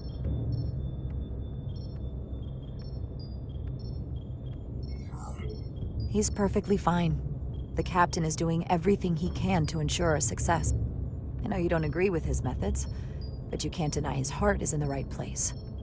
Well, if that's what you believe, just know the rest of us have to live with your decisions. Make sure you remember that. Jara. Monitor your Diridium levels. I'll be right back. How's your wound? Like it was never there. I feel lucky you were there with me. Without you, I'd be, well... Thank you for saving my life. Even with the wonders of your technology, it wouldn't have mattered if you'd left me for dead. I should be thanking you. You took that disruptor shot for me. Without you, I might be the one in sickbay, or worse. Well, I couldn't just let you die. Not after all you did to help. I won't forget it.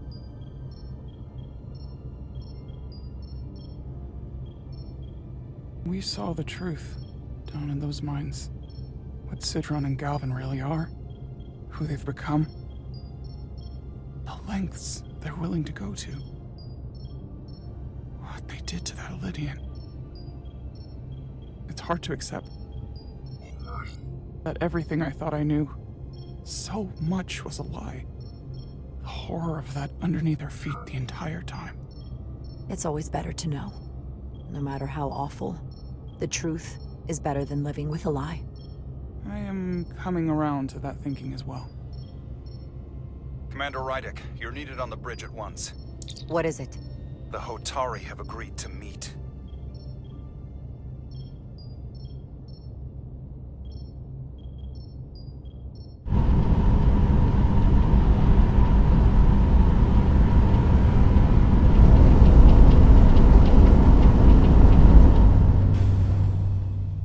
They haven't found us yet.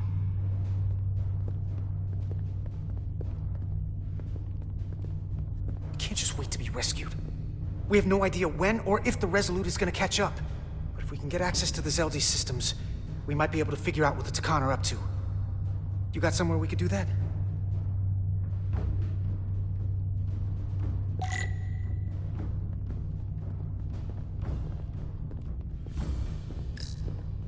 For how uptight the Illidians are, their cargo bay is kind of a mess. Come on, Carter. We need to stick with the tall guy. Huh.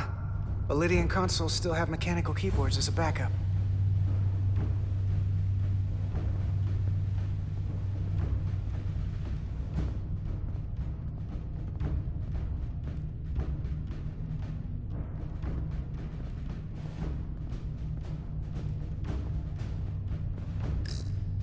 Looks airtight and climate controlled. Must be where they put the precious cargo. Up there? All right. Etzelar, let's do this. The internal sensors. The what? When they scan the ship for life signs, they'll know right where we are. There must be devices that perform the scan. Right there. And there. There's several of them around the room. Got it. We'll disable them. How? They're too high to reach, even for me. Not too high for our phasers. Low power, Nelly. Let's not set off any fire alarms. I got the ones over here.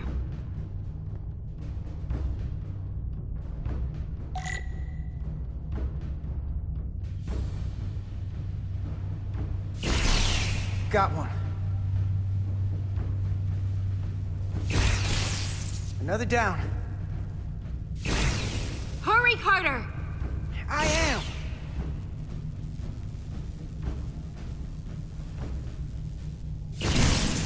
Only one left.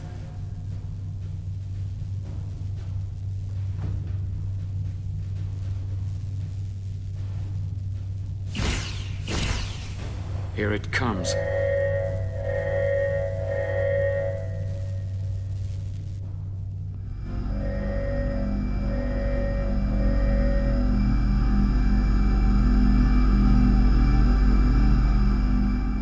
It worked. They won't be able to detect us. That buys us some time. Now that the Zeldi has its power again, I might be able to access some of the ship's systems from here. I'll take care not to give away our position. The Takan might not even know we're still on board this ship. Miranda only saw us transport away. She probably thinks we're back on the Resolute. Miranda. Don't give up on her yet, Carter. For all we know, she was trapped, watching it happen. Fighting it the whole time. I did shoot at her when she was escaping. Maybe I deserved it. And I wanted you to do it. To stop her from being taken from us again. I know it seems like we could never trust her again. But maybe there's a way to turn her back and Miranda could help us stop the Takan. Here, on the ship. Just because the Trill joining is permanent doesn't mean the Takan bioforming has to be. I've heard enough of your prattling on about your friend. You have to think like a soldier. She's our enemy now. She'll be dealt with like the rest of the Takan. My friend Miranda is not responsible for what she's doing. The Takan have taken control of her mind. We certainly can't kill her for it. Speak for yourself. If anyone threatens the Empire, they are the enemy. It's just one life, and it's already been lost. You don't get to talk about Miranda. You don't get to ignore the truth. There is no such thing as just one life. And she is not lost. This isn't calculus. You can't just break it down by the numbers. And our crewmates were injured, killed, in the process of rescuing yours. I'll grant that you showed your grit and effectiveness. More than I can say about accessing ship systems. They block out helm control, propulsion. They're closing down systems faster than I can check them. They're always changing these interfaces. I can hardly keep up.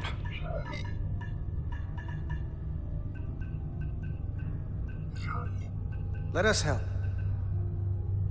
Fine.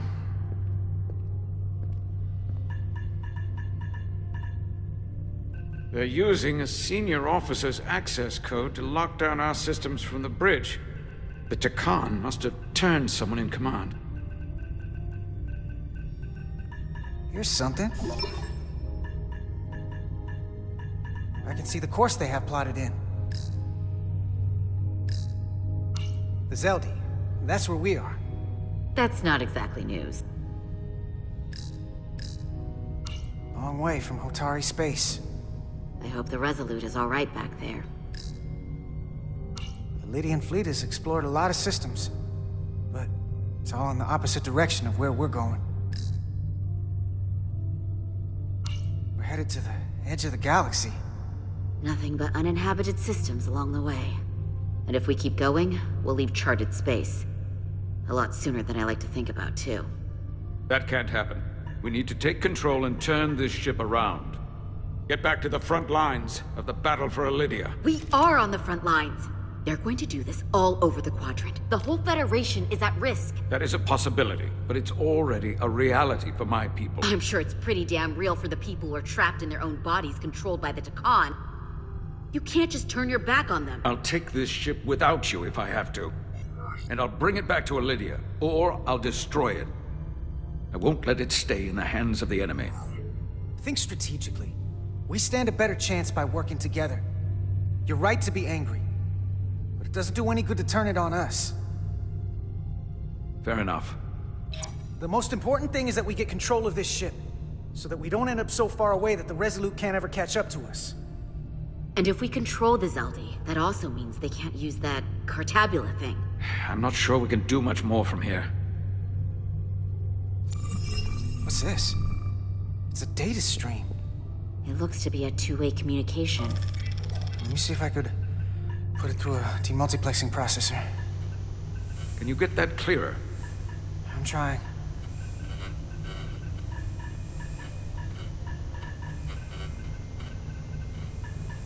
Okay. That should do it. Hello? Can you read me? Itasca, is that you? Major! It's my lieutenant. Where are you?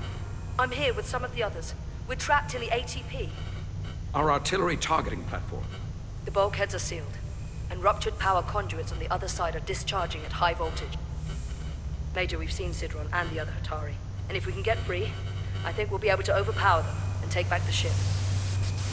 Itasca, are you still there? Itasca, are you still there? You shouldn't trust anyone else you meet. The Hatari have been transforming people on this ship. We've seen it happen.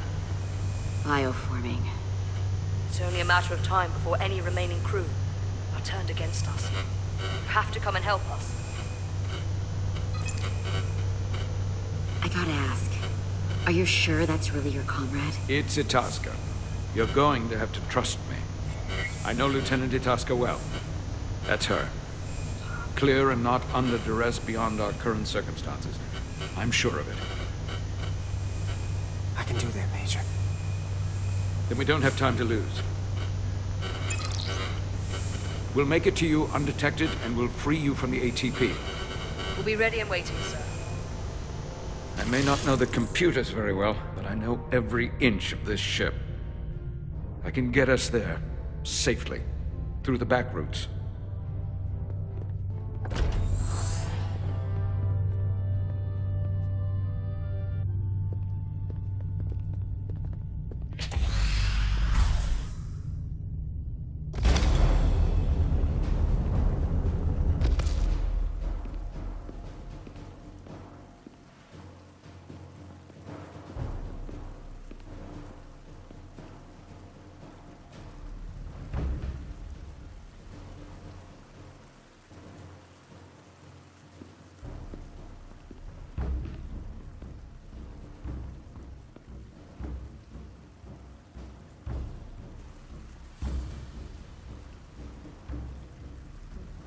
You may approach. Your Majesty, an apology is in order. The Federation... Spare us your apologies, your excuses, your pathetic explanations. You said you were here under the pretense of peace, yet you trespassed into our minds. I should have known you were lying when you said the Hotari should have control of the mines. Just a ruse to conceal your true intentions. A warp-disrupting beam originating from Tau was holding our ship hostage. This is a farce. You never had any intention of negotiating a peaceful resolution to this conflict. Your Majesty, if I may. Her actions nearly caused a war. I was addressing the Queen. Galvin speaks for the Hotari now. Fortunately, we were able to resolve this ourselves despite your interference. The Illidians have agreed the mines will remain under Hotari control. We now recognize the Hotari as the sole authority in this region. Your presence here is no longer necessary. So you can consider the matter resolved. That makes no sense. What did they do to you? They convinced us that this was the best deal we were going to get. I thank you for coming. But the sooner the Federation leaves, the better. The hell we will. Captain? What about my crew trapped aboard that ship? Or what you did to my security team? The data you stole? I want to make one thing clear. No one is to leave Hotari space without Federation approval. No one. You think you have that power, when in fact you have none. You came here under the presumption you would be the ultimate authority. That you would show up and render judgment in this petty dispute over precious resources between lesser people. But instead, your arrogance and self-interest was your undoing. Blinding you to the real power at work here. Something far beyond your feeble imagination. We came at your request. To help solve the problem, not create You came because I wanted to see the mighty Federation for myself. The greatest power in the galaxy. Needless to say, I was disappointed. They never wanted our help. They were setting us up from the start. Commander Rydek saw what you did in those mines. How you bioformed innocent people against their will and turned them into Takan.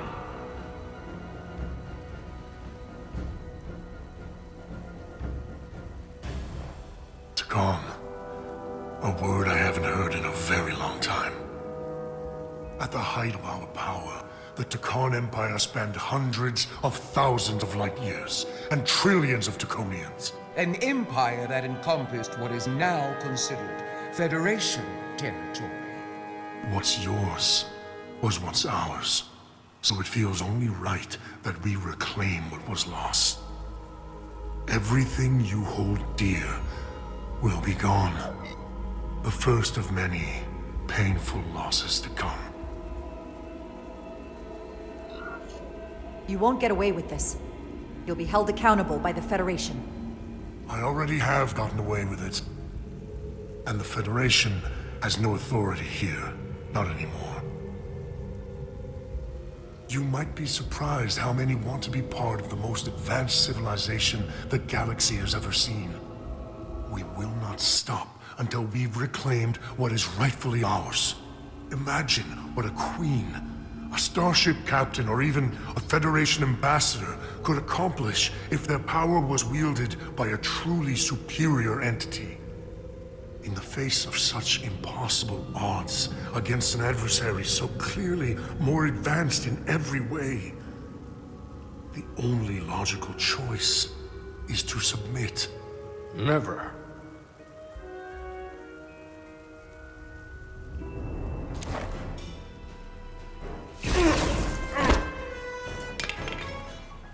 Seize them. Get us out of here, now! Rydek to Resolute. Beam us out.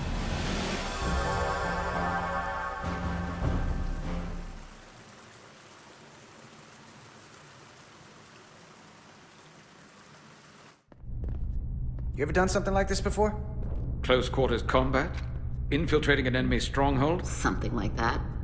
I once spent 6 days crawling through sewers during the siege of Tofar Ket to retake the citadel there. That's just one of many campaigns I've served in. My dress uniform is well decorated. I'm glad we're here with you. We need your kind of experience. I should say you do. And I'll be glad to have Lieutenant Itasca with us. She fought shoulder to shoulder with me in that siege. So you're pretty close, huh? She's like a daughter to me. She's saved my life more than once. She's more than just a comrade in arms.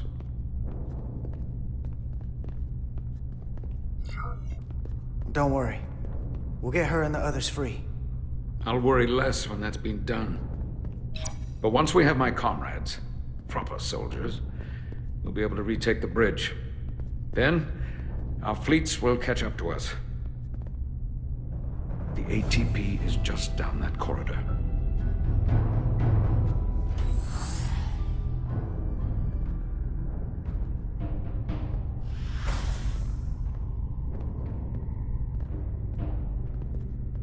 Is this the artillery platform?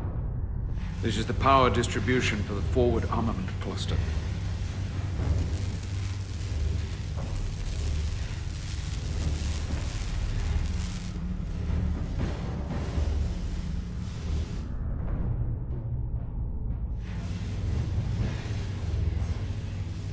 There was combat here. Disruptor burns on the walls. Signs of a grenade detonation. I can see why they're trapped in there.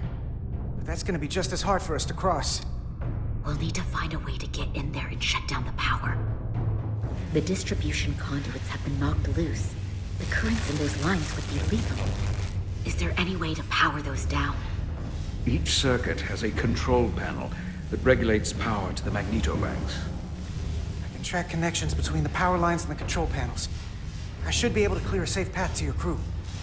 We'll get the door open here.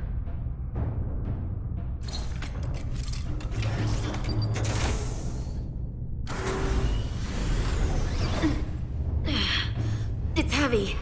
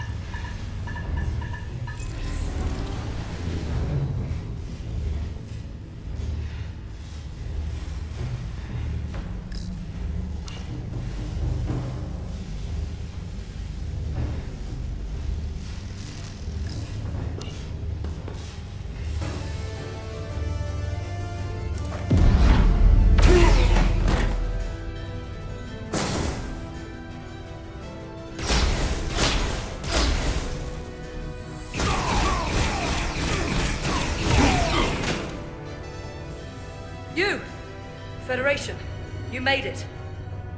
Barely. There's a lot of collateral damage out here. They backed us into a corner. We did that to drive them out. Put some space between us and the enemy.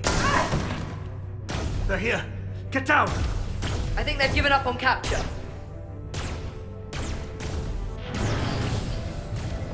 We'll never make it if we go back that way. You, give me a hand with this!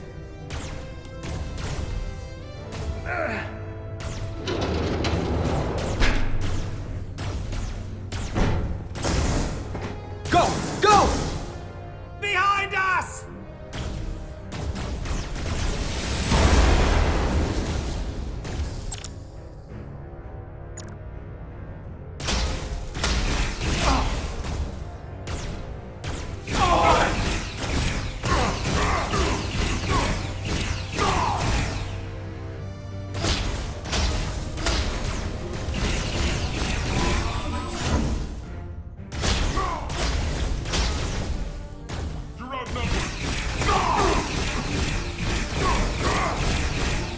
Go, Federation! You take the lead. We'll keep them busy.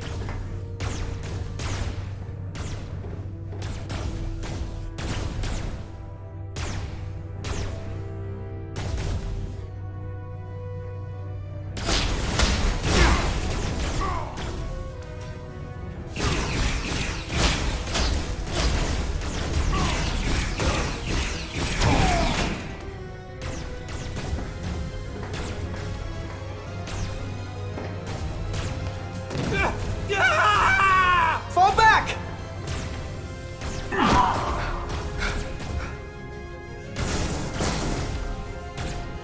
Hold them back! We can't let them reach the stairs!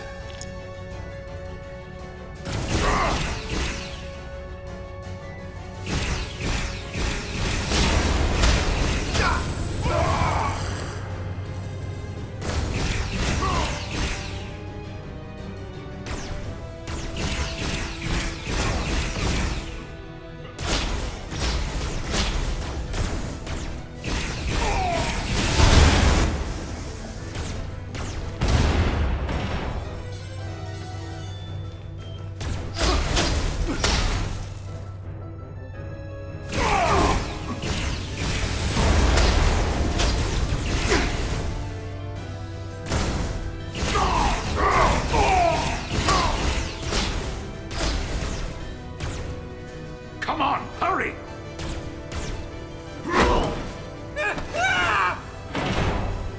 No!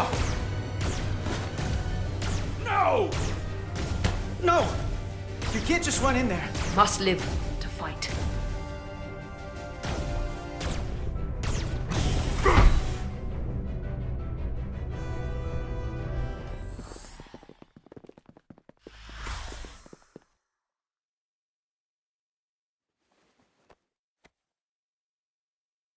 We let the enemy take them.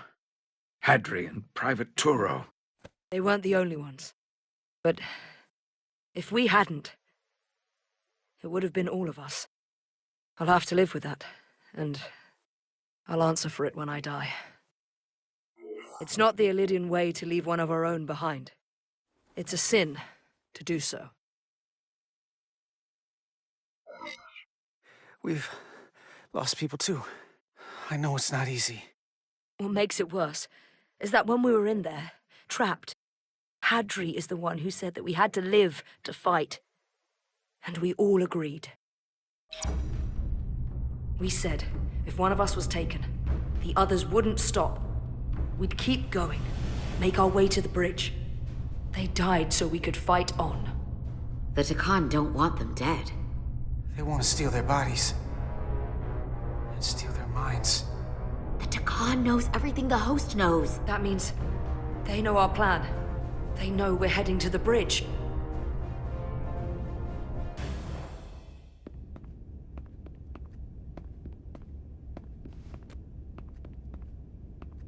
Tylus, you should be in sickbay. I'll finish this. I couldn't just lie there knowing the entire fate of Hotari hangs in the balance. How did it go? You look exhausted.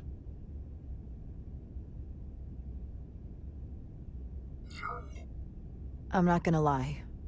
It was pretty rough. Oh no. That's what I was afraid of. I heard a rumor that they'd made a deal, that the Illidians agreed to peace. After what we saw Sidron do to the diplomat in the mines, I could hardly believe there was hope, but then... Is that true? I wish I could tell you otherwise, but it's not real. Galvin orchestrated the whole thing. I don't understand. And what happened? I really thought there was a deal. Galvin bioformed the Illidians into Chicony. What? But what about the Queen? Or the Hotari people? Please tell me they're okay. That there's something the Federation can do. The Queen was not herself. She deferred to Galvin at every turn. She'd never do that. Never. But I can't say for sure she's been bioformed. Or anyone beyond that chamber. Where will I go? I can't go back. I don't have a home anymore. Everything I've ever known is gone.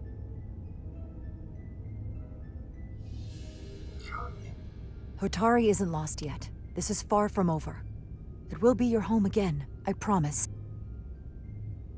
Thank you. The Federation stands with the Hotari. You don't have to doubt it for a second. Yellow alert. Commander Rydek, we need you on the bridge immediately.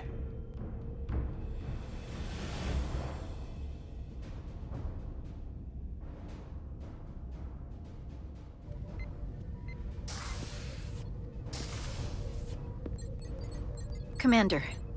Good to have you back. You didn't opt for the ocular implants. Maybe someday. The visor was the best the doc could do on short notice. We've got an Illidian ship, the Veskar, rapidly bearing down on our position. Or what was the Veskar. Now I'm not so sure. Bring it up on the view screen. 600 kilometers in closing. Still coming straight for us.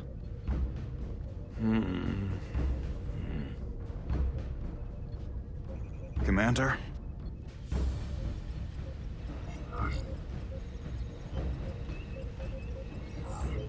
Have you tried hailing them? Try it. Hailing the Illidian ship now.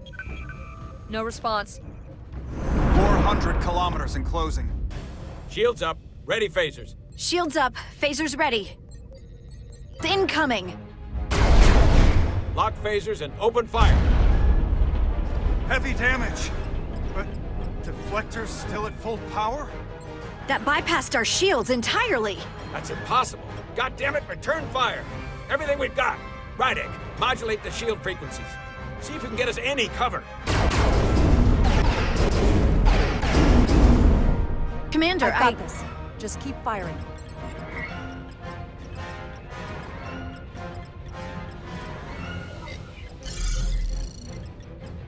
Shields still have no effect. That doesn't make sense. I'll try another.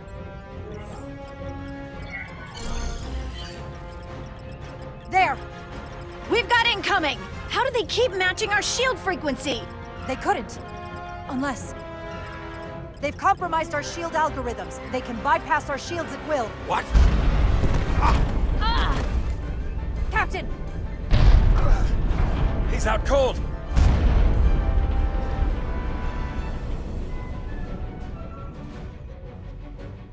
Why'd they stop? Damage report.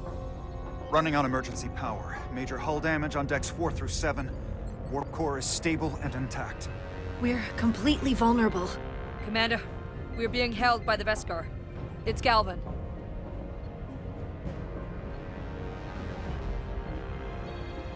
On screen.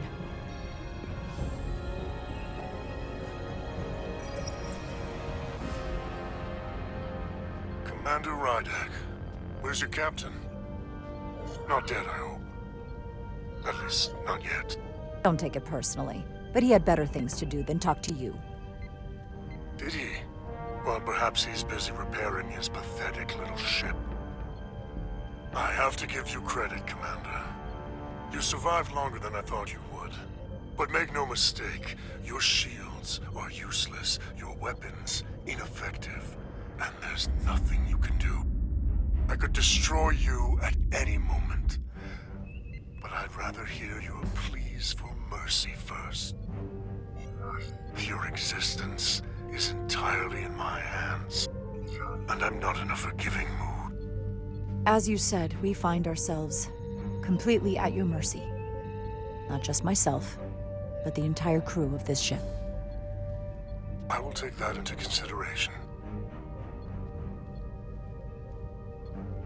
I've been thinking about what you said, Commander.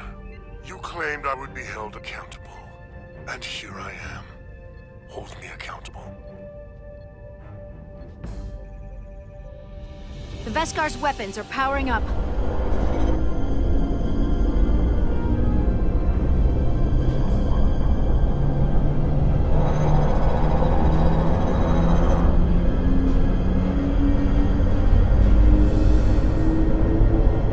But of course, now you are entirely at my mercy.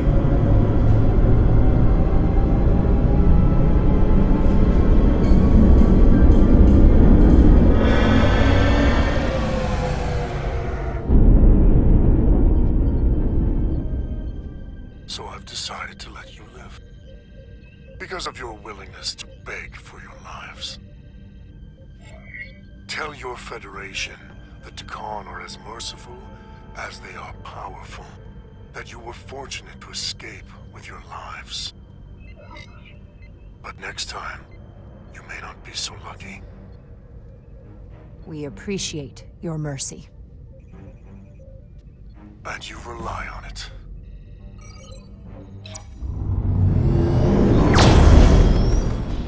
I've lost their signal.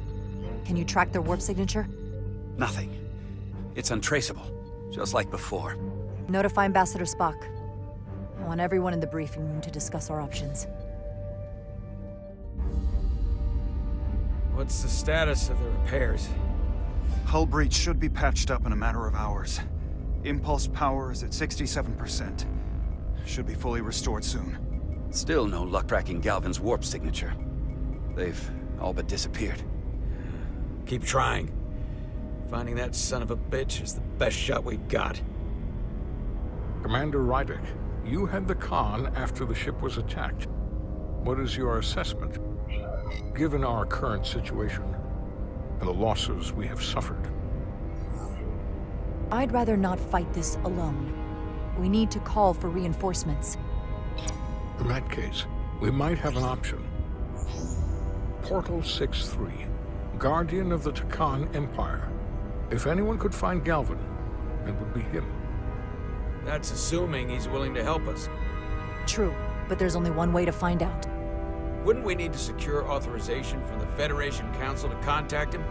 The nearest Federation outpost is Anvoria. I can travel there by shuttle and inform them personally of the threat from the Chicony. Meanwhile, the Resolute can travel to the Delphi Ardu system in search of Portal 6-3. I still have my doubts. I do not. Captain William T. Riker has first-hand experience with the area, and with Portal 6-3. His guidance will prove invaluable, and should alleviate your concerns. Delphi Ardu 4 is a restricted zone for good reason. For all we know, we could be walking into a trap. Not to mention the high likelihood Portal 6-3's allegiance will be with the Chicony. It's just too much of a risk. A waste of time. Time we can't afford to lose. According to Commander Riker's records of meeting Portal 6-3, he was willing to listen to reason. We may be able to convince him that Galvin is wrong. Or he'll just be happy to learn his civilization is making a comeback. In which case, we only compound the problem. I am inclined to agree with Commander Rydek. Her logic is sound. This portal may have knowledge that proves to be invaluable, including information on the nature of the Cartabula. We must act on the facts at hand. Then we'll give it our best. I'll arrange a meeting with Captain Riker. And I will speak with the Council. They need to understand the magnitude of the situation. I can leave for Andoria immediately. I wish you luck finding Portal 6-3. The very future of the Federation may rest in your hands.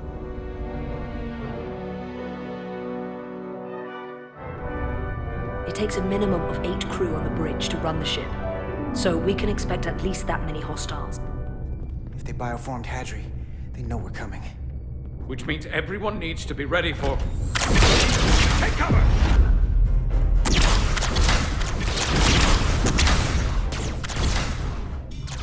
Now what? We need that door sealed. We can handle that. Where do you need us? There's an access panel there.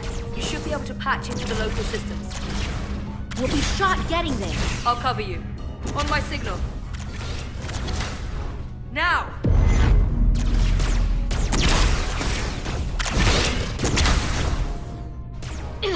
Damn.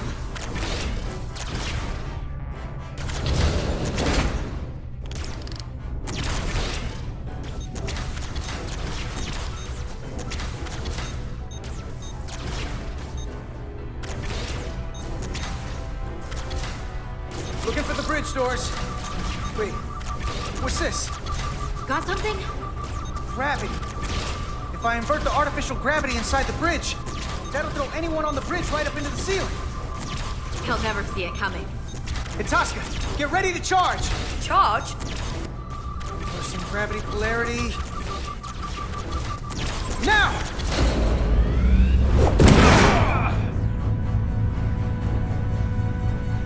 Amazing. Close in! How do we get them down?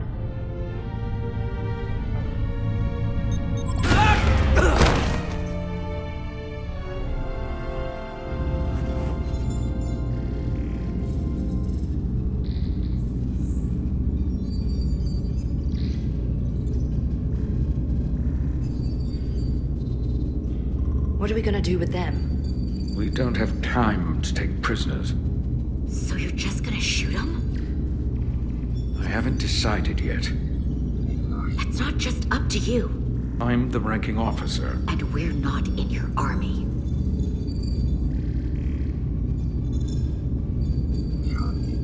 It may not be convenient, but we don't kill enemies who've surrendered. Keeping prisoners is a luxury we don't have. It's not a damn luxury. You're an engineer, not a soldier. This is clearly my territory. You think you have enemy combatants here? This is a hostage situation. Each one of them has an innocent life inside. I'll keep watch on them. As will I. We can't let our guard down around the enemy. Petty Officer Diaz and I will figure out how to stop the ship. Let's hurry. The rest of the Chicony could show up any minute. Crystals. They're all over this place.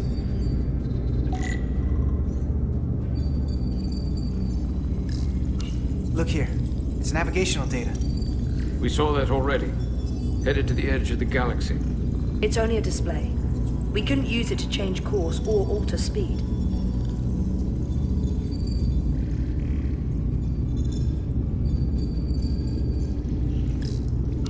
This console looks unaffected.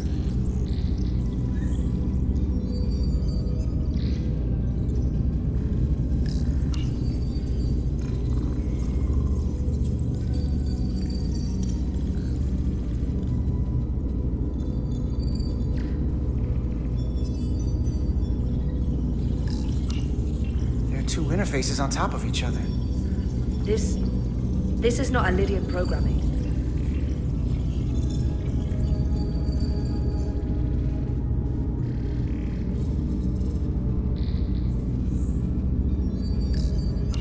Any trouble? Don't worry about me. Worry about Stretch over there. Why?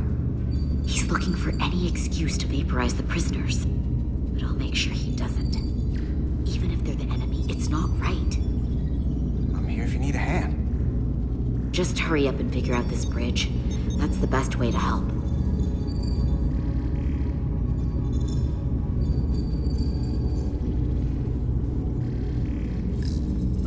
Gotta figure this out before we get wherever we're going.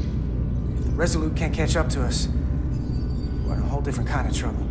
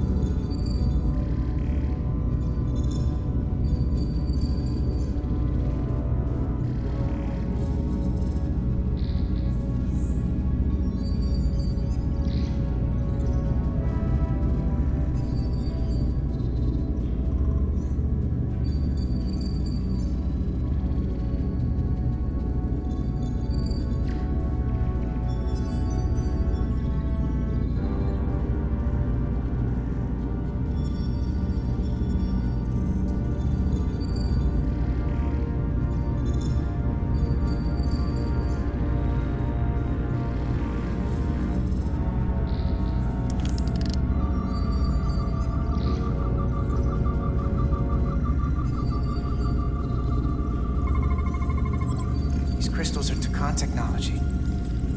They seem to be active, just like the rest of their tech. Tetrametric pulses. Tetrametric? It's the energy signature of Takan technology. Everything they make gives off this type of radiation. They're blocking the inputs. It's not responding at all. Everything I try, it just ignores me. Maybe we should try that other console. Good idea.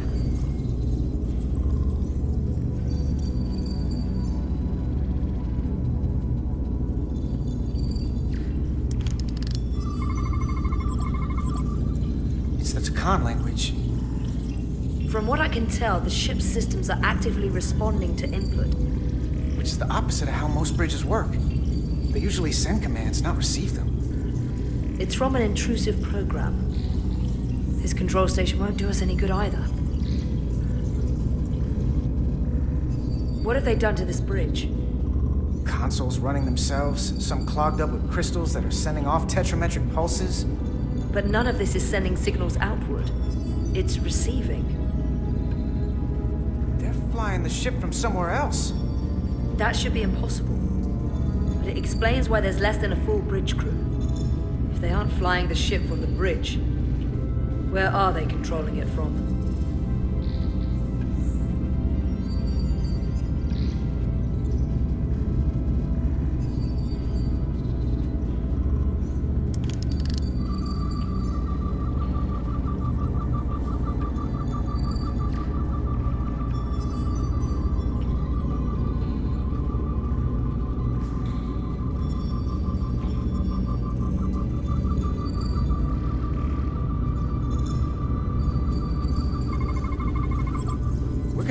Less than an hour. We can't let that happen.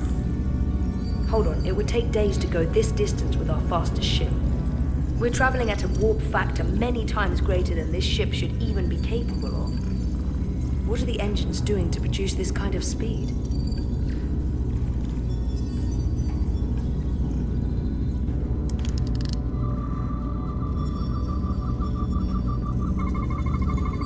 The engines are redline, running at full power. But this main drive manifold is spiking way over nominal levels. Very dangerous. Even at 100% output, the warp cores wouldn't push this much plasma to the drive section.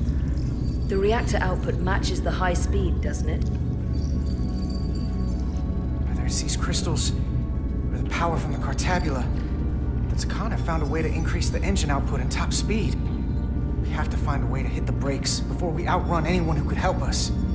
We stop it, so they can't get this ship where they're going, and enact the next phase of their plan. That is, if they don't destroy us all first. I would have thought this ship would disintegrate going this speed.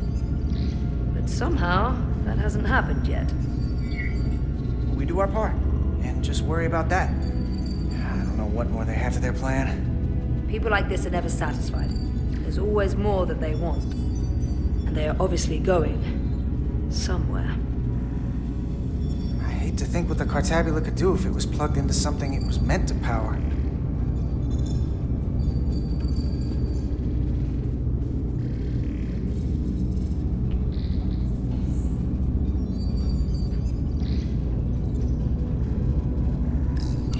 Where's the captain? Captain Ostego did not survive the atmosphere poisoning. I'm sorry to hear that.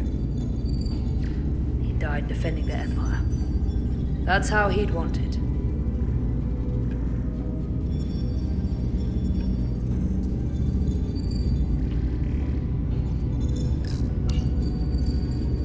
Huh.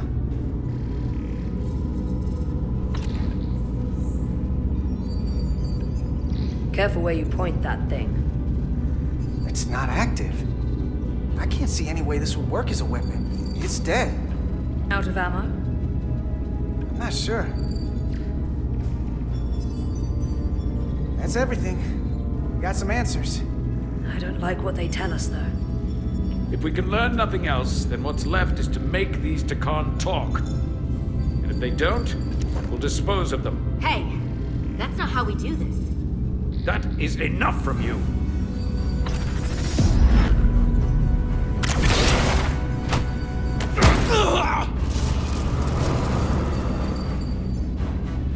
that thing was useless. It was! No power! Until he touched it.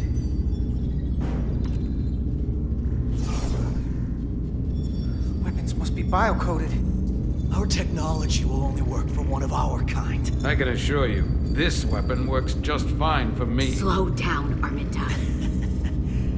You can't control this ship with a disruptor. But I can use it to control you. Ah!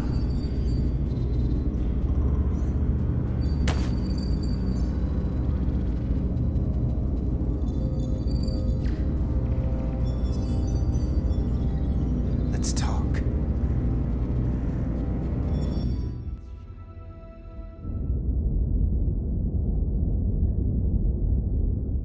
The Titan's communications officer says Captain Riker will be ready in just a moment. You need to see this. The report on the data breach. Damn. It's worse than I'd hoped. They didn't just compromise our shields. They stole the shield algorithms for all of Starfleet as well. Meaning every ship is potentially vulnerable to attack, making this so much worse than it already was.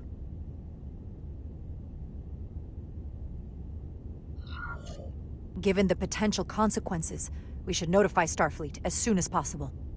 I don't disagree, but I'll reach out to Ambassador Spock about it. I don't want to cause a panic, and I doubt he does either. I have Captain Riker for you. Let's not mention any of this shield business to Riker just yet. Put him through. Captain Riker, this is my first officer, Commander Jara Rydek. My pleasure. Sir. I wish we were all meeting under better circumstances. So do I, although you and I have actually met before. We have? I was a young lieutenant on the Potemkin. You were first officer on the Tuckerman. I piloted you and our science officer in a shuttle to survey quantum resonance in the planetary rings of Resurgence 6. Ah, yes. And now I remember. You know, he gave me some good advice that day about a very difficult job. Yours. Well, I'm not one to turn down some words of wisdom, sir. And let me ask, as first officer on a starship, where does your responsibility lie, first and foremost? To the captain, the crew, or the ship itself? Oh, this old chestnut. I am curious to hear what she says, though. My job is to support the captain, carry out his orders, and ensure his safety, even if I disagree with him. I like that. But the truth is, it's a trick question. Every situation is different, and there are no easy answers. And in some cases, it might not be any of those three. It could be the prime directive, or the mission. Yes, so perhaps we should get to the matter at hand. When you were with the Enterprise, you encountered a Takan entity known as Portal 6-3. The Enterprise was held captive in orbit until you were able to convince him to let the ship go. All of which is detailed in the mission report. What we want from you is what we can't get from the report. What can we use to get Portal 6-3 to help us?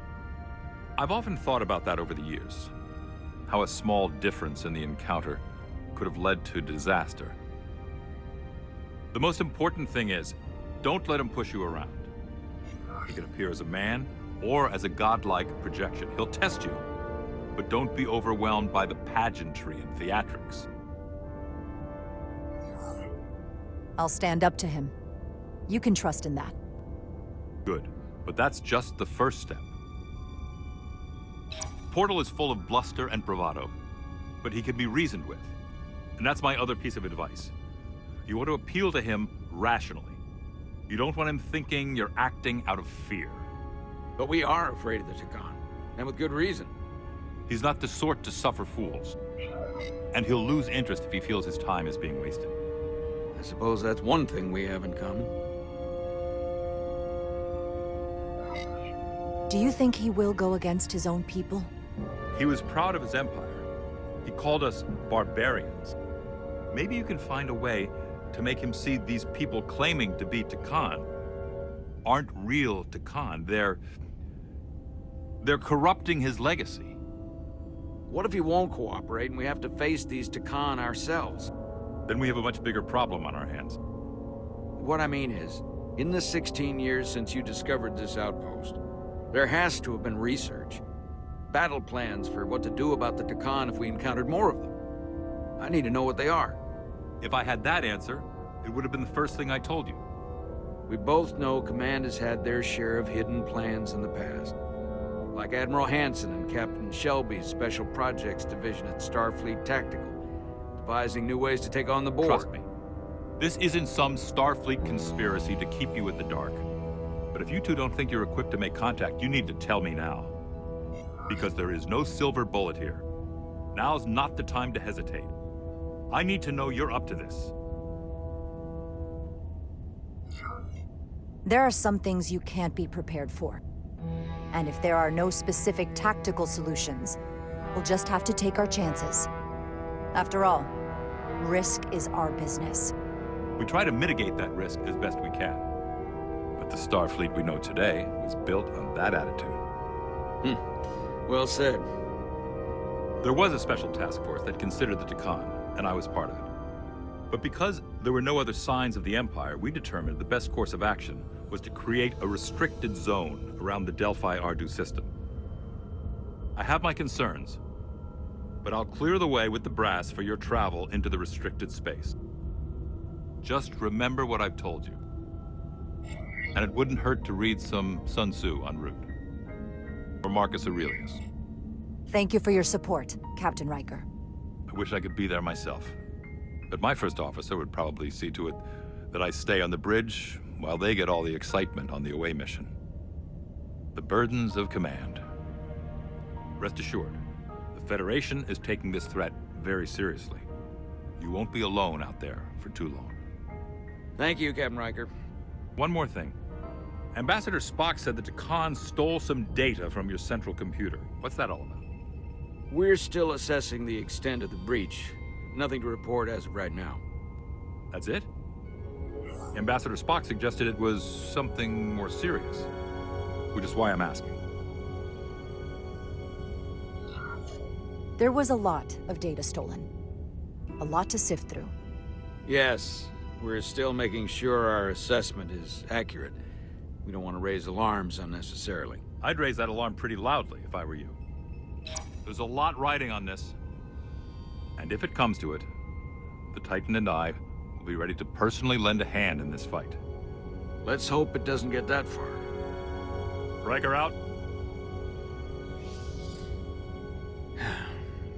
Thank you for not getting too specific with Riker about the data breach. Better we handle this ourselves, without all of Starfleet hearing about it. What I don't understand is why you'd keep it from him. If you're going to tell Ambassador Spock, what's the difference? This information will send a shockwave through the entire fleet. I'm sure Spock will agree. It should be compartmentalized on a strictly need-to-know basis. I have more research to do. So do you. I'm sure the ship's computer has Sun Tzu in its library. Dismissed.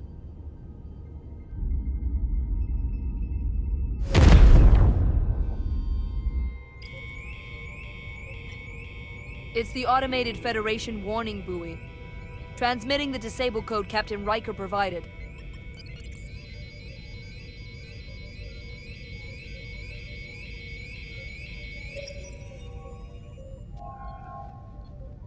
That was unpleasant. Commander Ermont, what are the conditions of our systems? All internal systems operational. Commander Westbrook, what are your scans of the planet? Nothing out of the ordinary. No sign of this outrageously powerful Takan being? I'm running a magneton scan now, but so far, nothing. Where are you? Prep your way, team. We don't know if Portal 6-3 will cooperate. He's not an asset. He's an enemy. So be ready for anything.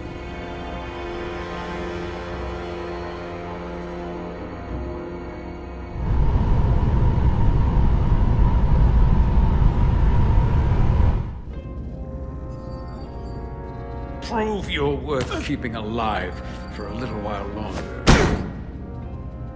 I I cannot stop this ship any more than you could stop the tides. Not good enough. The impotent threats of a lower life form do not sway me. I will not bend to you. I was born 600,000 years ago. But a new age dawns today. Are you the scion of the flame? My name is Zan Utlosa. I was born in the final days of the Age of Makto. And we are all scions of the flame. Every one of us who have traveled across the Bridge of Time to be here for the Great Awakening. We have all sworn ourselves to the cause. Eventually, one of you will break. You don't understand how overmatched you truly are. This craft was nothing before we imbued it with the speed required by our mission. And the Cartabula produces enough energy to drive an entire fleet of ships like this one. But when we wake the Aphelion, we won't need a fleet. The Aphelion? Only then will you understand the might of the Takan Empire. And when you wake the Aphelion, what are you going to do with it? Anything we want. Come on! This goes from bad to worse unless you do what they say.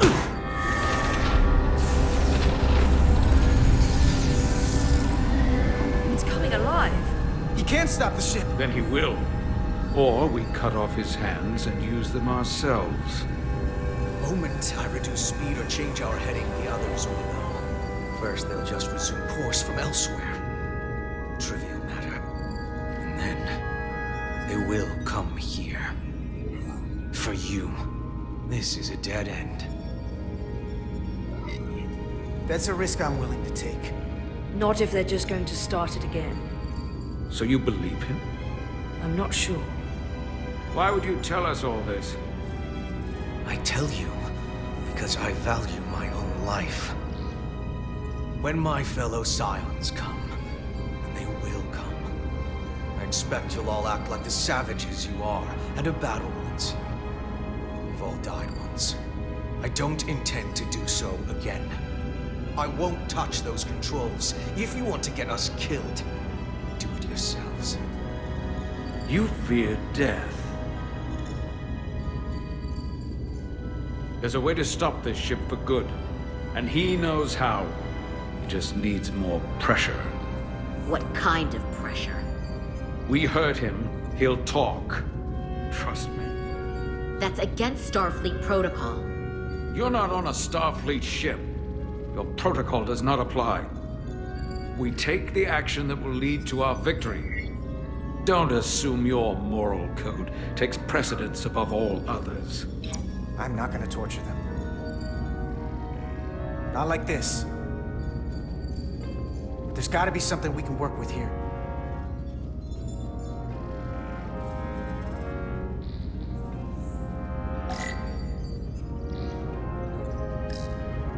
What's this? This display shows the location of the Chicony on the ship. This is where the infiltrators are, the central artery of ship systems. Sensors, propulsion, weapons. Doesn't seem to be working here. This is weird. Engine status. Right. The warp cores are still practically redlined.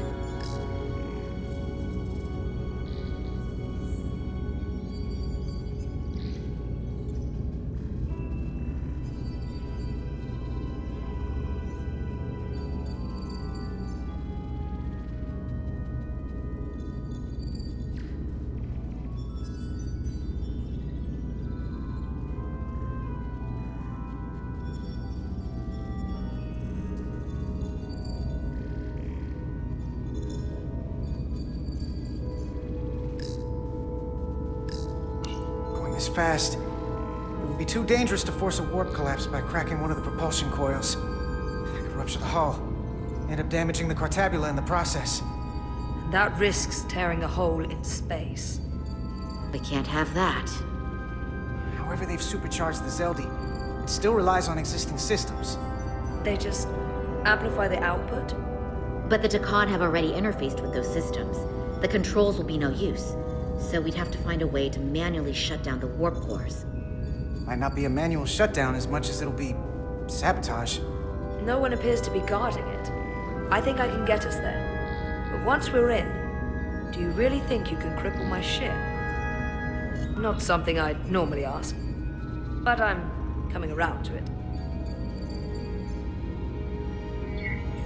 I got this. I'm an engineer. This is my territory. Then we'll follow your lead. This plan of yours has one problem. It strands us. Left out of the fight when there is a war going on. Our fight is here, now. This is how we do the most good. For the Empire. For the Empire. So, Carter, you didn't beam out after all. I thought you'd escaped when we boarded. I'd almost hoped you'd made it off. And Nilly's there with you too, right? It's good you two are together. I know you're here, Carter. Your technology is so simple to us. You're not a fighter. I know it. You know it. That's why you're hiding. Somewhere on this ship. But the Takan Empire has so much to offer you. Think of all the knowledge lost for 500,000 years that you'd have access to. I know you want more from life, and I want to show you what you could be a part of. Not just the wonders you've already seen from us. In our time, we had the power to move stars. Carter, you have a thirst for discovery. And a part of you would remain to experience the things I can show you. But if you try to fight it, you're only gonna make things worse. In case you forgot, we were a part of something. I still am. The Federation may not be perfect, but it stands for ideals that your people clearly do not believe in. We have our own ideals. And we have our own strength. Every one of us on this crusade has fought wars more brutal and consuming than you could fathom. But I want to reach a peaceful resolution to this. Carter, we have a plan for you. And for the others, too. We don't want to have to destroy you.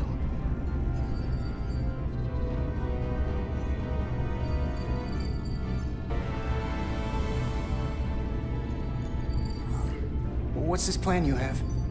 Is it the one where you steal our bodies and erase our minds? That's a simplistic view of it. Your memories would live on within us. We can continue this conversation in person. I'll see you on the bridge very soon. Our comm badges. She's tracking our location with them. If we have to use force to free our fellow Scions, there will be casualties. We can't stay here. And we need to disable the transmitters. Where'd you go? You don't want to talk to me? She's trying to keep you talking. I mean, I get it. But I'm trying to help you. You're still there. I think that's because you know we have something to offer you. And you're starting to do the math. And realizing that making peace with us is better than the alternative. You might think you have the upper hand, but you've never gone up against the Federation. This isn't over.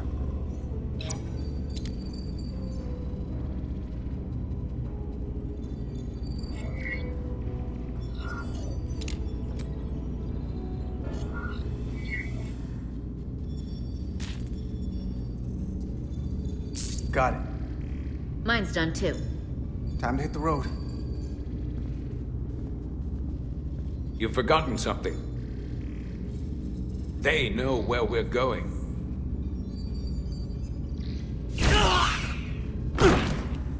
Set to stun. You're not going to shoot a guy who's unconscious, are you? You keep getting in my way. We've managed this far without doing it your way. We are hardly in control of this situation. And now we have loose ends.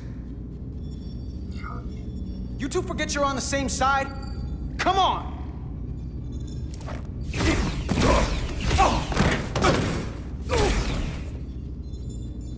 Now let's move it.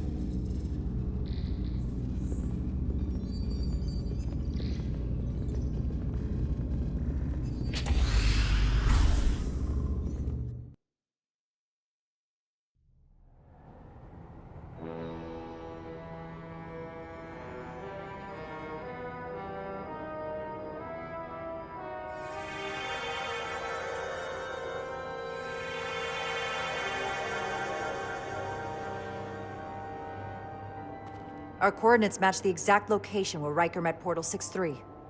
Unlike Riker's team, we beamed down without a problem. It's quiet. Portal has to know we're here. If he won't come to us, we'll go to him. Spread out.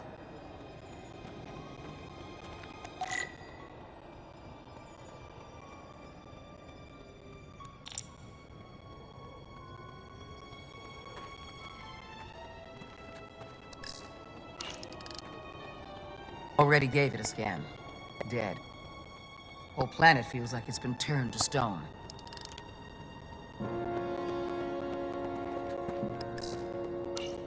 Doctor?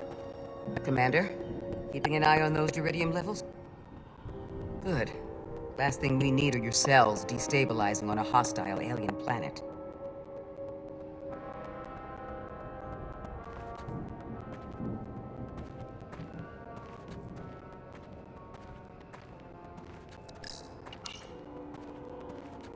Burn marks. The report mentioned phaser fire being redirected toward these strange crystals. It also mentioned Portal calling down lightning bolts. Better keep our guards up.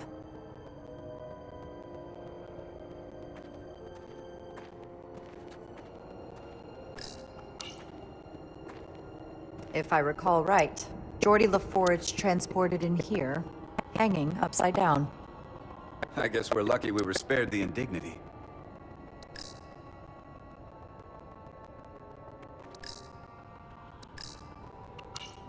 Anything unusual, Commander? It's all unusual, to be honest. We have precious little data on this planet, so brief was Captain Riker's visit. Anything he didn't see himself is a total unknown. We deal with unknowns all the time. Part of the job. I'm accustomed to dealing with the unknown from my station on the bridge.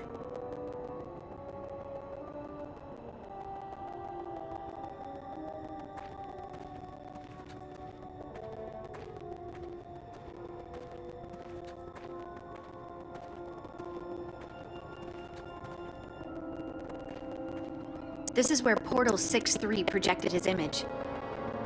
He was guarding this bridge. That has to mean something. We'll move forward when you're ready, Commander.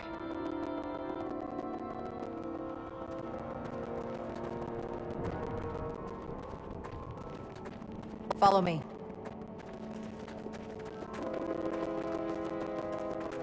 Ends here.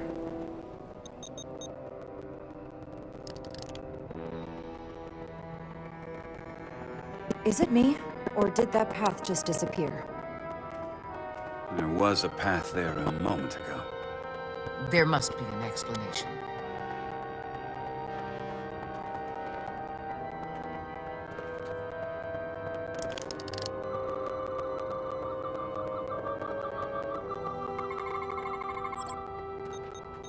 Tetrametric pulses. Same energy as the other Chicon technology. Most of the crystals appear dormant. What's different about this one? Readings indicate there's a cavity in the rock right behind it. We could try melting a hole through the wall with our phasers. Worth a try.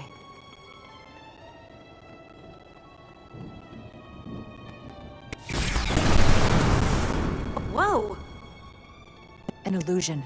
I'm sure that wall was as real as the rest of them. I felt it. It's almost like our holodeck technology, but far more advanced. The crystals must be absorbing the energy from our phasers. I'm picking up something. A biosignature. It's faint, but it's there. With me.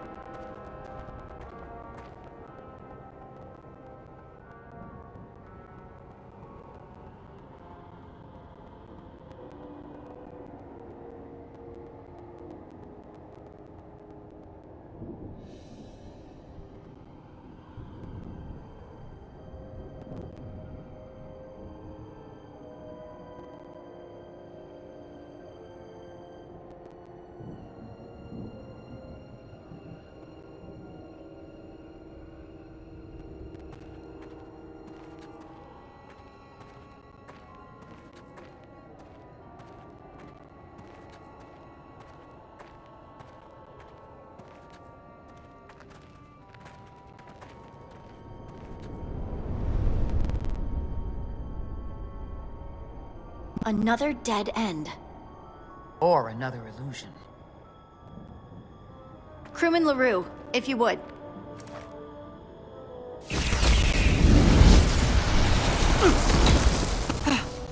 Duval to Resolute. Beam crewman LaRue directly to medical. Is he okay? He'll live. Not all crystals work the same, it seems. Don't fire your phasers at any crystals unless we're sure they're putting out the same pulses as before. Commander, I may be able to speed up the process. I can now detect many different wavelengths of radiation simply by looking. The Chicony radiation is unusual, so I can't quite clear it all up, but I was able to eliminate many of the non-tetrametric crystals. Your tricorder should warn you. That's an enormous help. Thank you, Lieutenant. It's my honor.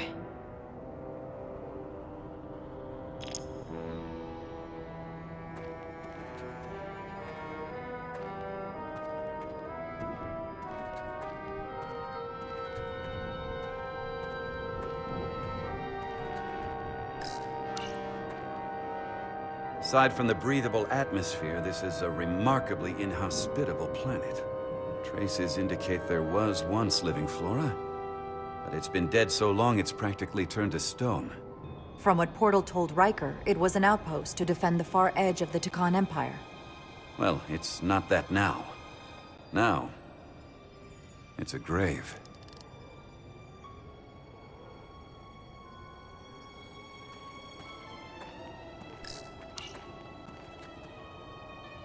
Looks like there used to be a bridge here.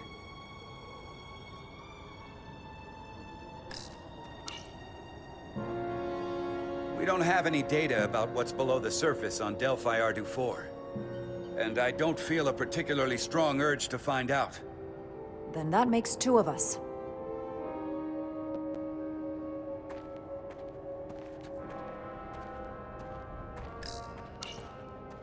I wonder if this place was always so lifeless.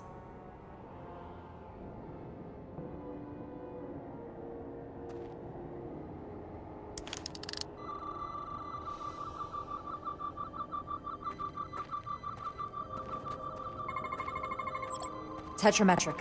Good sign.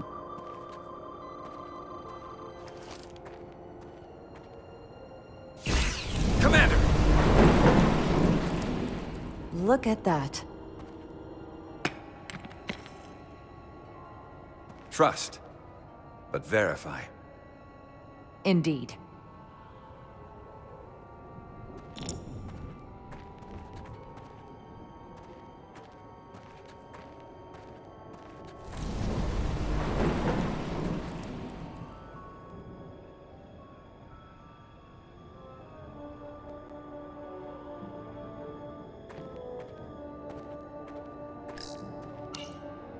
I assume you've noticed the bridge we crossed to get here is no longer tangible. Ah, bit of a problem. If logic prevails, there's a way to get it back by finding the right crystal to phaser. I'm getting some faint tetrametric readings from inside that mountain. Then I'll head over there. And I'll stay here, in case the bridge decides to come back.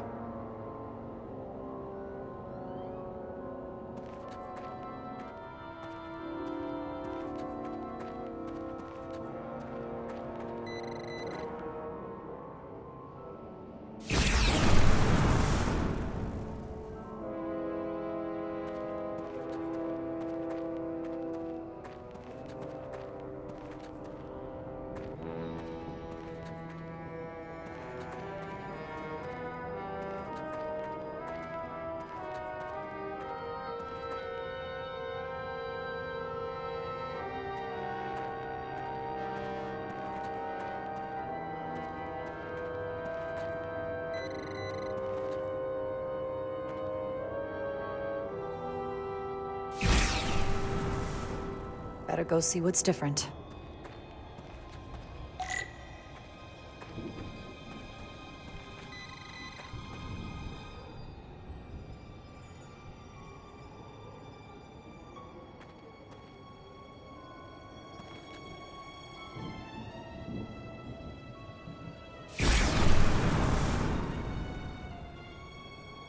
The way's clear. Good work, Commander. We'll make sure it's safe.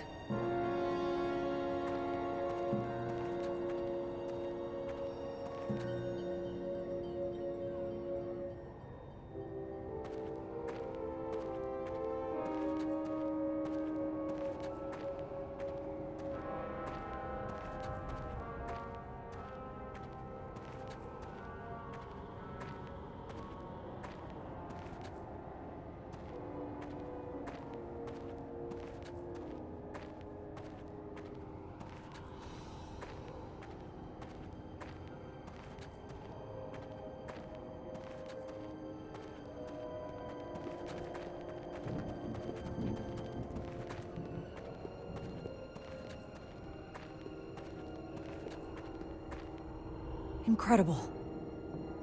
The plants here are actually alive. Is this the biosignature you detected, Doctor? No. Not a match.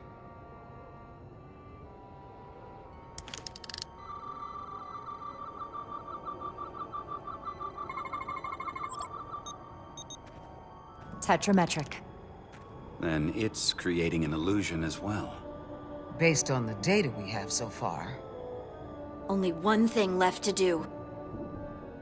Doctor, be ready to beam us out if it turns out we're wrong. Duval to Resolute. Lock transporter on away team.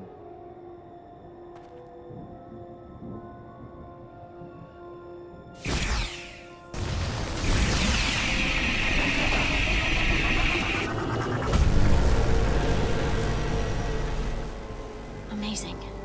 There's nothing like this in any Federation record. The plants.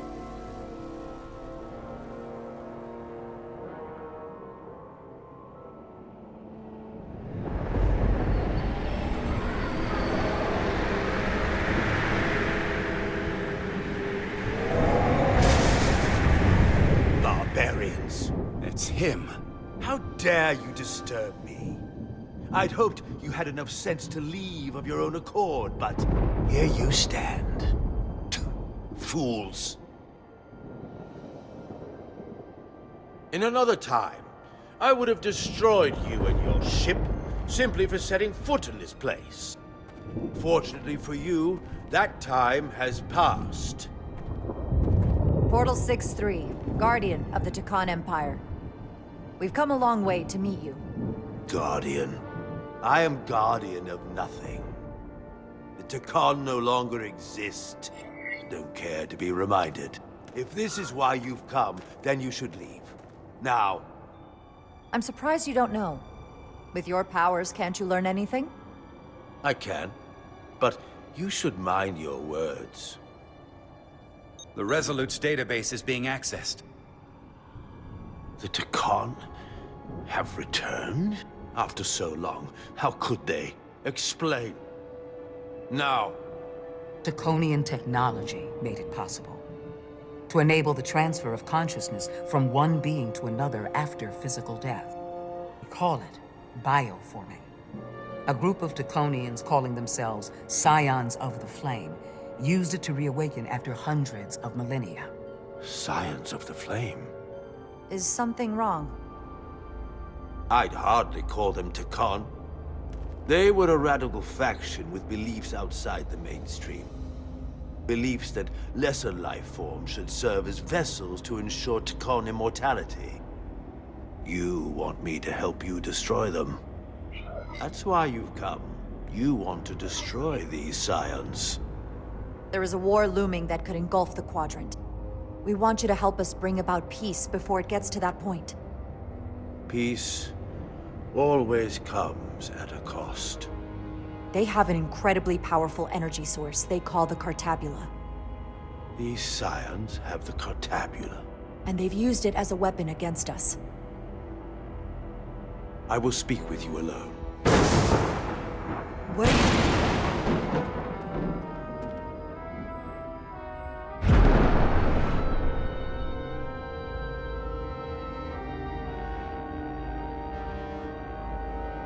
Where are we? Where's my team? They're safe where we left them.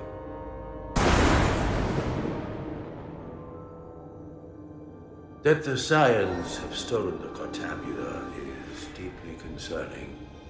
And to be honest, I'd rather speak with you alone, John of Rydeck.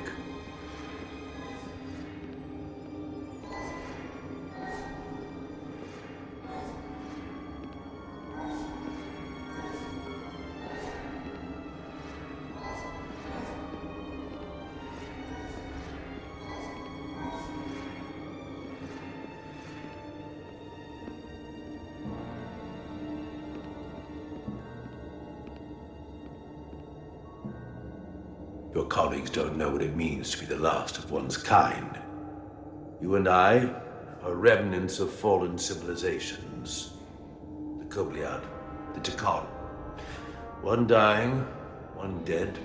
Our species could not be more different, but we both know the meaning of loss. The others wouldn't understand. It's beyond their ability to comprehend. But I'm not alone in the Federation. I'm a part of something larger, just like your Chicony Empire was. We are not the same.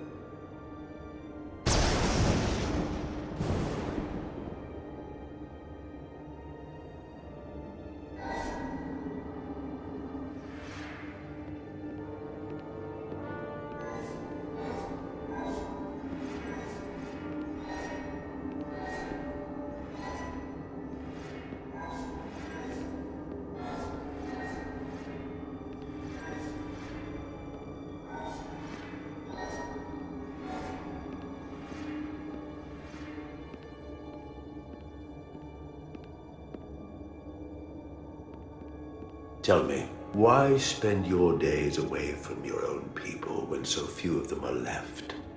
Why live your life working for this federation to which the Kobliad do not even belong? And submit yourself to their authority? It makes no sense, not by my logic. The Federation isn't an authority to be obeyed. At its heart, it's a set of principles meant to ensure the survival and safety of all species, regardless of their origin. You told Riker you'd wait until you were needed. You're needed now. We need you. As much as it pains me to learn the Cortabula has fallen into the hands of the Scions, my services are not up for offer.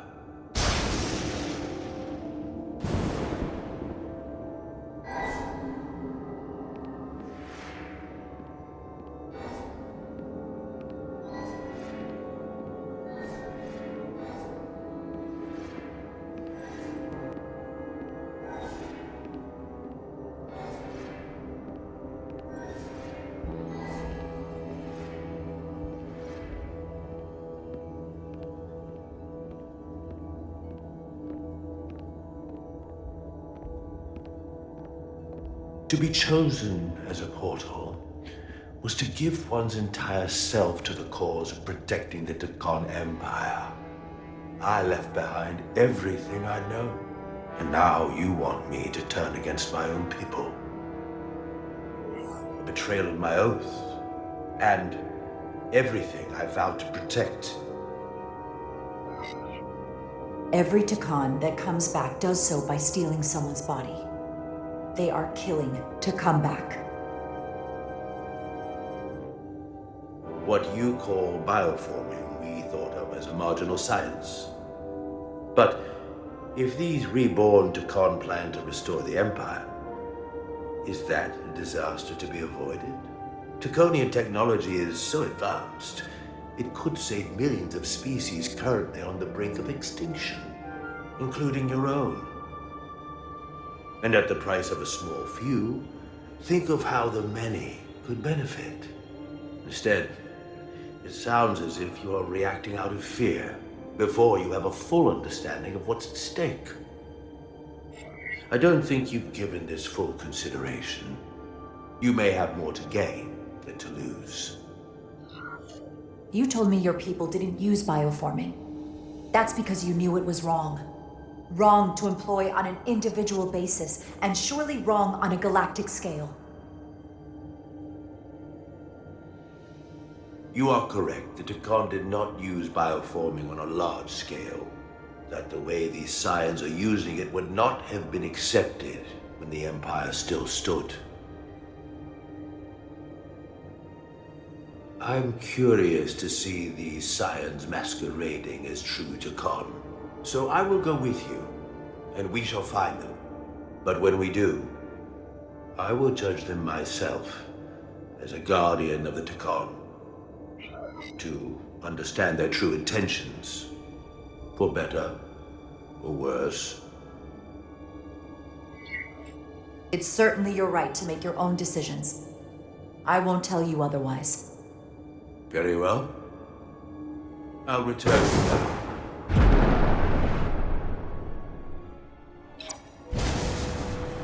Commander! Hold your fire. I'm all right. He's coming with us. We assumed the worst. She's perfectly fine. Now then, shall we? All right. We can beam up your... Do you have any equipment or tools?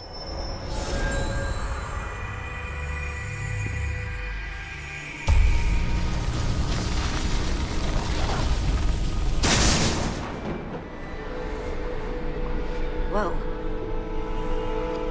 This is all I need. Away team +1. Ready to beam up.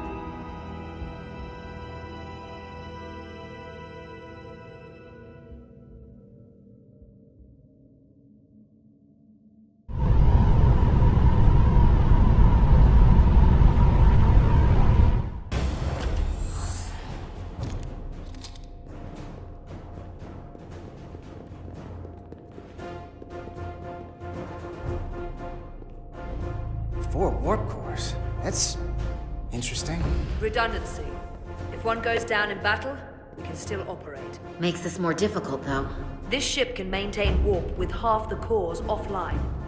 We'll need to disable 3 of them. Well, where are the engine schematics? Power flow routing charts. We're soldiers, not engineers.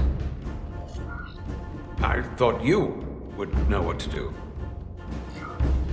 You're in good hands. We can do this. I trust that you can. You at least know where we should start? This way.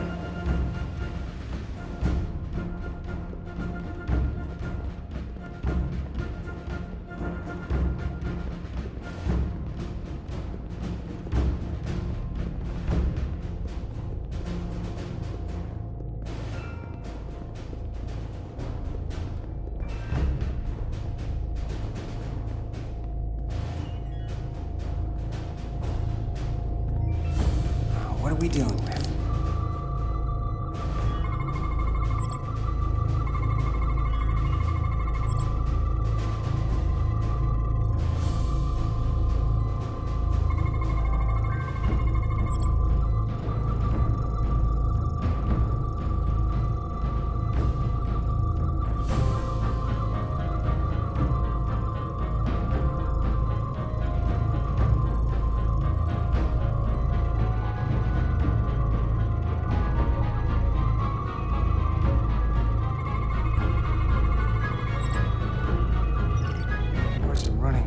Really hot. Makes sense, since they've been producing at max output since we left Hotari space. No ship can run for very long like that. Not before a catastrophic failure hits. It's right on the edge. We just need to figure out a way to give it a push.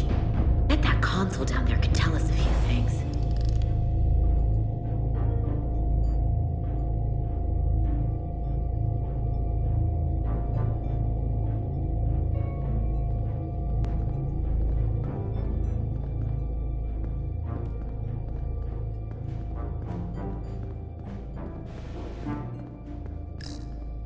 Whatever we do, we need to make sure the Chicon can't undo it.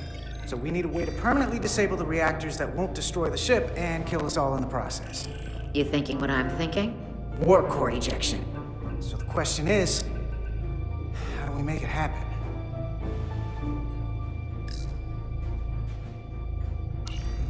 The reactor coolant system is operating at emergency containment levels. It's just barely keeping the temperature in check. Maybe we can use that. If it gets this high, their system considers a reactor breach imminent. Like we saw saw on the bridge, all 4 warp cores are operating at full capacity. The safety protocols don't look much different from the Resolute. Breach protection. Reduce output, command override. Cease matter, antimatter flow, command override. Emergency warp core ejection. Computer control. Even command functions can't override one of the most crucial safety measures. So the protocol's still active. That's good. Looks like if sensors show a core is about to rupture, the computer will eject it automatically rather than risk a breach. So we need to increase the warp core's temperatures. If we destroy the coolant regulators, there won't be anything to keep these reactors from going over. And it will trigger the ejection. Let's peel these suckers open. I'll take that one. I'll take the one next to it. The second you two start dumping cores, the Chicon will know we're here. We'll be vulnerable. Stuck in one place while you work. We will have to make a stand. Well, here's the good news. I'm at my best when I'm under pressure. We'll barricade the door. Work quickly.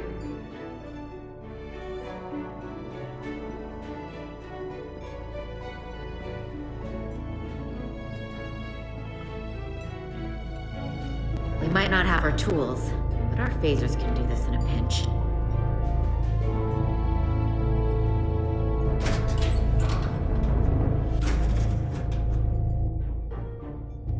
We better get this right. If we foul it up and this whole thing goes boom... We don't know how much damage that Cartabula will do if we accidentally crack it open. Listen, the best way to make sure something goes wrong is to stress. Keep your mind on the job. We'll be okay. Yeah, we will. It's not a Starfleet warp core, but the coolant regulator has to be in here somewhere.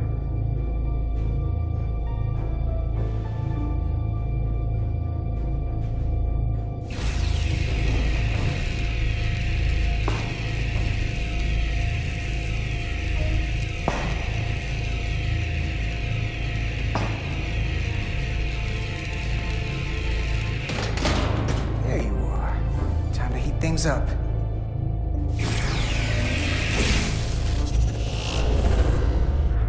Warning. Warning. Warp core output at critical level. Ejecting core. Okay, now they're definitely gonna know we're down here. Warp core output at critical level. Ejecting core. Just one more to go. They're here. They're cutting through the door. We don't have much time.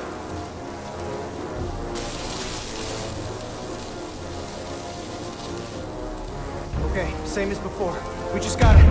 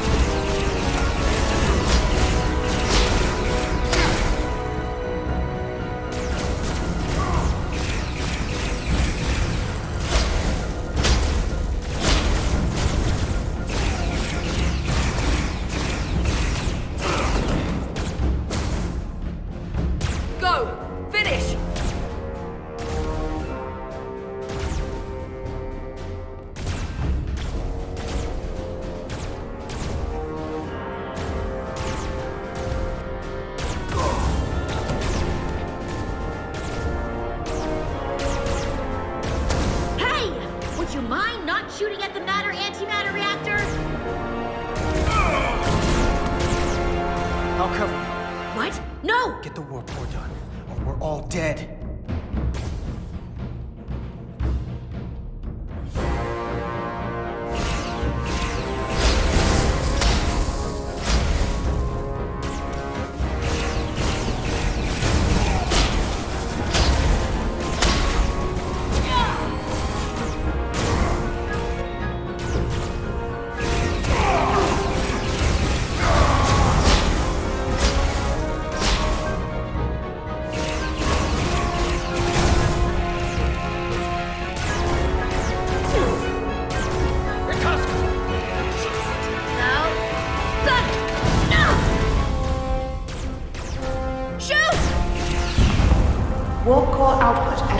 level. Ejecting core.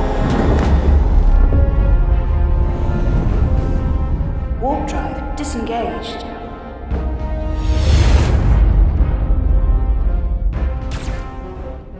You did it.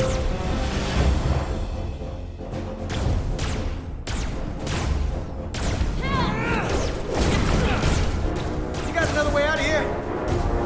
I think so.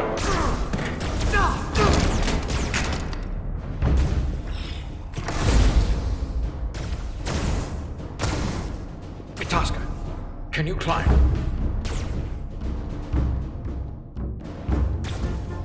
I'll see you on the parade grounds of Surella, my friend.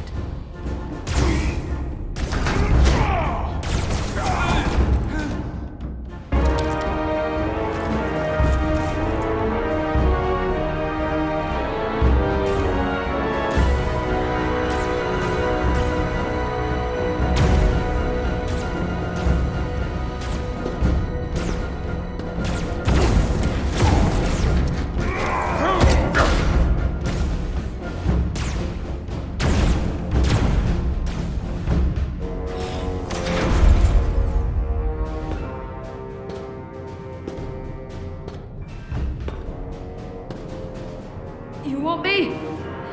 I'm right here.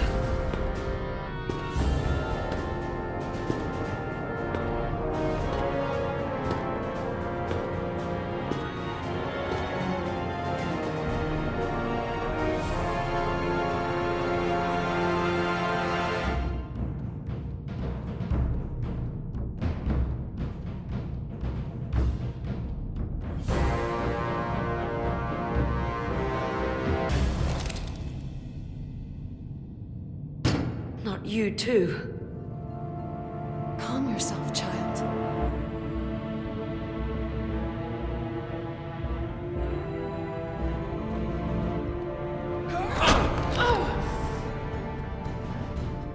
It will all be better soon.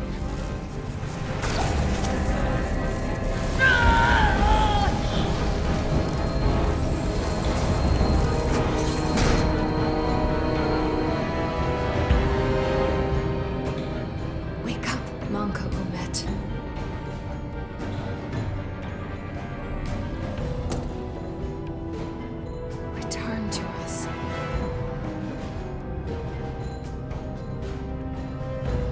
Rejoin the flame.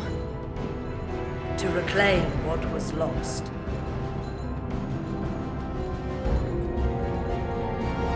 You don't need to watch this. I do. I want to remember every moment when I make them pay. But this isn't the end. I will avenge Itasca. Swear to me, you will join me in this. How about we try to save her? That's a dream.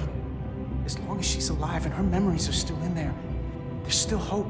Hope is what you turn to when you have nothing left you can do. And there's still something I can do for Itasca. And I shall.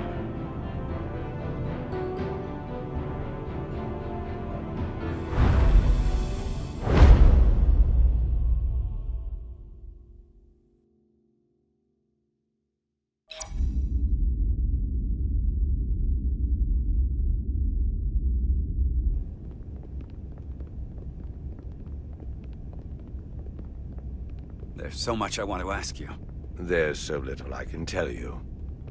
I'm a portal, not a scientist, but I'll certainly do my best. I can only assume this is one of your older starships. One would think, given the importance of your mission, they might send a ship of a more recent vintage. But, apparently not. The Resolute is primarily a research vessel, if that's what you mean. Not a warship. Although she has been known to hold her own in a fight. Against what?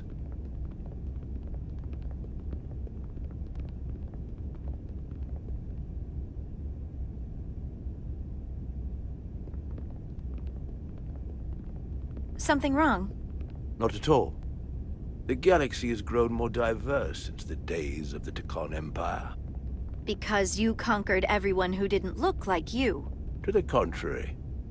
Most lesser civilizations willingly join the Empire to enjoy the benefits of an advanced way of life. But that expansion came with its own set of problems, so I admire your ability to diversify without creating conflict. That was always our challenge, and perhaps, ultimately, our downfall. The Federation prides itself on its inclusiveness. I'd say it's one of our greatest strengths. As the Vulcans say, infinite diversity in infinite combinations. Interesting. I'd be curious to meet one of these Vulcans. If this is the best you have, then so be it. To locate this scion, Galvan, I'll need full access to your ship's systems. Full access? Huh. You must be out of your mind. No, I'm right here, completely in my mind. Given this is merely a research ship, I won't be able to find him without it. Perhaps I should have made that clear up front. I'll need to make certain modifications. That's going to be a problem. Then I'm sorry. I'm afraid I won't be able to help you. We'll talk to Captain Solano about it. I'll see you on the bridge. Captain Solano, I'd like to introduce you to Portal 6-3, Guardian of the Chicony Empire. Pleasure to meet you, Captain. Likewise. I can't say I've ever met a portal before. There is no modern equivalent. Not within the Federation, at least. I've learned it's a very prestigious position in Chicon society. Or was, I suppose. Not just anyone is selected for the role. And fewer still are suited for it. How impressive. You spent 600,000 years at your post. That certainly takes an uncommon level of dedication. We all have our duty. Of course. But I'm curious. You were stationed there in preparation for what, exactly? Any and all threats to the Empire. An empire that no longer exists. Which suggests you weren't very successful. You said you needed my help. I didn't come here to be insulted. Perhaps that was a mistake. I'd be happy to return to Delphi Ardu at any time.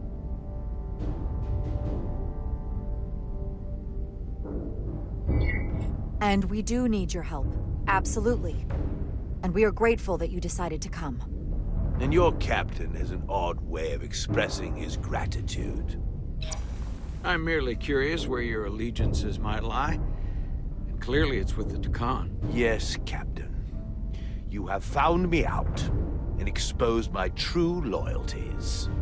To the Chicon, not to the Scions of the Flame, who do nothing more than tarnish us in name and reputation and don't deserve to be called Chicon. That's why I'm here. And if you'd be so kind as to give me access to your ship's systems, we can get on with it. And you can stop wasting my time. Access to our systems? That's completely out of the question. Tell me that's not what you promised. We're vulnerable enough as it is. And now we're supposed to give him access to everything?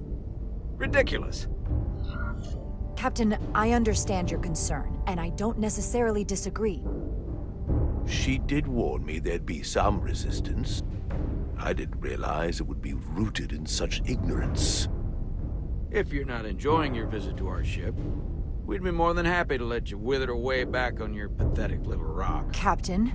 You clearly do not appreciate the magnitude of the threat the Scions pose. So myopic is your focus on your own ego. I will not be leaving until they have been found. Commander Rydek, a word.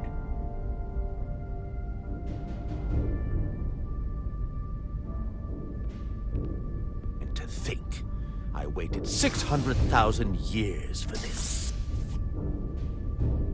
You realize that's supposed to be in an incredibly difficult position. I was against seeking him out from the start, but now, to give him access to our systems? It's insane. And you somehow expect me to believe his allegiance is with us? You heard what he said in there. There's no way we can trust him.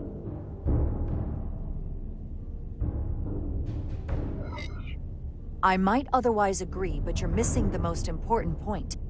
He's a Chicon, and he may be loyal to the Chicon, but not to the Scions of the Flame. He's against everything they believe in. You heard what he said. There's too much at stake to be wrong on this. We sought him out for a reason. To help him find our missing crew, Galvin, and those Elydian ships. This is the plan we agreed to with Ambassador Spock. Which I never liked. But here we are. You know what this mission means to us. Not just for the Federation, but for me personally. I can't afford another screw-up. Losing the shield algorithms was bad enough. This could be the end of my career. Captain, you have my word. I will do everything within my power to protect you. I appreciate that. It's not just my career on the line here. It's both of ours. I'm going to trust your instincts on this one. I just hope you're right. For both of our sakes. Let me know if you find anything. We're good. You may begin. I will, of course, have to make a few modifications. What kind of modifications? To find Chiconian technology requires Chiconian technology. If this Scion Galvan modified his ships, then I must do likewise to yours.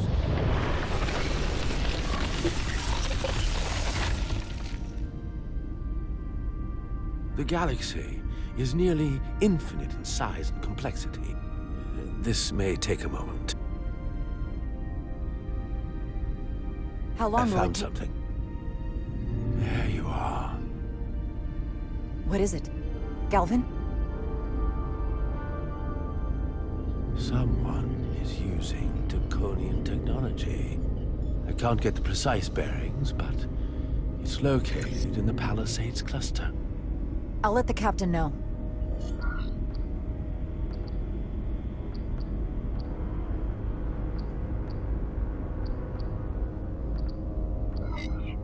Rydick to Solano.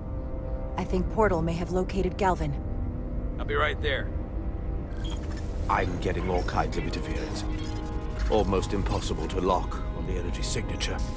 Where's he hiding? In the Palisades cluster. Interesting. Can you lock in on the location? Not until you get me closer. Lieutenant Handar, set a course for the Palisades cluster. Aye, Captain. Well, I suppose I owe you an apology. You were right after all. That's what I get for questioning the advice of my first officer. You always have my back. No apology necessary. Your concerns were valid. Nonetheless, I should learn to trust your instincts, which were absolutely right. Nice work. Let me know if you find anything more. Will do. What's wrong? I didn't want to say anything until I was certain. But the reason for the interference is simple.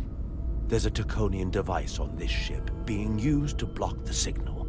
Whoever planted it was exceptionally clever. They knew how and where to hide it. But they have underestimated my abilities. Engineering. Take care of the Chiconian device, and I can find Galvan for you.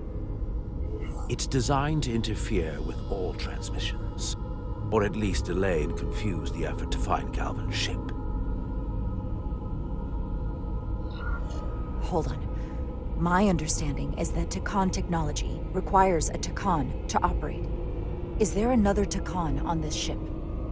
The Scions could have someone on the ship, doing everything they can to stop us from finding Galvan. Don't worry, I'll get this fixed. We're going to find that ship.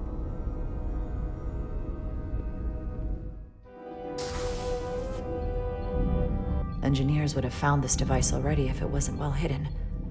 Better to rely on my tricorder.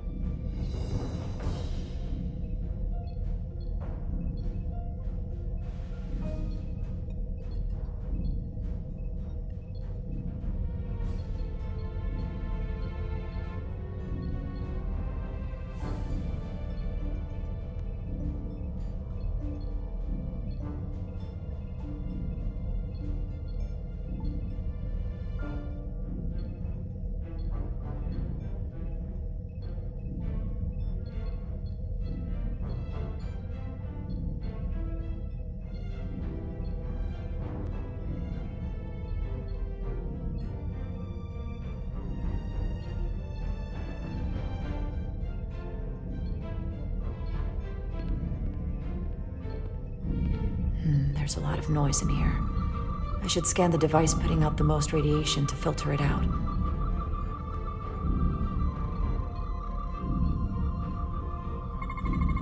That's better. Most other radiation sources in here are well contained. There's definitely tetrametric radiation nearby. But even with the gain boosted, it's getting drowned out by other sources of radiation in here.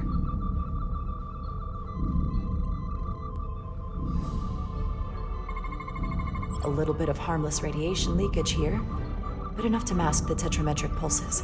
Easy enough to cancel out. There's still something drowning out the tetrametric radiation. I need to find it so I could filter it out as well.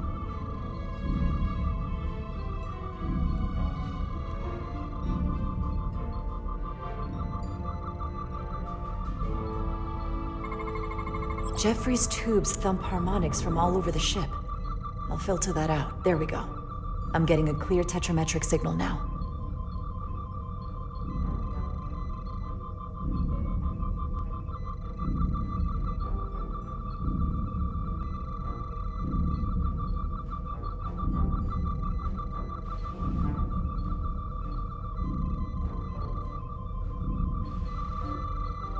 Found it.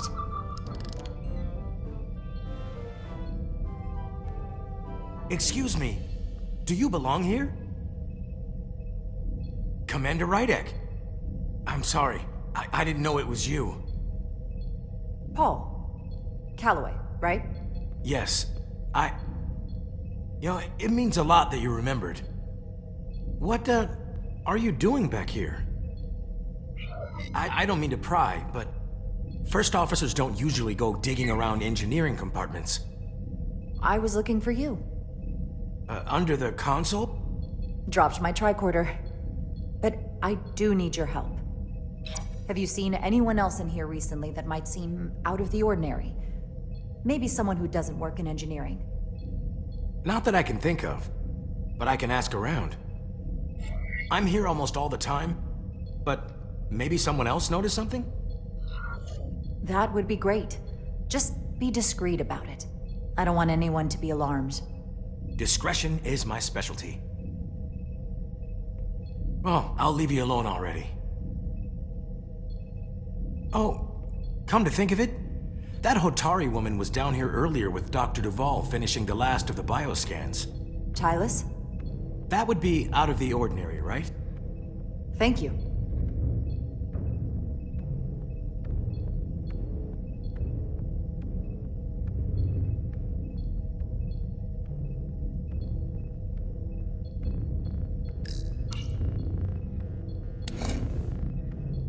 Maybe Tylus saw something.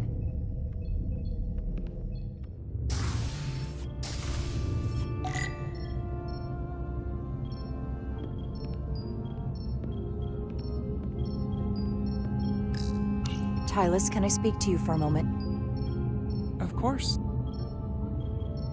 Is something wrong? There's something happening. I may need your help. This is important.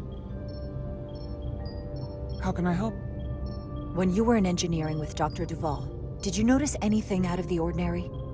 Or anyone? Not particularly. Why? I found this, hidden in a compartment down there. That's Chiconian technology. Does that mean there's a Scion on board? But Dr. Duvall bioscanned everyone. Every deck, every crew member, I've seen the logs. She couldn't have been more thorough. We have to trace every contact, starting with engineering, which is where the device was planted. At least that narrows the list. But we still have to go back quite a while. Whatever it takes. It could be anyone. That includes both of us. You want me to get scanned? Better to know for sure, right? I'll admit, I was around the Scions as much as anybody. You don't have to do that. I trust you. If it makes you feel any better, it's not me, I promise you. I know.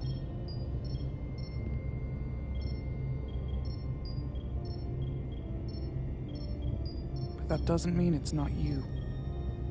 Okay.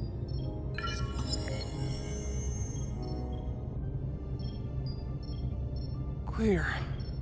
Don't sound so surprised. You spend plenty of time with the Scions as well. You never know. Let's get to it. The search starts in engineering. Whoever planted the device most likely did it within the last few hours.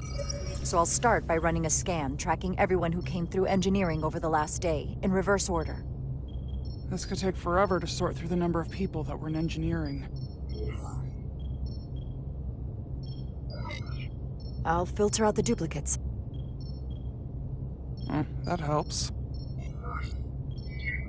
Cross-referencing this list with everyone who's traveled to Hotari. Now this is manageable. Filtering for outliers. People who don't work in engineering. Let's see who's left.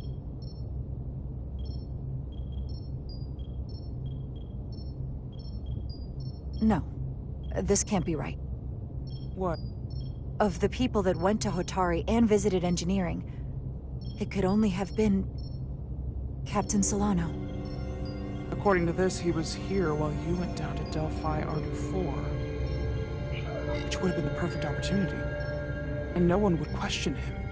He's the captain.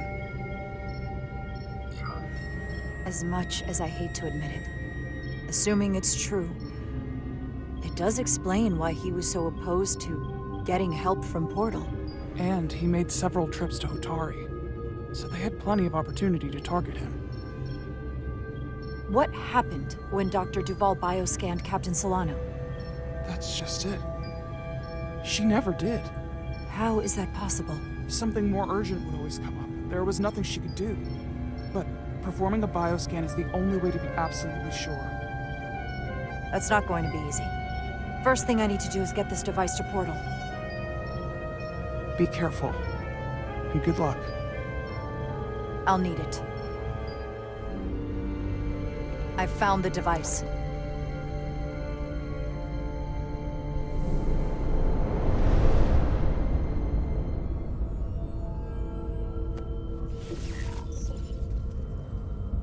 Interference is gone. I have located Galvin's ship more precisely. He's in the Usonia system. So then it worked. This whole region was one of the most sacred for the ancient Chicony. What many consider the birthplace of our civilization. See these comets and planetoids in the outer orbits? Based on their current trajectory, that's Galvin's destination. And legend tells us it's the location of what was once our largest arsenal. Not that we needed it in the late stages of the Empire, but it was there as a precaution nonetheless. Can you stop him? Cripple their ship somehow? I'm afraid they are too far away for my powers to reach them. We need to be much closer. And even then, they may have defenses against what I am able to do. If Galvin and the other Scions secure the arsenal, they will become extremely dangerous. My people had such power at the height of the Empire. The Chicony were as gods, keeping absolute control over countless worlds. I must speak with them directly. However, the presence of this device is worrying. It's highly likely it was placed here by a Scion, hidden among your crew, and it is unlikely this interference device was the Scion saboteur's only trap. If we reach Galvin and the saboteur cripples your ship, we will be at their mercy. Even my powers will not be able to protect us. Do you know who it is? They may well do more damage if left alone. Time is not on your side. I'm fairly convinced they bioformed Captain Solano. I knew there was a reason I didn't like him. That explains it. Bioforming was so rare at the time of the Empire that I am not able to detect if it has taken place. Proof of your claim is something you will have to produce yourself. Then, we have to bioscan him. I'll talk to Dr. Duval. That's quite the claim. Last time we spoke, you said Solano was perfectly fine. I wouldn't be asking you if there was any other possibility. That would explain why Solano has been too busy for a bioscan lately. As the ship's doctor, you have the authority to declare him unfit to serve. If you're right, this is the worst-case scenario. Challenging your own captain is a tall order. Are you sure you're prepared for this? If you fail, that's it. The end of your career. Maybe your life. I am. I have to be. Good. You know what this is going to take. I'm in.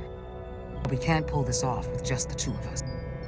I technically have the authority to make Solano undergo a scan, but in reality, he can and will refuse to do it.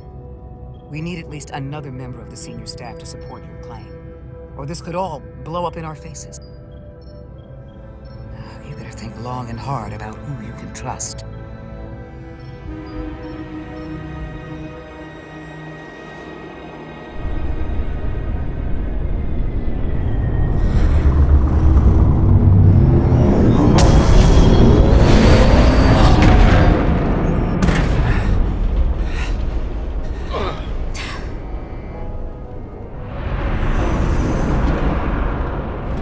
Down to one reactor. I thought we'd be stopped dead. At least stuck at impulse power. The Chicon enhancements must be able to brute force limited bursts of warp output. Yeah, but they won't get to wherever they were headed at this rate. They're just limping along now. So where does that put us? Maybe I can answer that.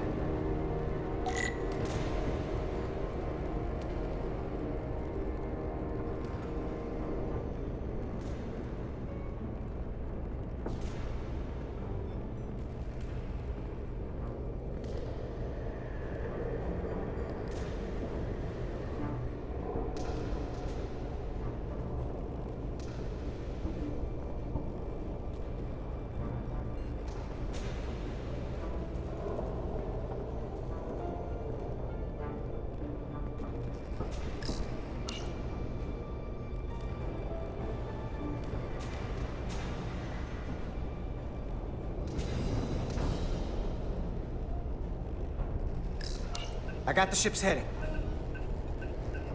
They've changed course. Drastically. Looks like they're headed here. The Usonia system.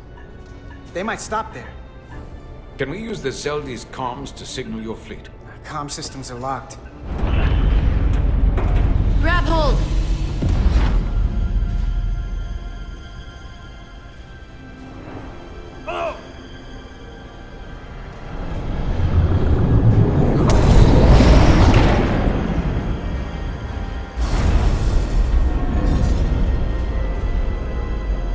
The inertial dampeners can barely keep up. If they keep forcing this ship to make these short warp jumps, they're going to tear it apart. Zeldi is still made by Lydian hands, despite all this Chicon corruption. It will hold. Then we just gotta stay safe until Starfleet can find us.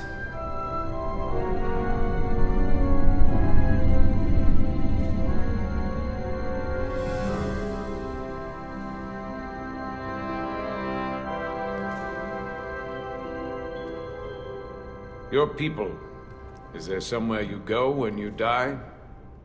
Life after death? No. On my homeworld, some people think they can cheat death in a way by joining with the Trill symbiont. But that's not a life to me. What about you? Is there another plane of existence for you? With every passing battle, as I get older, I believe there's an afterlife. You do? Yeah. then you should understand this. My people have a special journey. When Lydians die, we rejoin our comrades, family, and ancestors. On the parade grounds of Cirella? That is just one part of it, but yes. Death is not the end for us.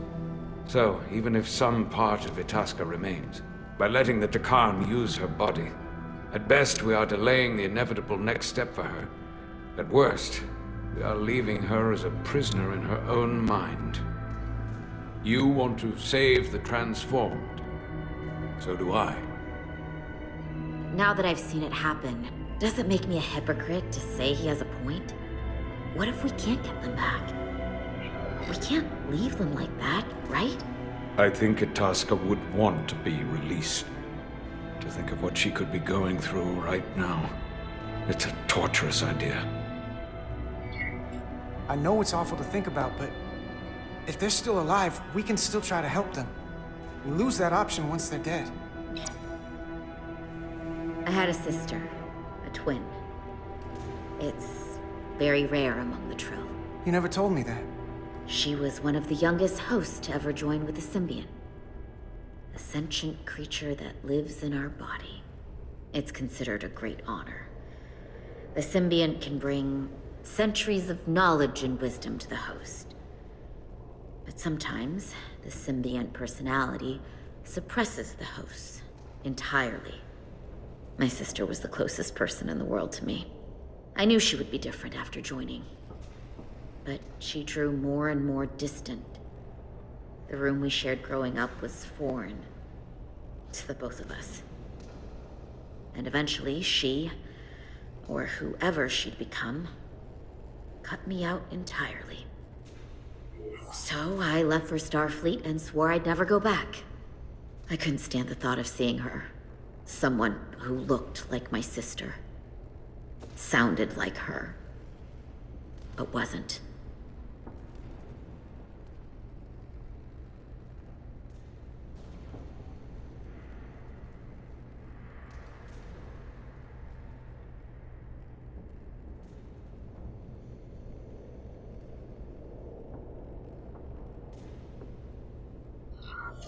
You should try to see her again. When all this is over.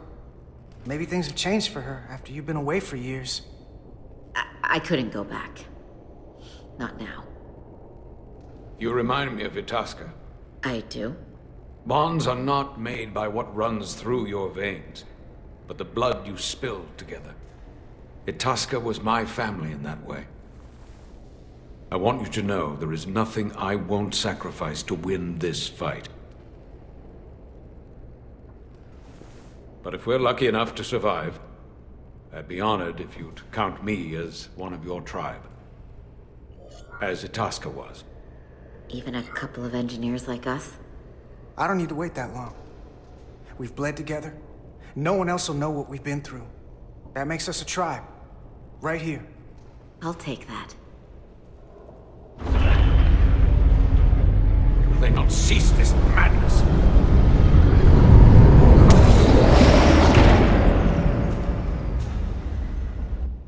What is this place? Is that the Veskar? Another one of yours? Not anymore. They've corrupted it. Just like the Zeldi. Now there are 2 ships. Did this just get better? Or worse? It certainly doesn't bode well for the crew of the Veskar. So many lives stolen. It may not look like it, but this is better. It's twice as likely the Resolute will find us now. This doesn't look like the Aphelion. What are they doing here? You don't think they're just meeting their buddies? Maybe, but then why are their buddies here? Prepare for transfer. The storm! It's back!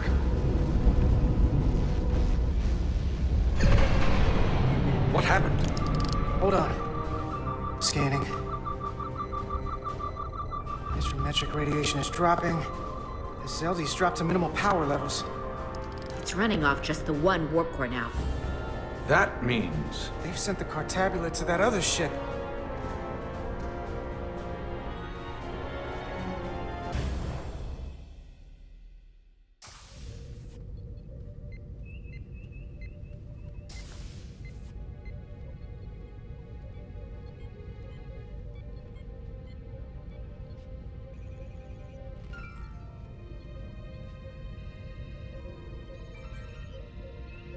Something wrong, Captain? No, nothing's wrong. In fact, I was just going to call for you. I'm needed down in engineering. The bridge is yours.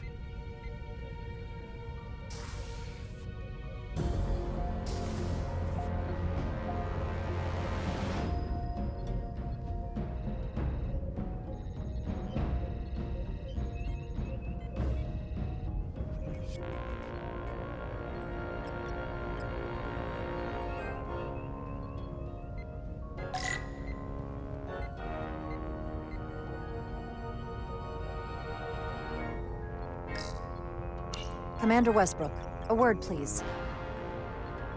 I'm busy here, so let's make it quick.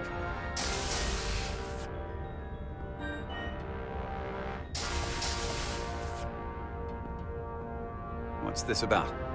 The captain may have been compromised.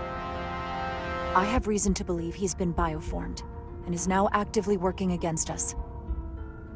Come on. You can't be serious. Someone is sabotaging the mission. They planted a Chiconian device in engineering. Captain Solano was in engineering while we were on Delphi Ardu-4, and he purposely evaded Dr. Duval's bioscan. That's ridiculous. I just spoke with him a few minutes ago. He was as normal as ever. Now, if you'll excuse me, I have work to do.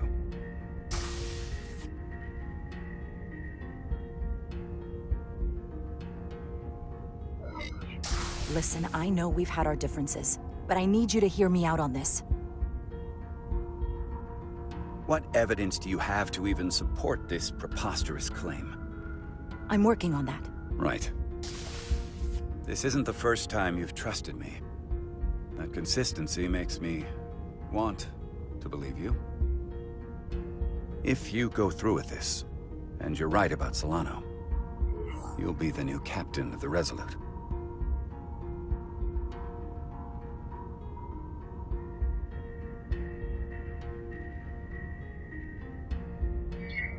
As first officer, it is my duty and responsibility to protect the interests of the ship and its crew when the captain has been compromised. I'll have your back. But you damn well better be right.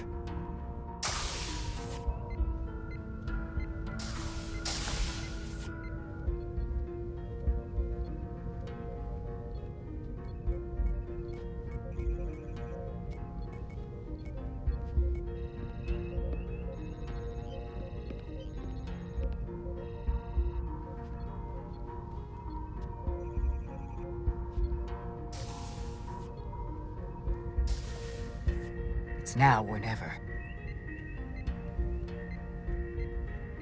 Captain Solano. Commander Rydek, we need to talk about... Doctor? What brings you to the bridge? Just a bit of housekeeping.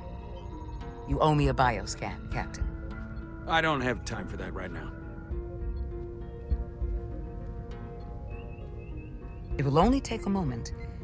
I can't put this off any longer. You can, and you will. All you'll find is that I'm quite reasonably under stress given the circumstances, and you aren't making it better. I'll find you in sickbay when I'm good and ready.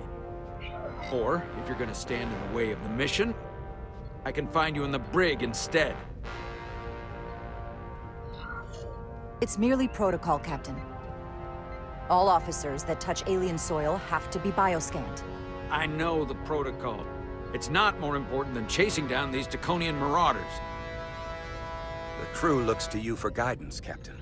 It may seem like a nuisance, but it would set the right example. What is this? We need you to comply with the scan, Captain. That's enough. Drop this. All of you. I'm giving you a direct order, Commander Rydek. Stand down and go back to your post. Now. Do not make me tell you again. I've been a starship captain since before you were in the Academy. I won't stand for this. I refuse. So do the others.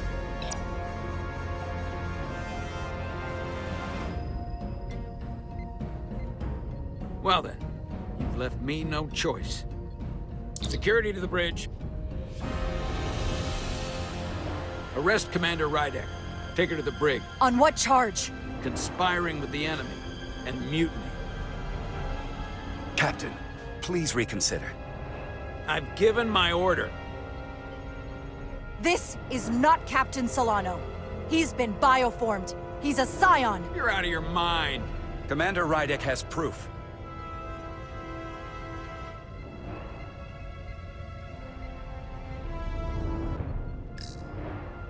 He sabotaged our efforts to track Galvin with this.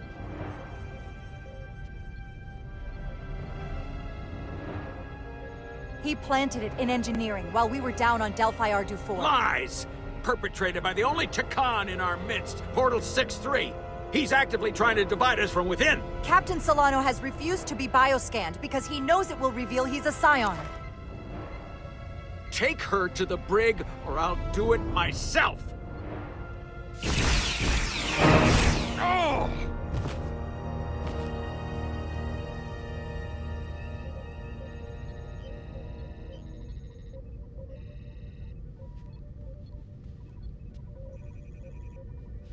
Wait! Stand down! That's an order! What is the meaning of this? Everyone hold until we get answers. This cannot happen on the bridge of a Federation starship. He's not Captain Solano any longer. We have a duty and responsibility to relieve him of command. If you're wrong, there's no coming back from this. I'm going to settle this once and for all.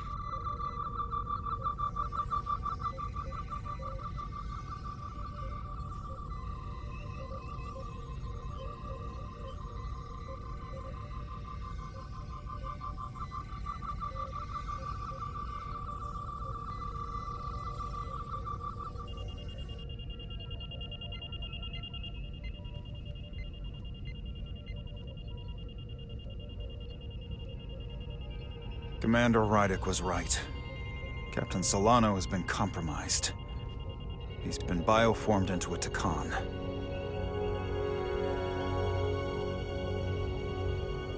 As the Chief Medical Officer of the USS Resolute, I am relieving Captain Zachary Solano of command. Take him to the brig.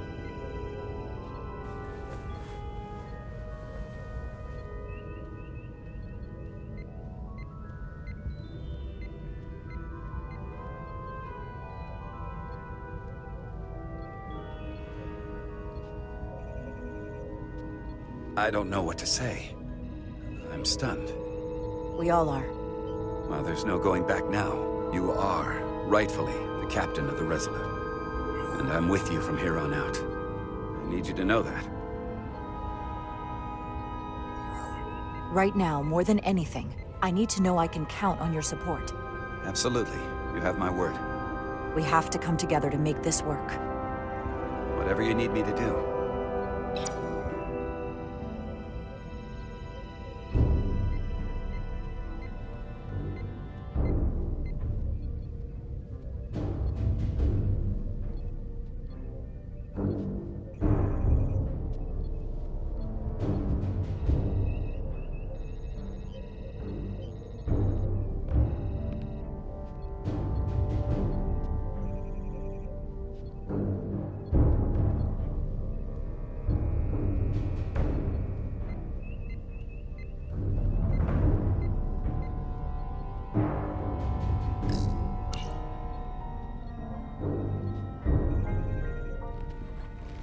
Set course for the Usonia system. Maximum warp. It's time to face Galvin. Yes, Commander. Sorry. Captain. On your command. Make way.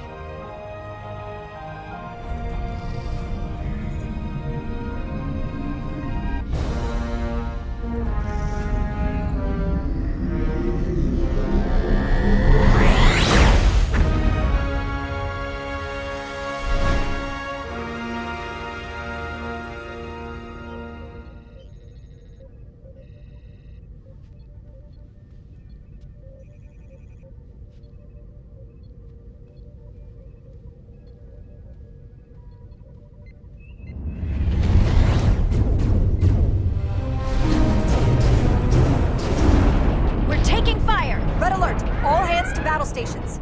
Shield status. Set to maximum, but with the algorithms compromised, they may not do much. Captain, that other Elydian ship is here. The Zeldi?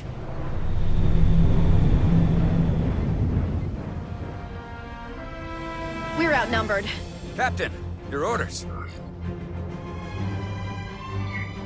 Evasive maneuvers. Aye, Captain.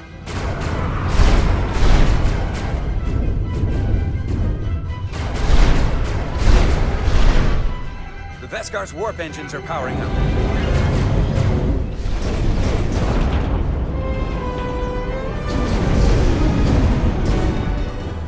warp engines are offline. That must have been their goal. They didn't want us to chase the Veskar. According to my readings, they also took the Cartabula with them.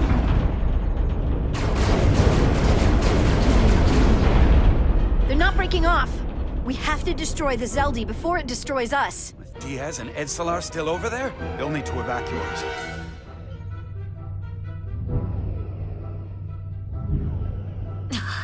Come on. I almost have it.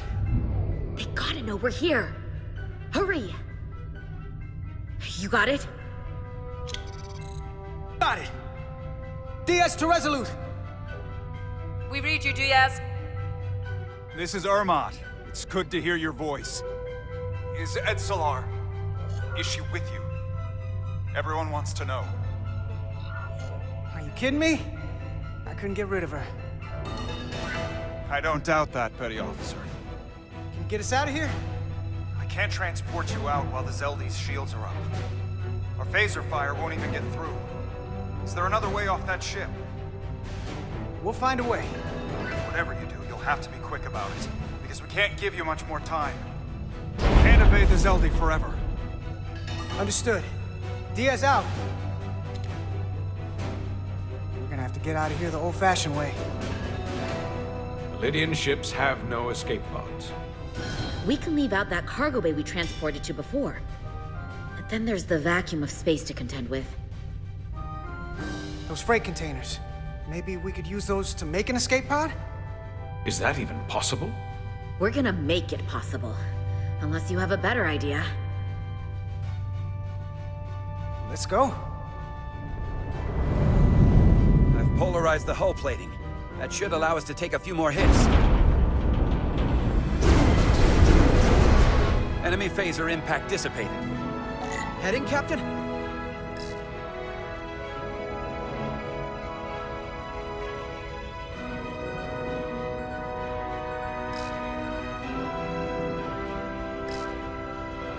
Attack pattern Delta. Target ventral power couplings. Aye, Captain.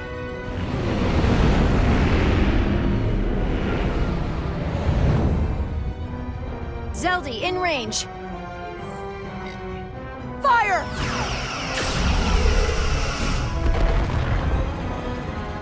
Zeldi's shields down to 82%.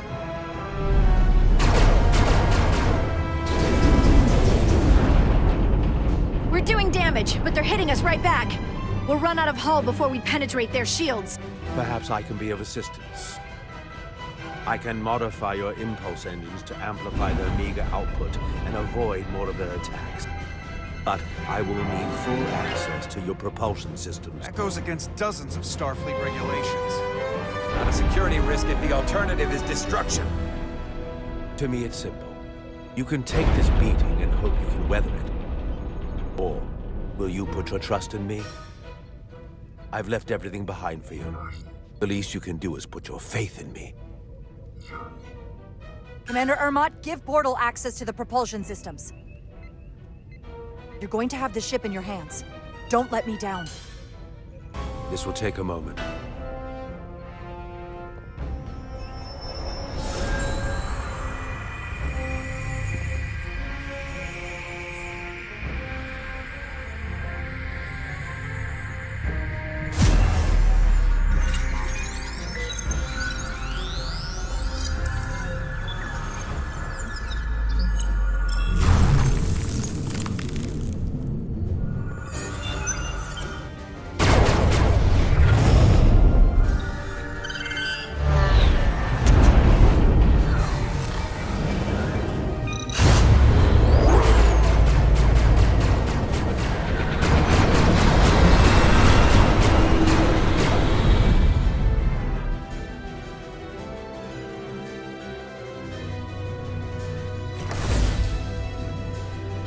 Your ship has let up its fire.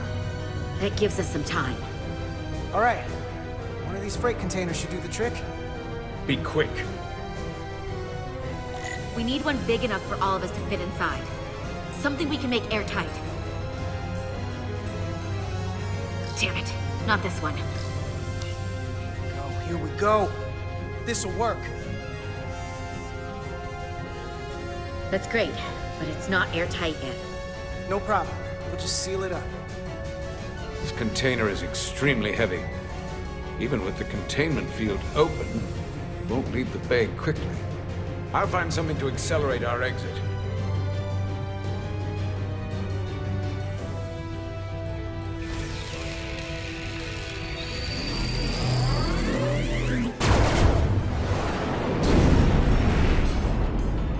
Glancing blow. Very little damage. I cannot keep this up for long. Their phaser banks are recharging. Now's our window. We have to strike back. I agree. Their next barrage could be our last. Better make this count. Target their weapon systems. Take the teeth out of their bite. That could make them run. Just like the Veskar, we'd lose Diaz and Etzelar again. Hit their engines. We've already lost the Veskar. We need to protect ourselves first.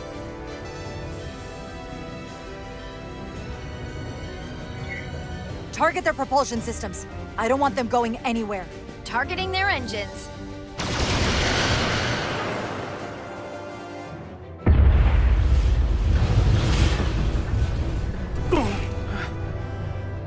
Whoa. We gotta move it now. These will give us the push we need. Those are explosives. We'll ride the blast right out of here. All set. I'll set the containment field to deactivate, then run back. We can detonate by remote. We'll need to seal the doors from inside the container once we do. Before all the air sucks out of the cargo bay.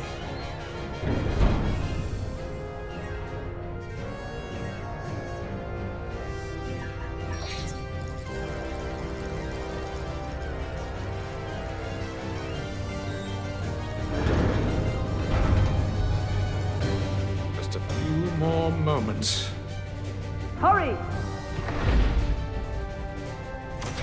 What are they doing in there?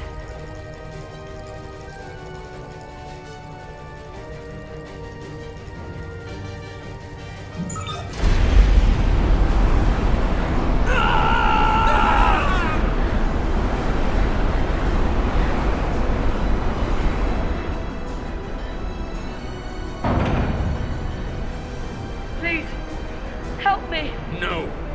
Let the Khan get what they deserve. Don't leave me to die. I don't know. Can we really leave her? Look at her, she's not a threat. It's now or never. This ship can't fly. Sidron set it to self-destruct. Please, Aminta. It's not her. No. I know it's not. Carter, we have to seal the doors. Don't leave me! Get this lifeboat off the ship before Sidron blows it all to hell! Come on! Hurry!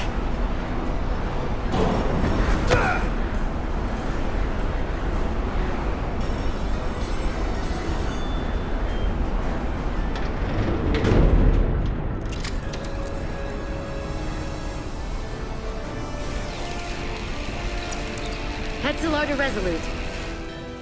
I have the away team. Go ahead. We're about to exit. We see the cargo bay containment field is deactivated. Get that tractor beam ready. And you should know, the Zeldy is set to self-destruct. If we do enough damage to the Zeldy first, it'll prevent the self-destruct sequence from completing. We can't wait any longer. We have to fire. Captain, they're almost out of there. We need to act fast. Prepare all torpedo banks. Aye, Captain. Locked on and ready to fire. Fire!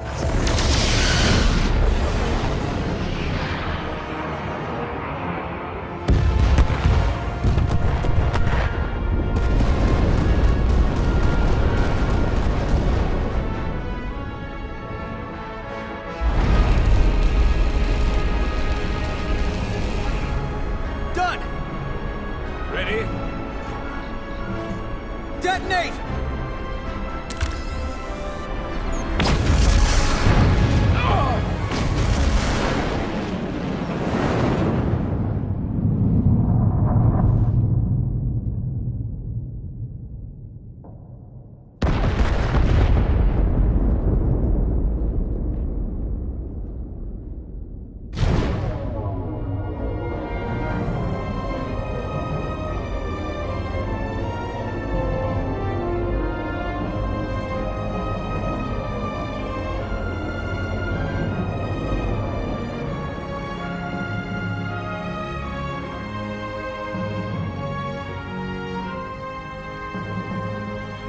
Tractor beams locked on.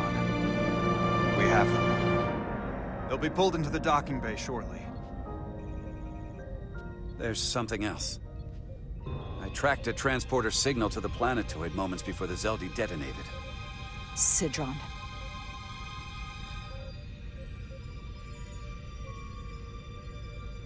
There's a Takan structure there. It's the reason they were here. It's the reason we are here. Now.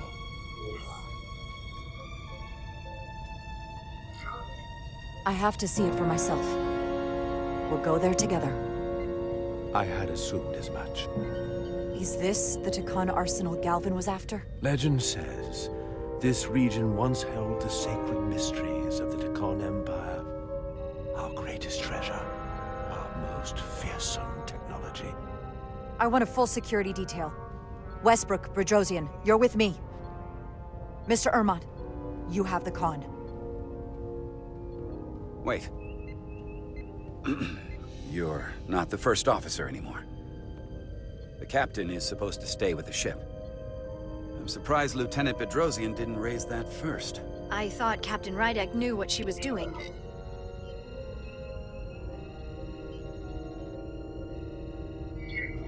That's the protocol. But it's also a captain's prerogative to break that protocol. I suppose it is. We'll deal with the first officer vacancy when we return. Until then, Mr. Ermont? Yes, Captain.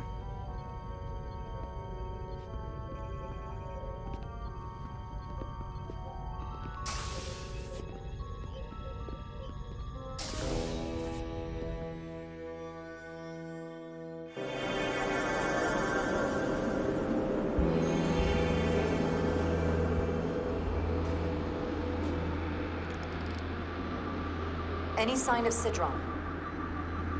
Not that I can see. High alert, everyone. The enemy could be anywhere. Follow my lead.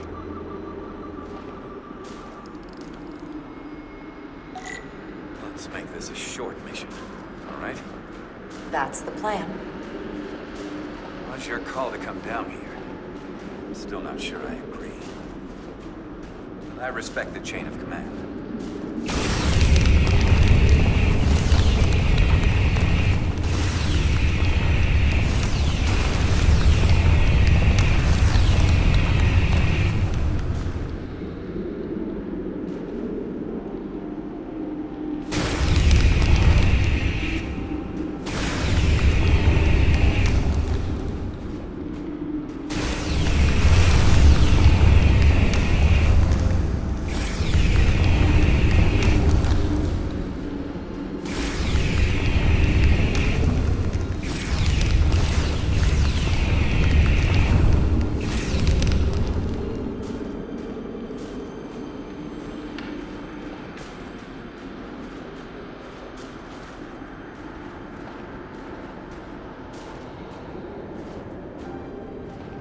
Is this another Takan vault?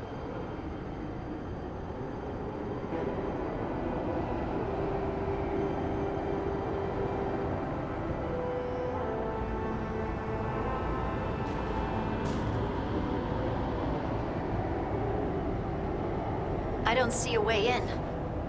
Vault in the mines was already open. There must be some way to activate it. Portal, can you open it? It is a Taconian vault. I thought you'd never ask.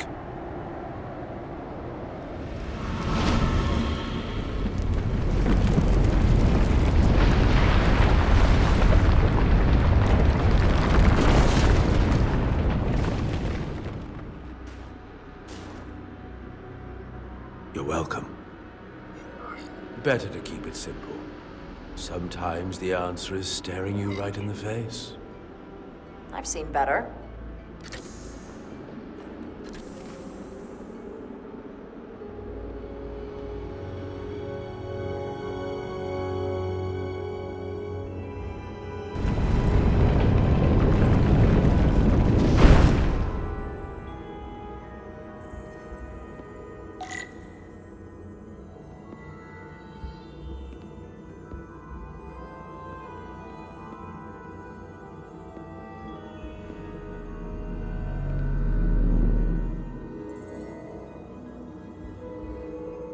spread out. Let's see what we can find. And stay on alert. We don't know where the Chicony that beamed down here could be.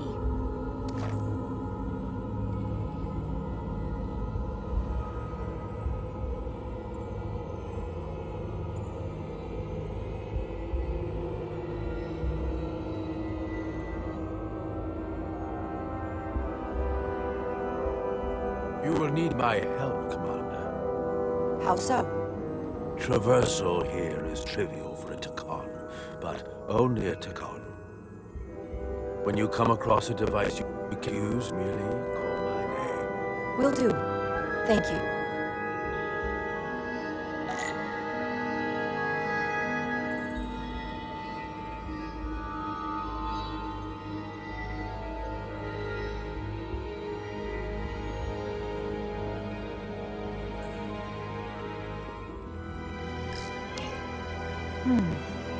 This pattern resembles the transporter device Petty Officer Maris used to escape the Resolute. Portal 6-3? You wish to make use of this system? It's a transporter of some kind?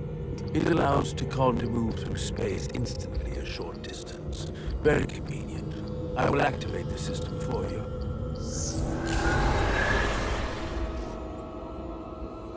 Where does it go? I'm not sure. The markings here must be from after my time. Well, only one way to find out.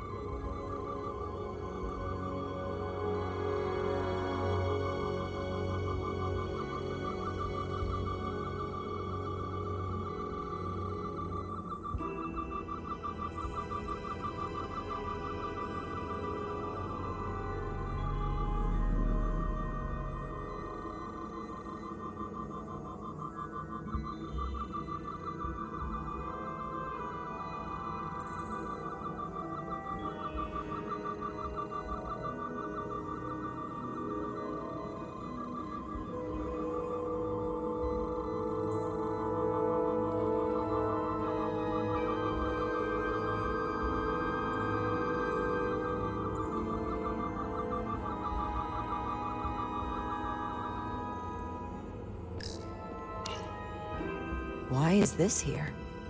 This is soil from the homeworld. Our capital system.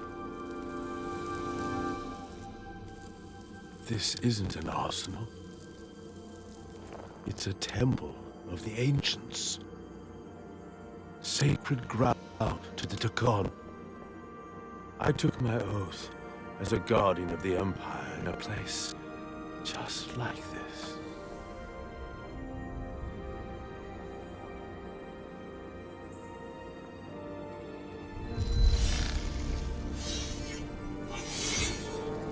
You cannot imagine the look of pride in my parents' eyes as they said goodbye. Forever.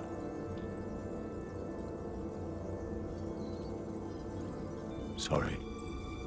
This is the first I've seen of anything new from the Chicony Empire in a very long time. I'm sure you're familiar with the feeling, that sense of loss. I thought I was ready for it, but it cuts to the core of your being, even with your defenses up. I'm so sorry to put you through this. I know it must be difficult. Don't apologize. I'm glad I came. This means a great deal to me. Can you use this to find out more about what Alvin is after?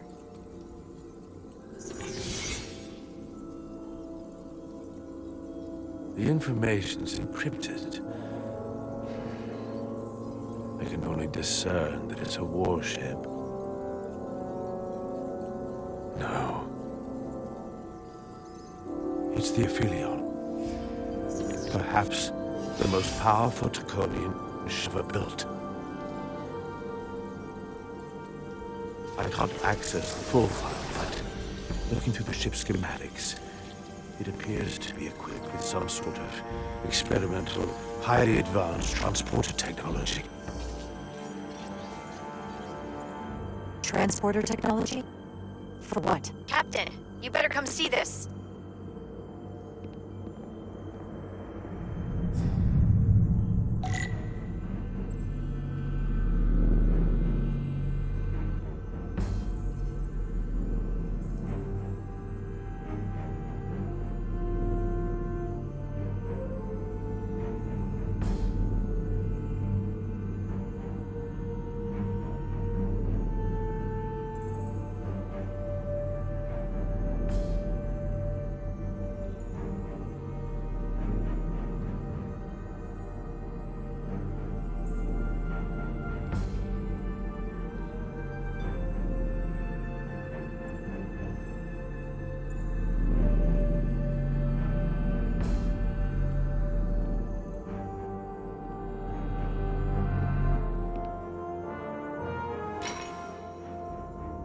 There are more up ahead. From the looks of it, I'd say someone left in a hurry. Probably right around the time we showed up.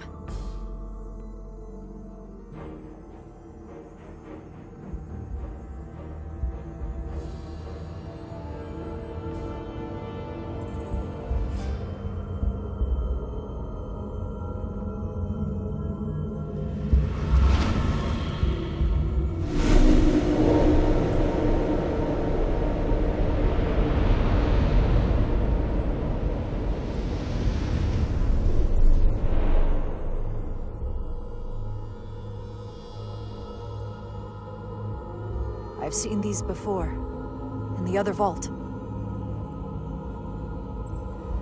And if all of those are the same as this, then there must be Hundreds of millions, if not billions.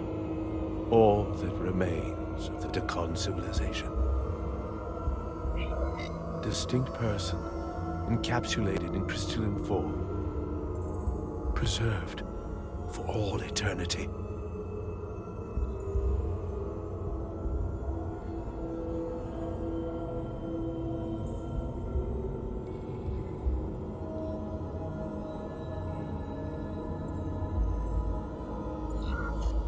I doubt Galvin would willingly leave these behind.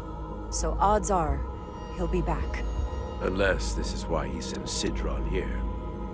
What you have to understand is, these life forms were preserved for the benefit of the Decon civilization, as a means of safeguarding the health and well-being of any Decon, should they fall prey to illness or injury.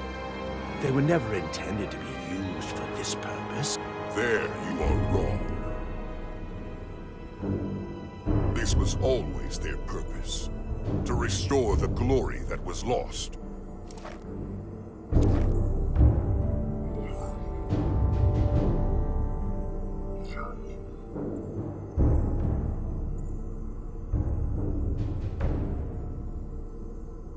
Congratulations on your first victory in battle, Captain Rydek. You killed a great many of my compatriots, some that I've known for millennia.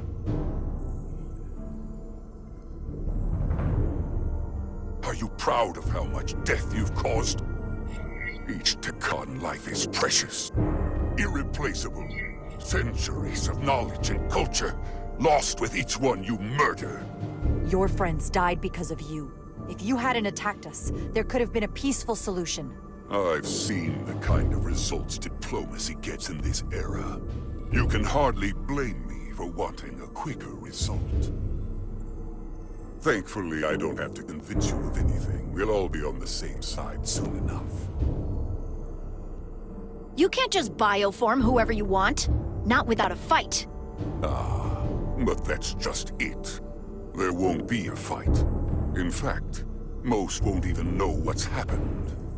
One minute you're standing there as you. The next, you're standing here as one of us. He's talking about mass transformation. That's what the Aphelion was built for. The transporter. It'll reconstitute your DNA and bioform you into a Tikan in the blink of an eye. This is what they'll use as ammunition. In a manner of speaking, yes. Of course, that's the simple version. But the end result will be the same.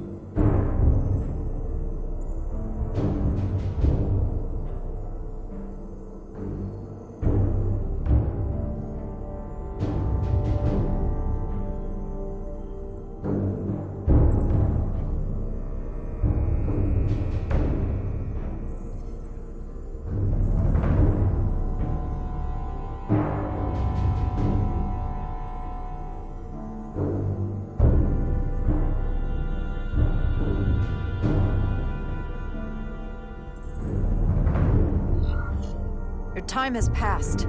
The Tikan Empire is gone. Only to be reborn better and stronger than it ever was. The Aphelion is on its way here as we speak. Now it's only a matter of time. You can't delay that which is inevitable. Which makes your next decision fairly simple, brother. You are, after all, a portal. I am. Your sole purpose is to serve as a guardian of the Tikan Empire. But you stand here surrounded not by your fellow Tikan, but by members of the Federation. By people who deny our fundamental right to exist. You swore an oath to protect the Empire. And I can only assume that's why you're here. There is only one true Chicon here, and that's Portal. You're a scion, a disgrace to the memory of the Chicon, brought back through unnatural means. I only tolerate your presence so long as you continue to amuse me. Which side are you on?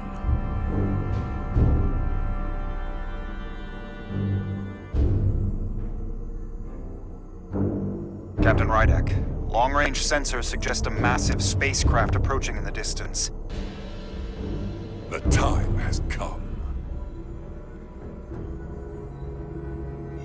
I hope we speak again, brother.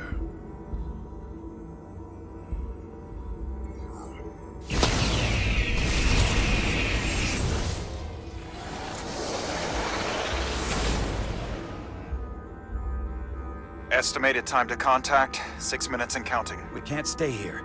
We have to get back to the ship. And we have to preserve these souls. We must take them back to your ship. Those crystals are ammunition to be used against us. We have to destroy them. Bombard the site from orbit. I'll decide, once we're safely aboard the Resolute. 4 to transport.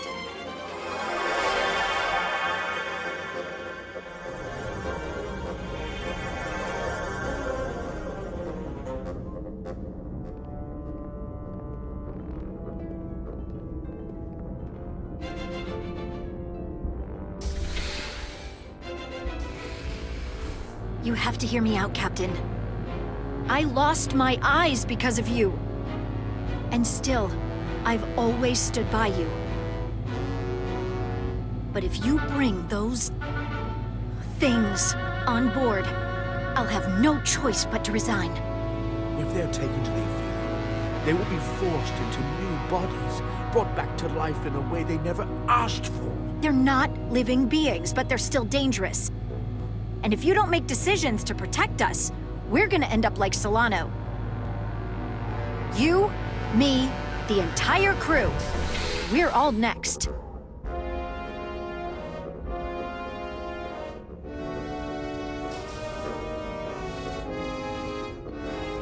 Two minutes and counting. It's headed straight toward the vault. The Aphelion is coming into view now, Captain.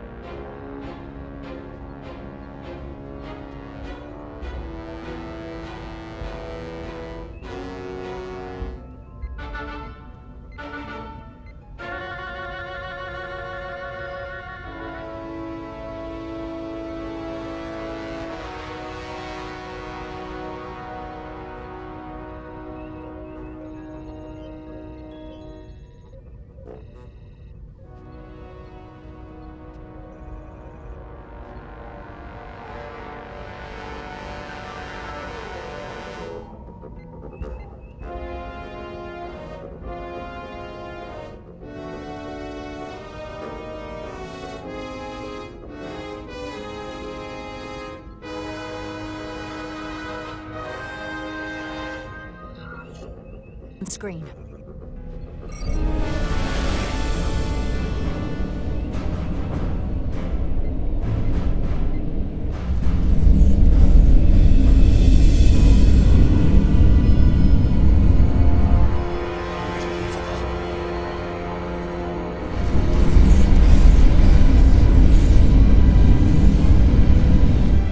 Arrival at the second vault in less than a minute.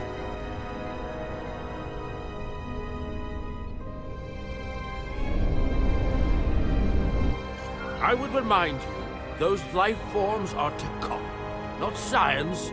Chicony. They're not your enemy. Right or wrong, history will judge you for this moment.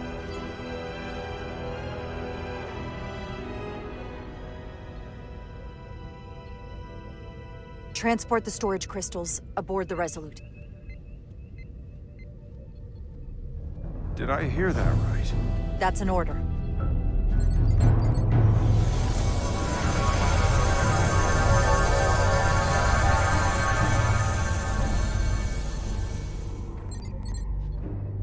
The storage crystals are on board in our cargo bay. Thank you. I won't forget this. I hope you realize what you've done. We don't need another captain who's gonna risk our lives just to feed their ego.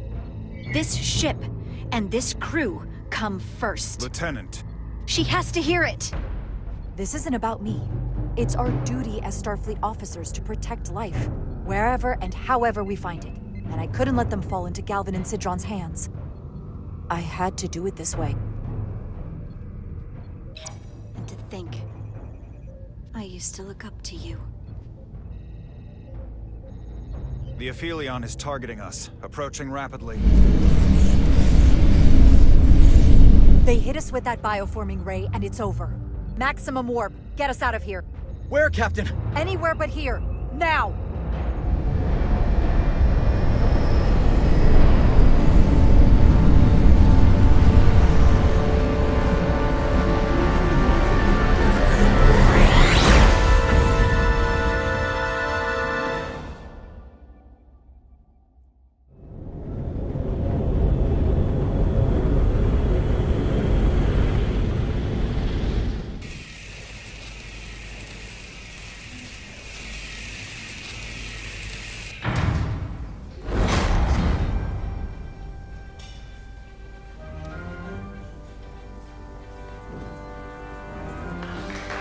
There they are!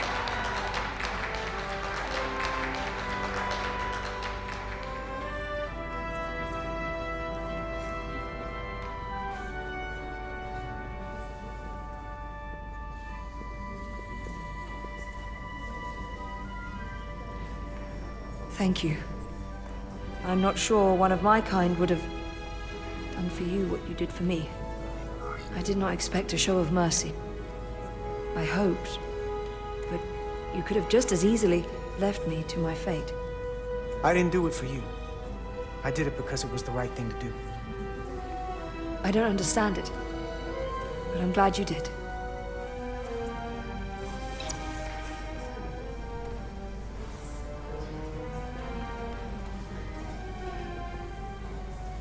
Now that we're safe on your ship, I think you were right to bring her.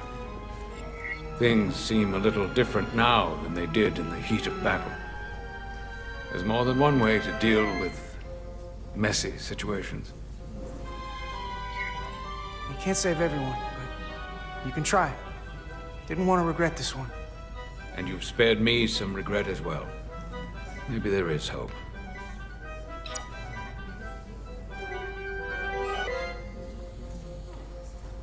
No surprises here. But your shoulders separated. If you come with me to sickbay, we can get you fixed up in no time. Thank you. I'll find you afterwards. You two, check in at your stations. This thing isn't over yet.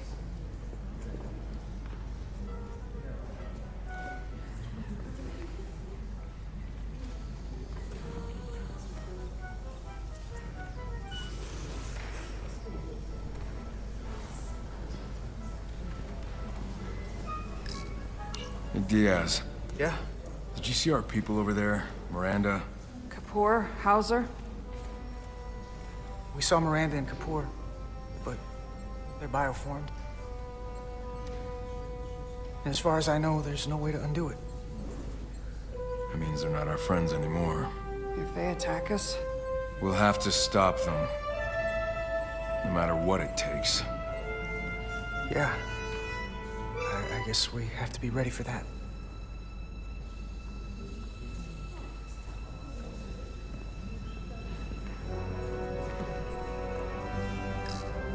Tell me, did any crew from the Zen2 survive? Well, since the Lydian ships have no escape pods, I think it was just us. I see. I thought so.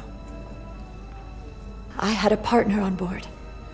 After this mission, she and I were meant to.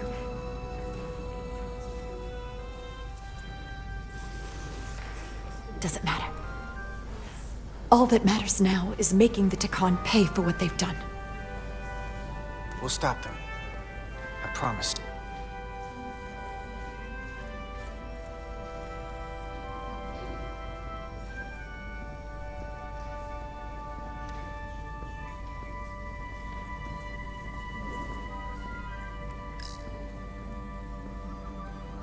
She was a good little escape pod. Not that I want another ride like that anytime soon.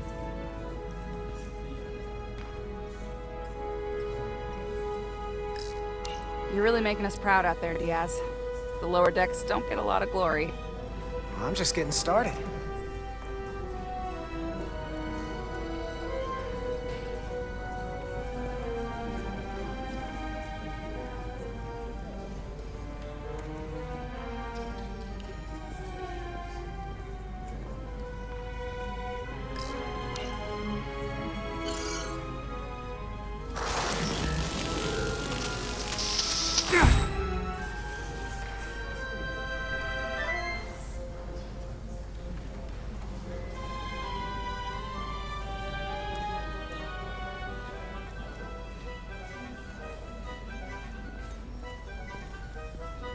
I can't believe it, but I'm actually looking forward to seeing Chovak.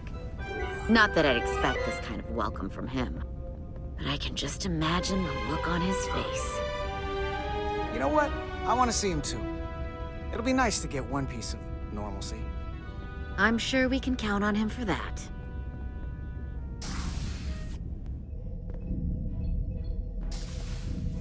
I can't believe it!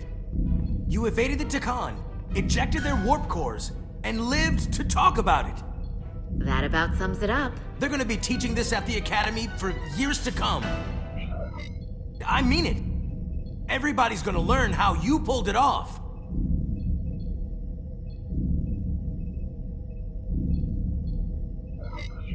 Well, what we did, you can't just teach that. Maybe not, but I'm sure they'll try. I heard about Belle. Is Miranda? As far as we know, she's still out there. Well, I know Captain Rydek will do her best to get her back. Hold on. Rydek? What about Captain Solano? He was turned into a Chicony. Rydek had to take over. She's a hell of an officer, but none of us have been up against anything like this. No one has. Not in 500,000 years. We'll just have to step up and work that much harder to help Captain Rydek. It's gonna take all of us. Talk to you later. It is agreeable to see you again. Is that so? It was by no means a certainty that you would return to duty here. No, it was not. But it was my sincere hope you would. It is agreeable to see you as well, sir. I concur. You should know your absences left engineering terribly short-handed. During your sojourn, this department has fallen unacceptably behind schedule on both regular and irregular duties. There's been a whole lot of irregularity going around. Seems like you could use some help around here. We're ready to go to work. I'd like to catch my breath for at least a few minutes, Carter.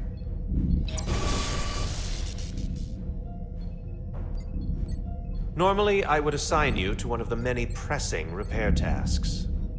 But, given your experience on board the Zelda, I have suggested you join the senior staff briefing as we determine our next course of action. You can commence your maintenance shift afterwards.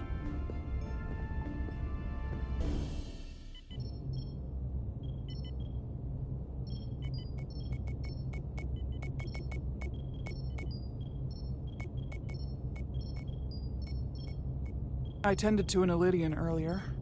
Major Sarlet Arminta. Ah, yes. I met him at the negotiations. I never would have imagined I'd be here, on the same ship, working together with our oppressors. But now that I am, I can imagine a future where the Hotari and Ilidians are no longer enemies. I'd always hoped for peace, but it seems so far away. There's still a lot of bad blood. Maybe too much. Well, if there's any way I can help, let me know. I'll take you up on that. It's good to have the support of a Starfleet captain, I'm sure. It's coming along nicely. Thank you, Tylus. I'll take it from here.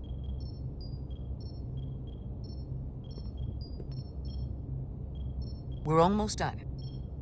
I have to brief Ambassador Spock in a few minutes. Ambassador Spock can wait. You have some fences to mend. Personally, I'm against the needless destruction of innocent life forms, so I'm glad you transported the Chiconian crystals onto the ship. But Lieutenant Bedrosian obviously feels otherwise. And right now, you need the full support of your bridge crew. Being an effective leader requires trust, but an issue as divisive as this can create discord.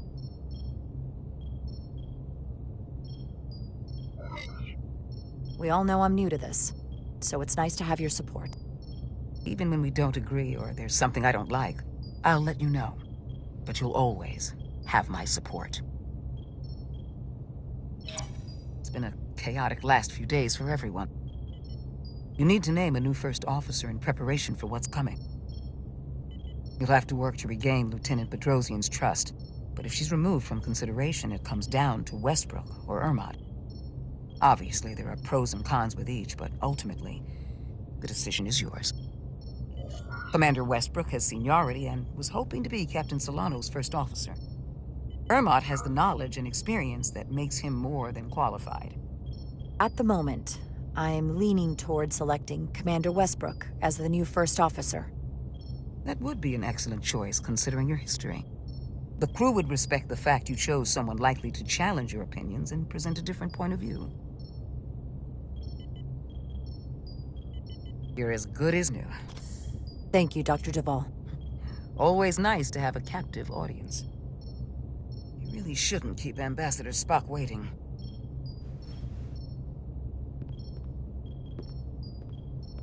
Captain. I'll meet you inside. I'm here to officially tender my resignation from the crew of the USS Resolute. I cannot in good conscience continue to serve aboard this ship, not while the interests of the enemy take precedent over the safety of the crew. Listen, Lieutenant, I understand how you feel, and I respect your opinion. You're one of the most valuable officers on the bridge, which is why I cannot accept your resignation. I'm sorry, Captain, but I expected as much. Which is why I already submitted my letter of resignation to Starfleet Command. My door is always open if you change your mind.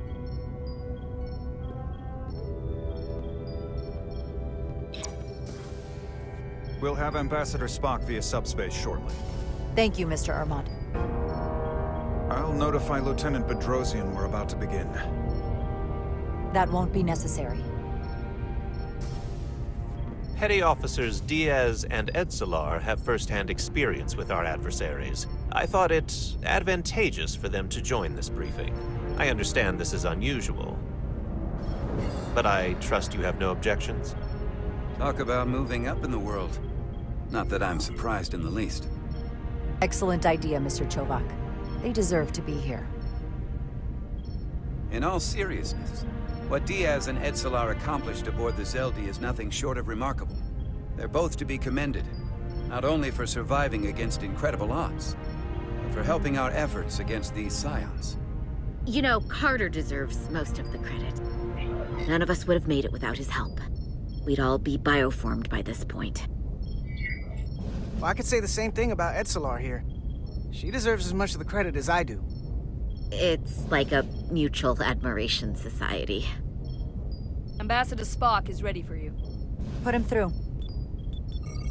Captain Rydek, your recent change in station certainly warrants mention, and I trust you to faithfully execute your expanded duties. Right now, we must keep our attention on the clear and present danger that lies ahead, the Takan and their warship.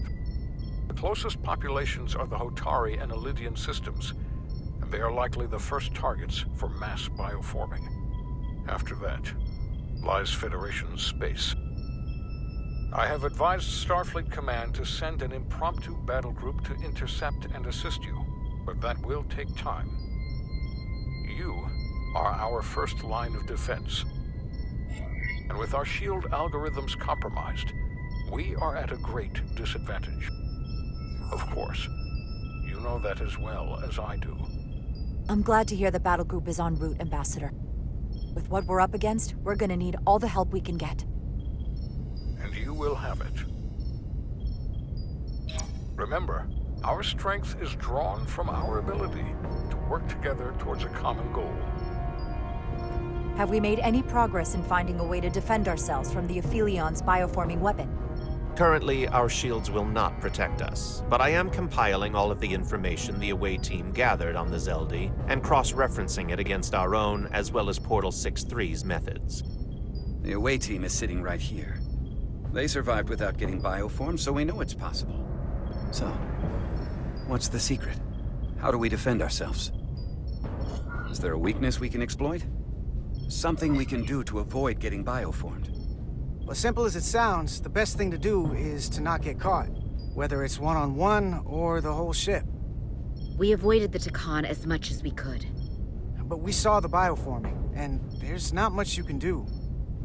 I found something that might help. It's too soon to say for sure, but we've had some promising indications that Duridium can delay the bioforming process. Duridium? It's not a cure. It's not going to bring anyone back we've already lost. But Duridium is a cell stabilizer, so it has the potential to slow down the onset of physical and mental changes, if not entirely prevent them. And it might be the only ship in the fleet with this much Duridium on hand. In fact, a lot of ships wouldn't have any. I'll forego the rest of my treatments, if it means the crew will be safe. Captain, you'd die. That's an honorable intention, but it's not that simple. It requires a much larger dose to be effective. We don't have enough Duridium on board to protect the whole crew. We barely have enough to protect everyone in this room. Sounds like it won't do us much good then. The use case I'd suggest is that it could buy a little time for an officer or a small group to complete a task or mission. But it has to be taken at the moment of exposure to the bioforming mechanism. Prepare a delivery method for this remedy. That raises the question, what is the mission? Assuming the Aphelion uses shields of some kind, I don't expect it will be easy to bypass their defenses. We may not be able to block the Aphelions' attack either. But if they do strike, we know their weapon uses transporter technology. We might be able to backtrack their signal path. Like we did to evacuate Captain Rydek from Tau. Exactly. We could send an away team onto the Aphelion. So we could destroy it from the inside. I'm not exactly sure how, but that's the idea. I think Portal could still help us. If he can't get a first-hand look at the Aphelion, he might be able to identify a weakness. After sparing the remnants of his civilization, I should hope he'd help us. He will. We'll need to prepare a boarding party, if it comes to that. Petty Officers Edsolar and Diaz are the logical choices to lead any away mission to the Aphelion. They have already crippled one enemy ship. If anyone can do so again, it is them. This isn't like the engineering mission that took you to the Zeldi. Do you really have some special insights that a tactical team wouldn't? Doesn't the fact that we're here speak for itself? Just surviving won't be enough this time.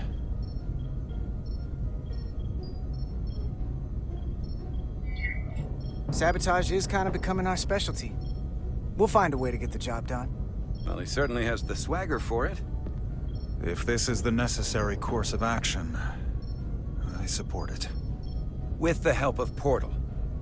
He should be part of the away team. I will compile all the latest data on the tricorders, just in case. In the meantime, I want you working on ways we can combat the Chicon tech. Shields, weapons, anything we can use. Yes, Captain. Anything else, Ambassador? I know this matter is in capable hands. Hold the line as best you can. Help is on the way. Thank you.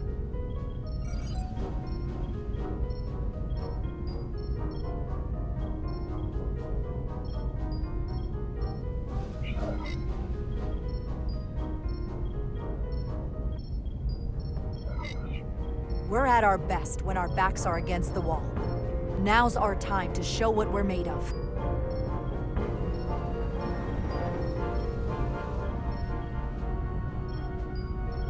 Thank you, Petty Officers Diaz and Edslar. You're dismissed. While we have a quorum of senior staff, there is a procedural element we need to take care of. The Resolute command codes must be transferred to Captain Rydek for control of the ship. Of course. Computer, transfer all command codes to Captain Jara Rydek. Voice authorization Ermot, Echo 4 Lima. Voice authorization Duval. Beta 2 Yankee. Voice authorization Westbrook. Alpha 7 Tango. Awaiting your authorization, Captain.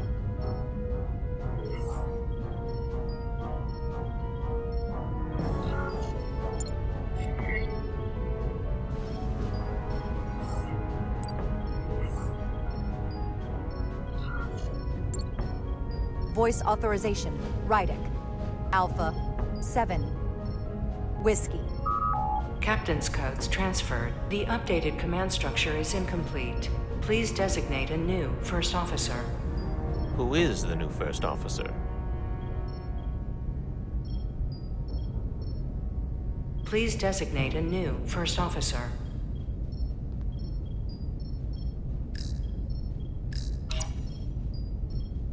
It is an honor and a pleasure to name Commander Westbrook as my new first officer. Thank you, Captain. You made the right choice. Congratulations, Commander. It's long overdue. I know we've had our differences, but I can't tell you how much I appreciate this. Computer, Commander Westbrook is the new first officer of the USS Resolute. Awaiting voice authorization. Voice authorization Westbrook. Alpha 7 Tango. Authorization is now complete. Now, if you'll excuse me, there's work to be done. Nicely done. I think that went well.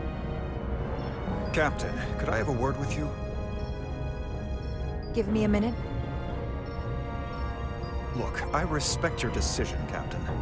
Commander Westbrook has seniority, and I can understand why you might have felt pressure to promote him. But what I can't understand is why you would choose someone so clearly unsuited for the position. It's the very reason why Captain Solano chose you over him. Because he knew Westbrook as first officer would be disastrous. I know you're disappointed, but I trust his experience. And I need to rely on him now more than ever.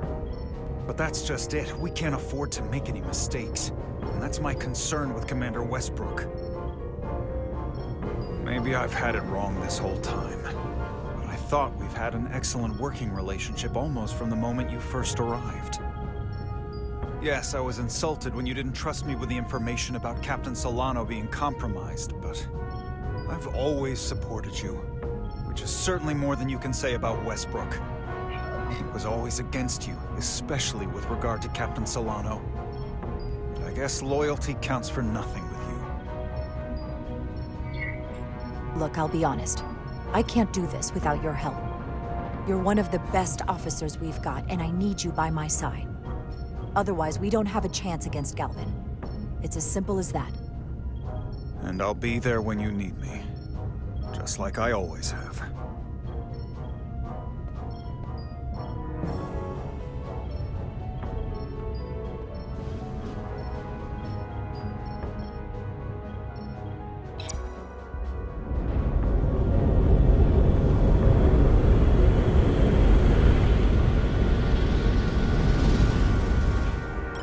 I don't understand. Giving everything she's got, but it doesn't make a difference. Something is actively slowing us down. Keep trying. What's the situation in engineering? I can't raise them. Internal comms are down. It's the ionic interference. It's spiking again. If we reinitialize the central communications trunk, it should compensate. If I may, Captain. Communications are critical to ship operations. I should go take care of this. Go.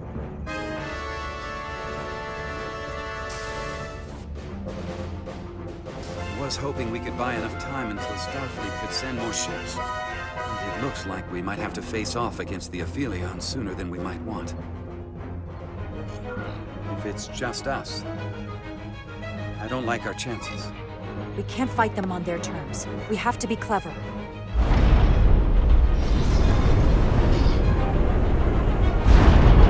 We're being pulled out of warp!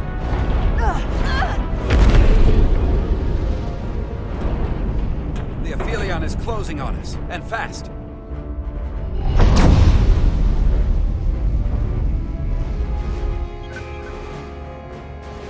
We're being hailed by the Aphelion.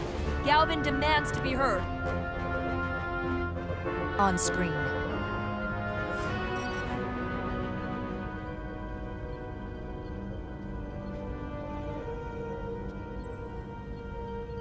You thought you could run? That I would let you escape so easily after taking what's mine? How pathetic and predictable. At least you can take solace knowing you'll be a far braver Chicon than you were as a cowardly Kobliad. Is it any wonder your people perished? If your every instinct is to run from a fight. You can threaten us all you want, but Starfleet is already on their way. And you'll have more to contend with than just us. Then you've done me a favor. We both know I hold your fate in the palm of my hand. That I could crush you in an instant if I so desired.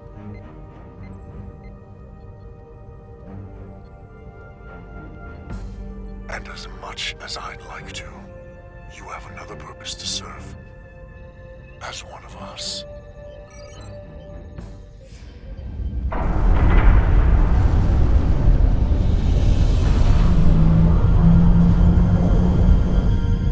Red alert!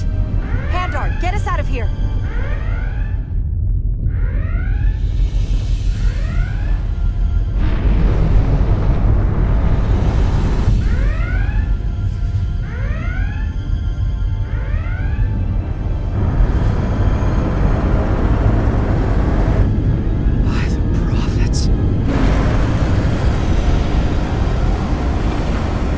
Evasive maneuvers!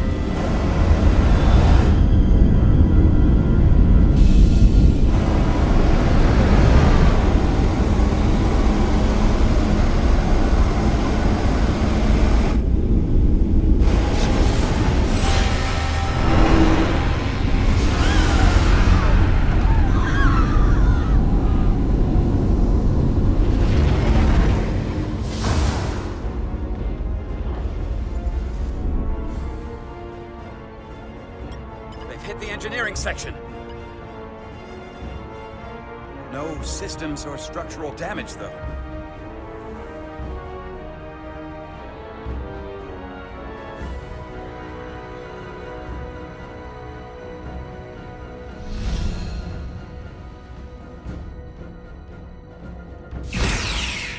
They were targeting the crew, not the ship.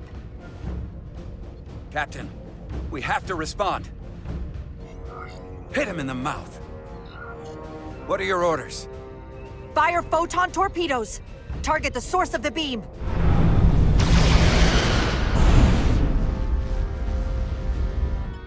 Aphelion remains undamaged by the photon torpedoes, Captain. And its shields are fully intact. It's too powerful to take head-on. Damage report from the lower decks. I still can't raise them, Captain. Could be that the system's down. Or that was the Chicony bioforming ray. And there's no one left down there to respond. Chicony may already be on this ship. Get an urgent message to Starfleet Command. Tell them we've been hit by the Aphelion's bioforming ray. There may be hostile Chicony aboard this ship. I'll notify them at once. Here are your new tricorders.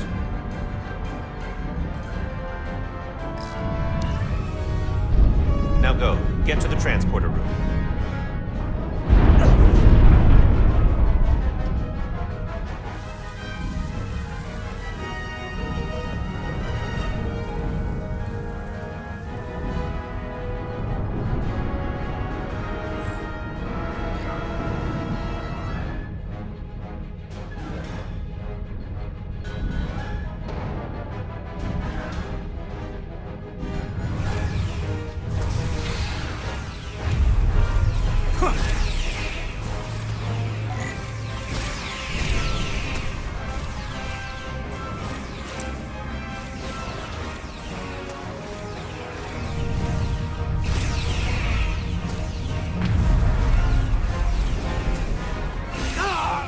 We don't know who's on what side, Carter.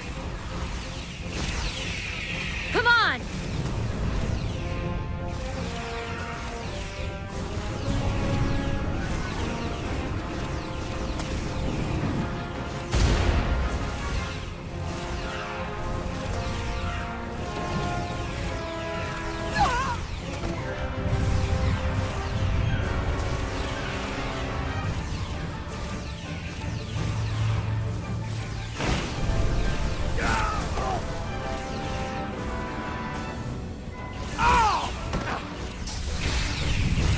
Transporter room 1.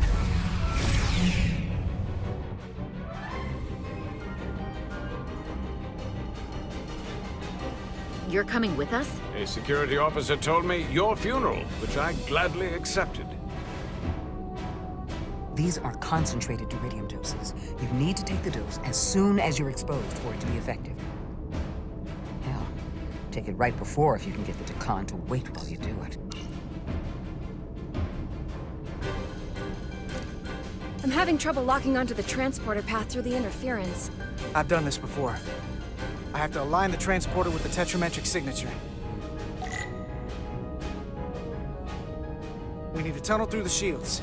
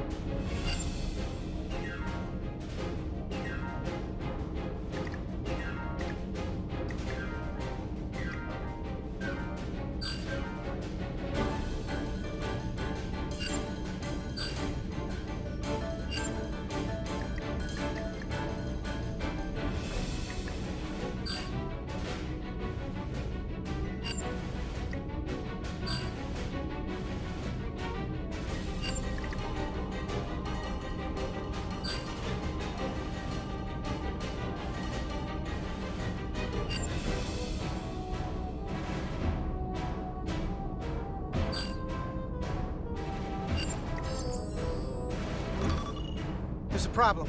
We don't have enough power to make the jump. I might be able to divert power from... Stand aside. The The signal is now resolved. I couldn't let you fumble about any longer. Thanks for that. No need. We must be on our way. I am Portal 6-3, Guardian of the Chicony Empire. Nice to meet you, Portal. We're right behind you. Do us proud over there. Ready to transport. Energize.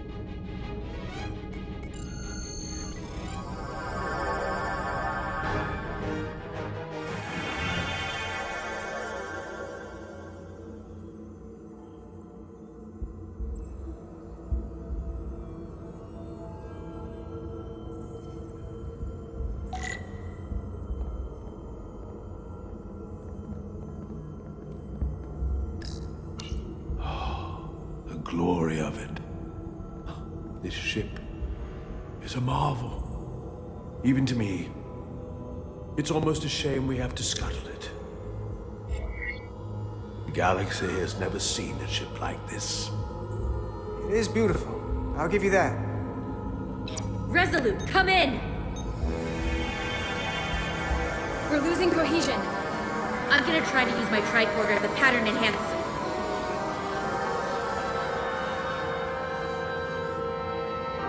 The signal's gone. Are they there? Did you get them? They didn't make it.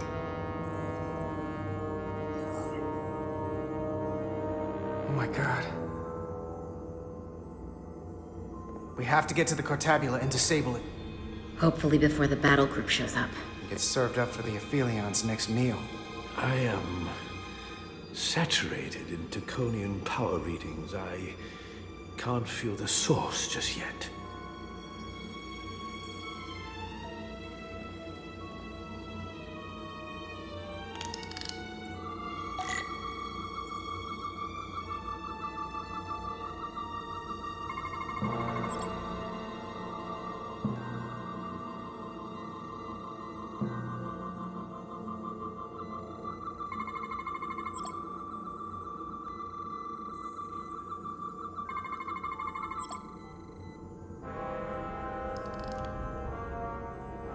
This way.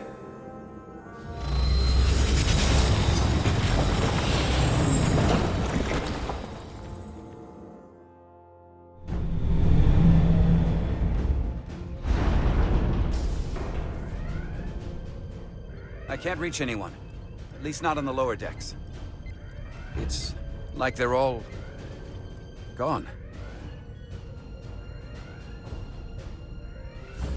Comm systems seem to be operational again. That bioforming ray may have transformed dozens of crew members on the lower decks. This ship could be swarming with resurrected Chicon. It's only a matter of time before they come to their senses and take action. Which means we have a narrow window of time to cut them off before...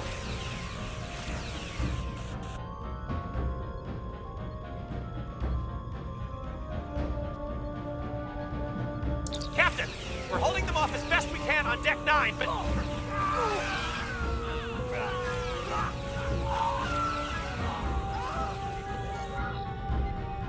If they spread throughout the decks, we'll never know who to trust. Lock down the affected areas immediately. Close the bulkheads and erect the containment fields. No one is allowed in or out without my authorization. There could be crew members who weren't affected who could get locked inside. That's a risk we'll have to take. Initiating a lockdown now.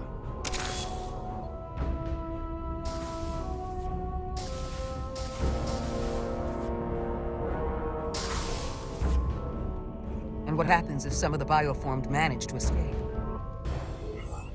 How should the crew engage them? Or should they? We should be cautious.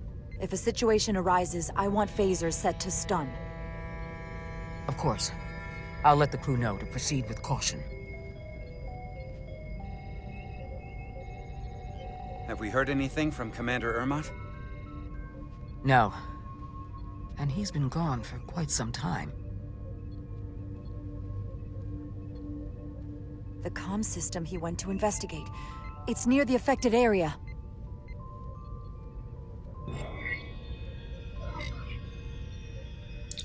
Commander Ermot. Commander Ermot, can you hear me?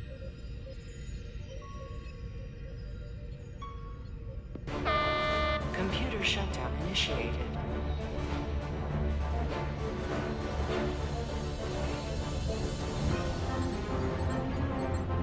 According to this, it was initiated by Commander Ermot. What? The central computer core will shut down in 10 minutes. We'll lose all critical ship functions.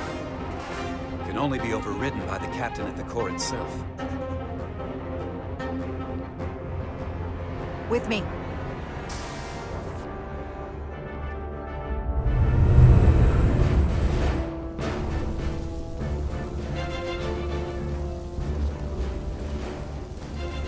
Stop! Identify yourselves! We're just trying to figure out what's happening. Ah, to hell with it.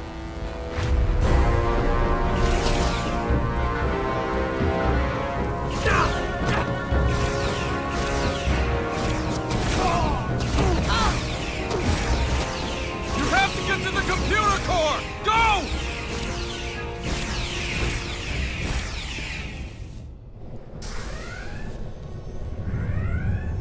The master console is up there. I don't have much time.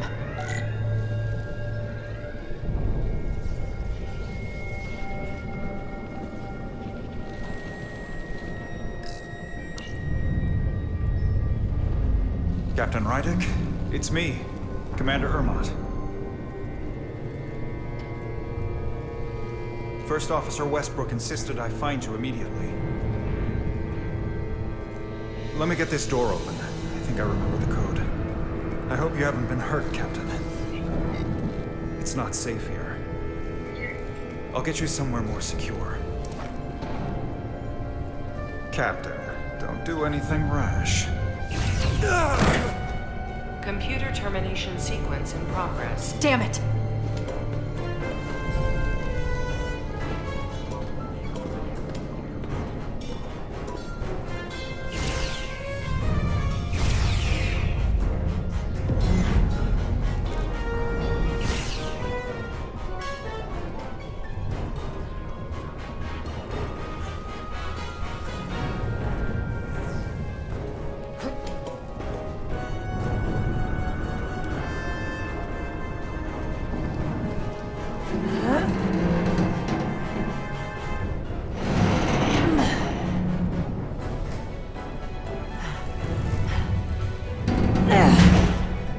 Be reasonable, Captain. There's a time to fight and a time to admit defeat.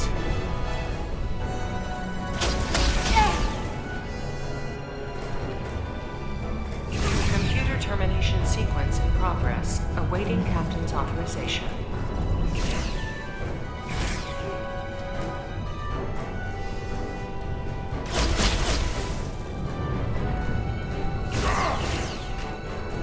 Cancel computer shutdown!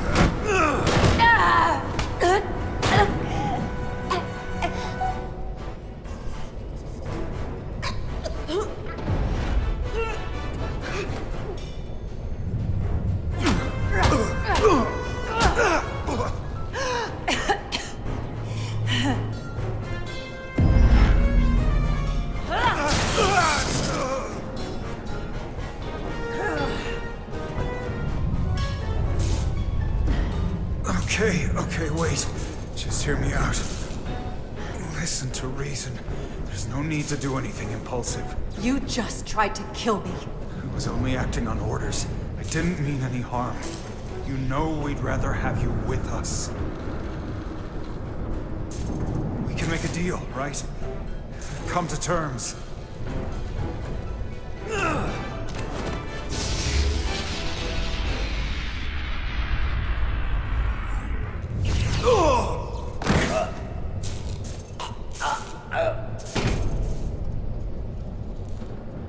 Awaiting Captain's authorization. Awaiting Captain's authorization. Computer termination sequence still in progress. Cancel computer shutdown. Voice authorization, Rydick. Alpha 7 Whiskey. Termination sequence canceled.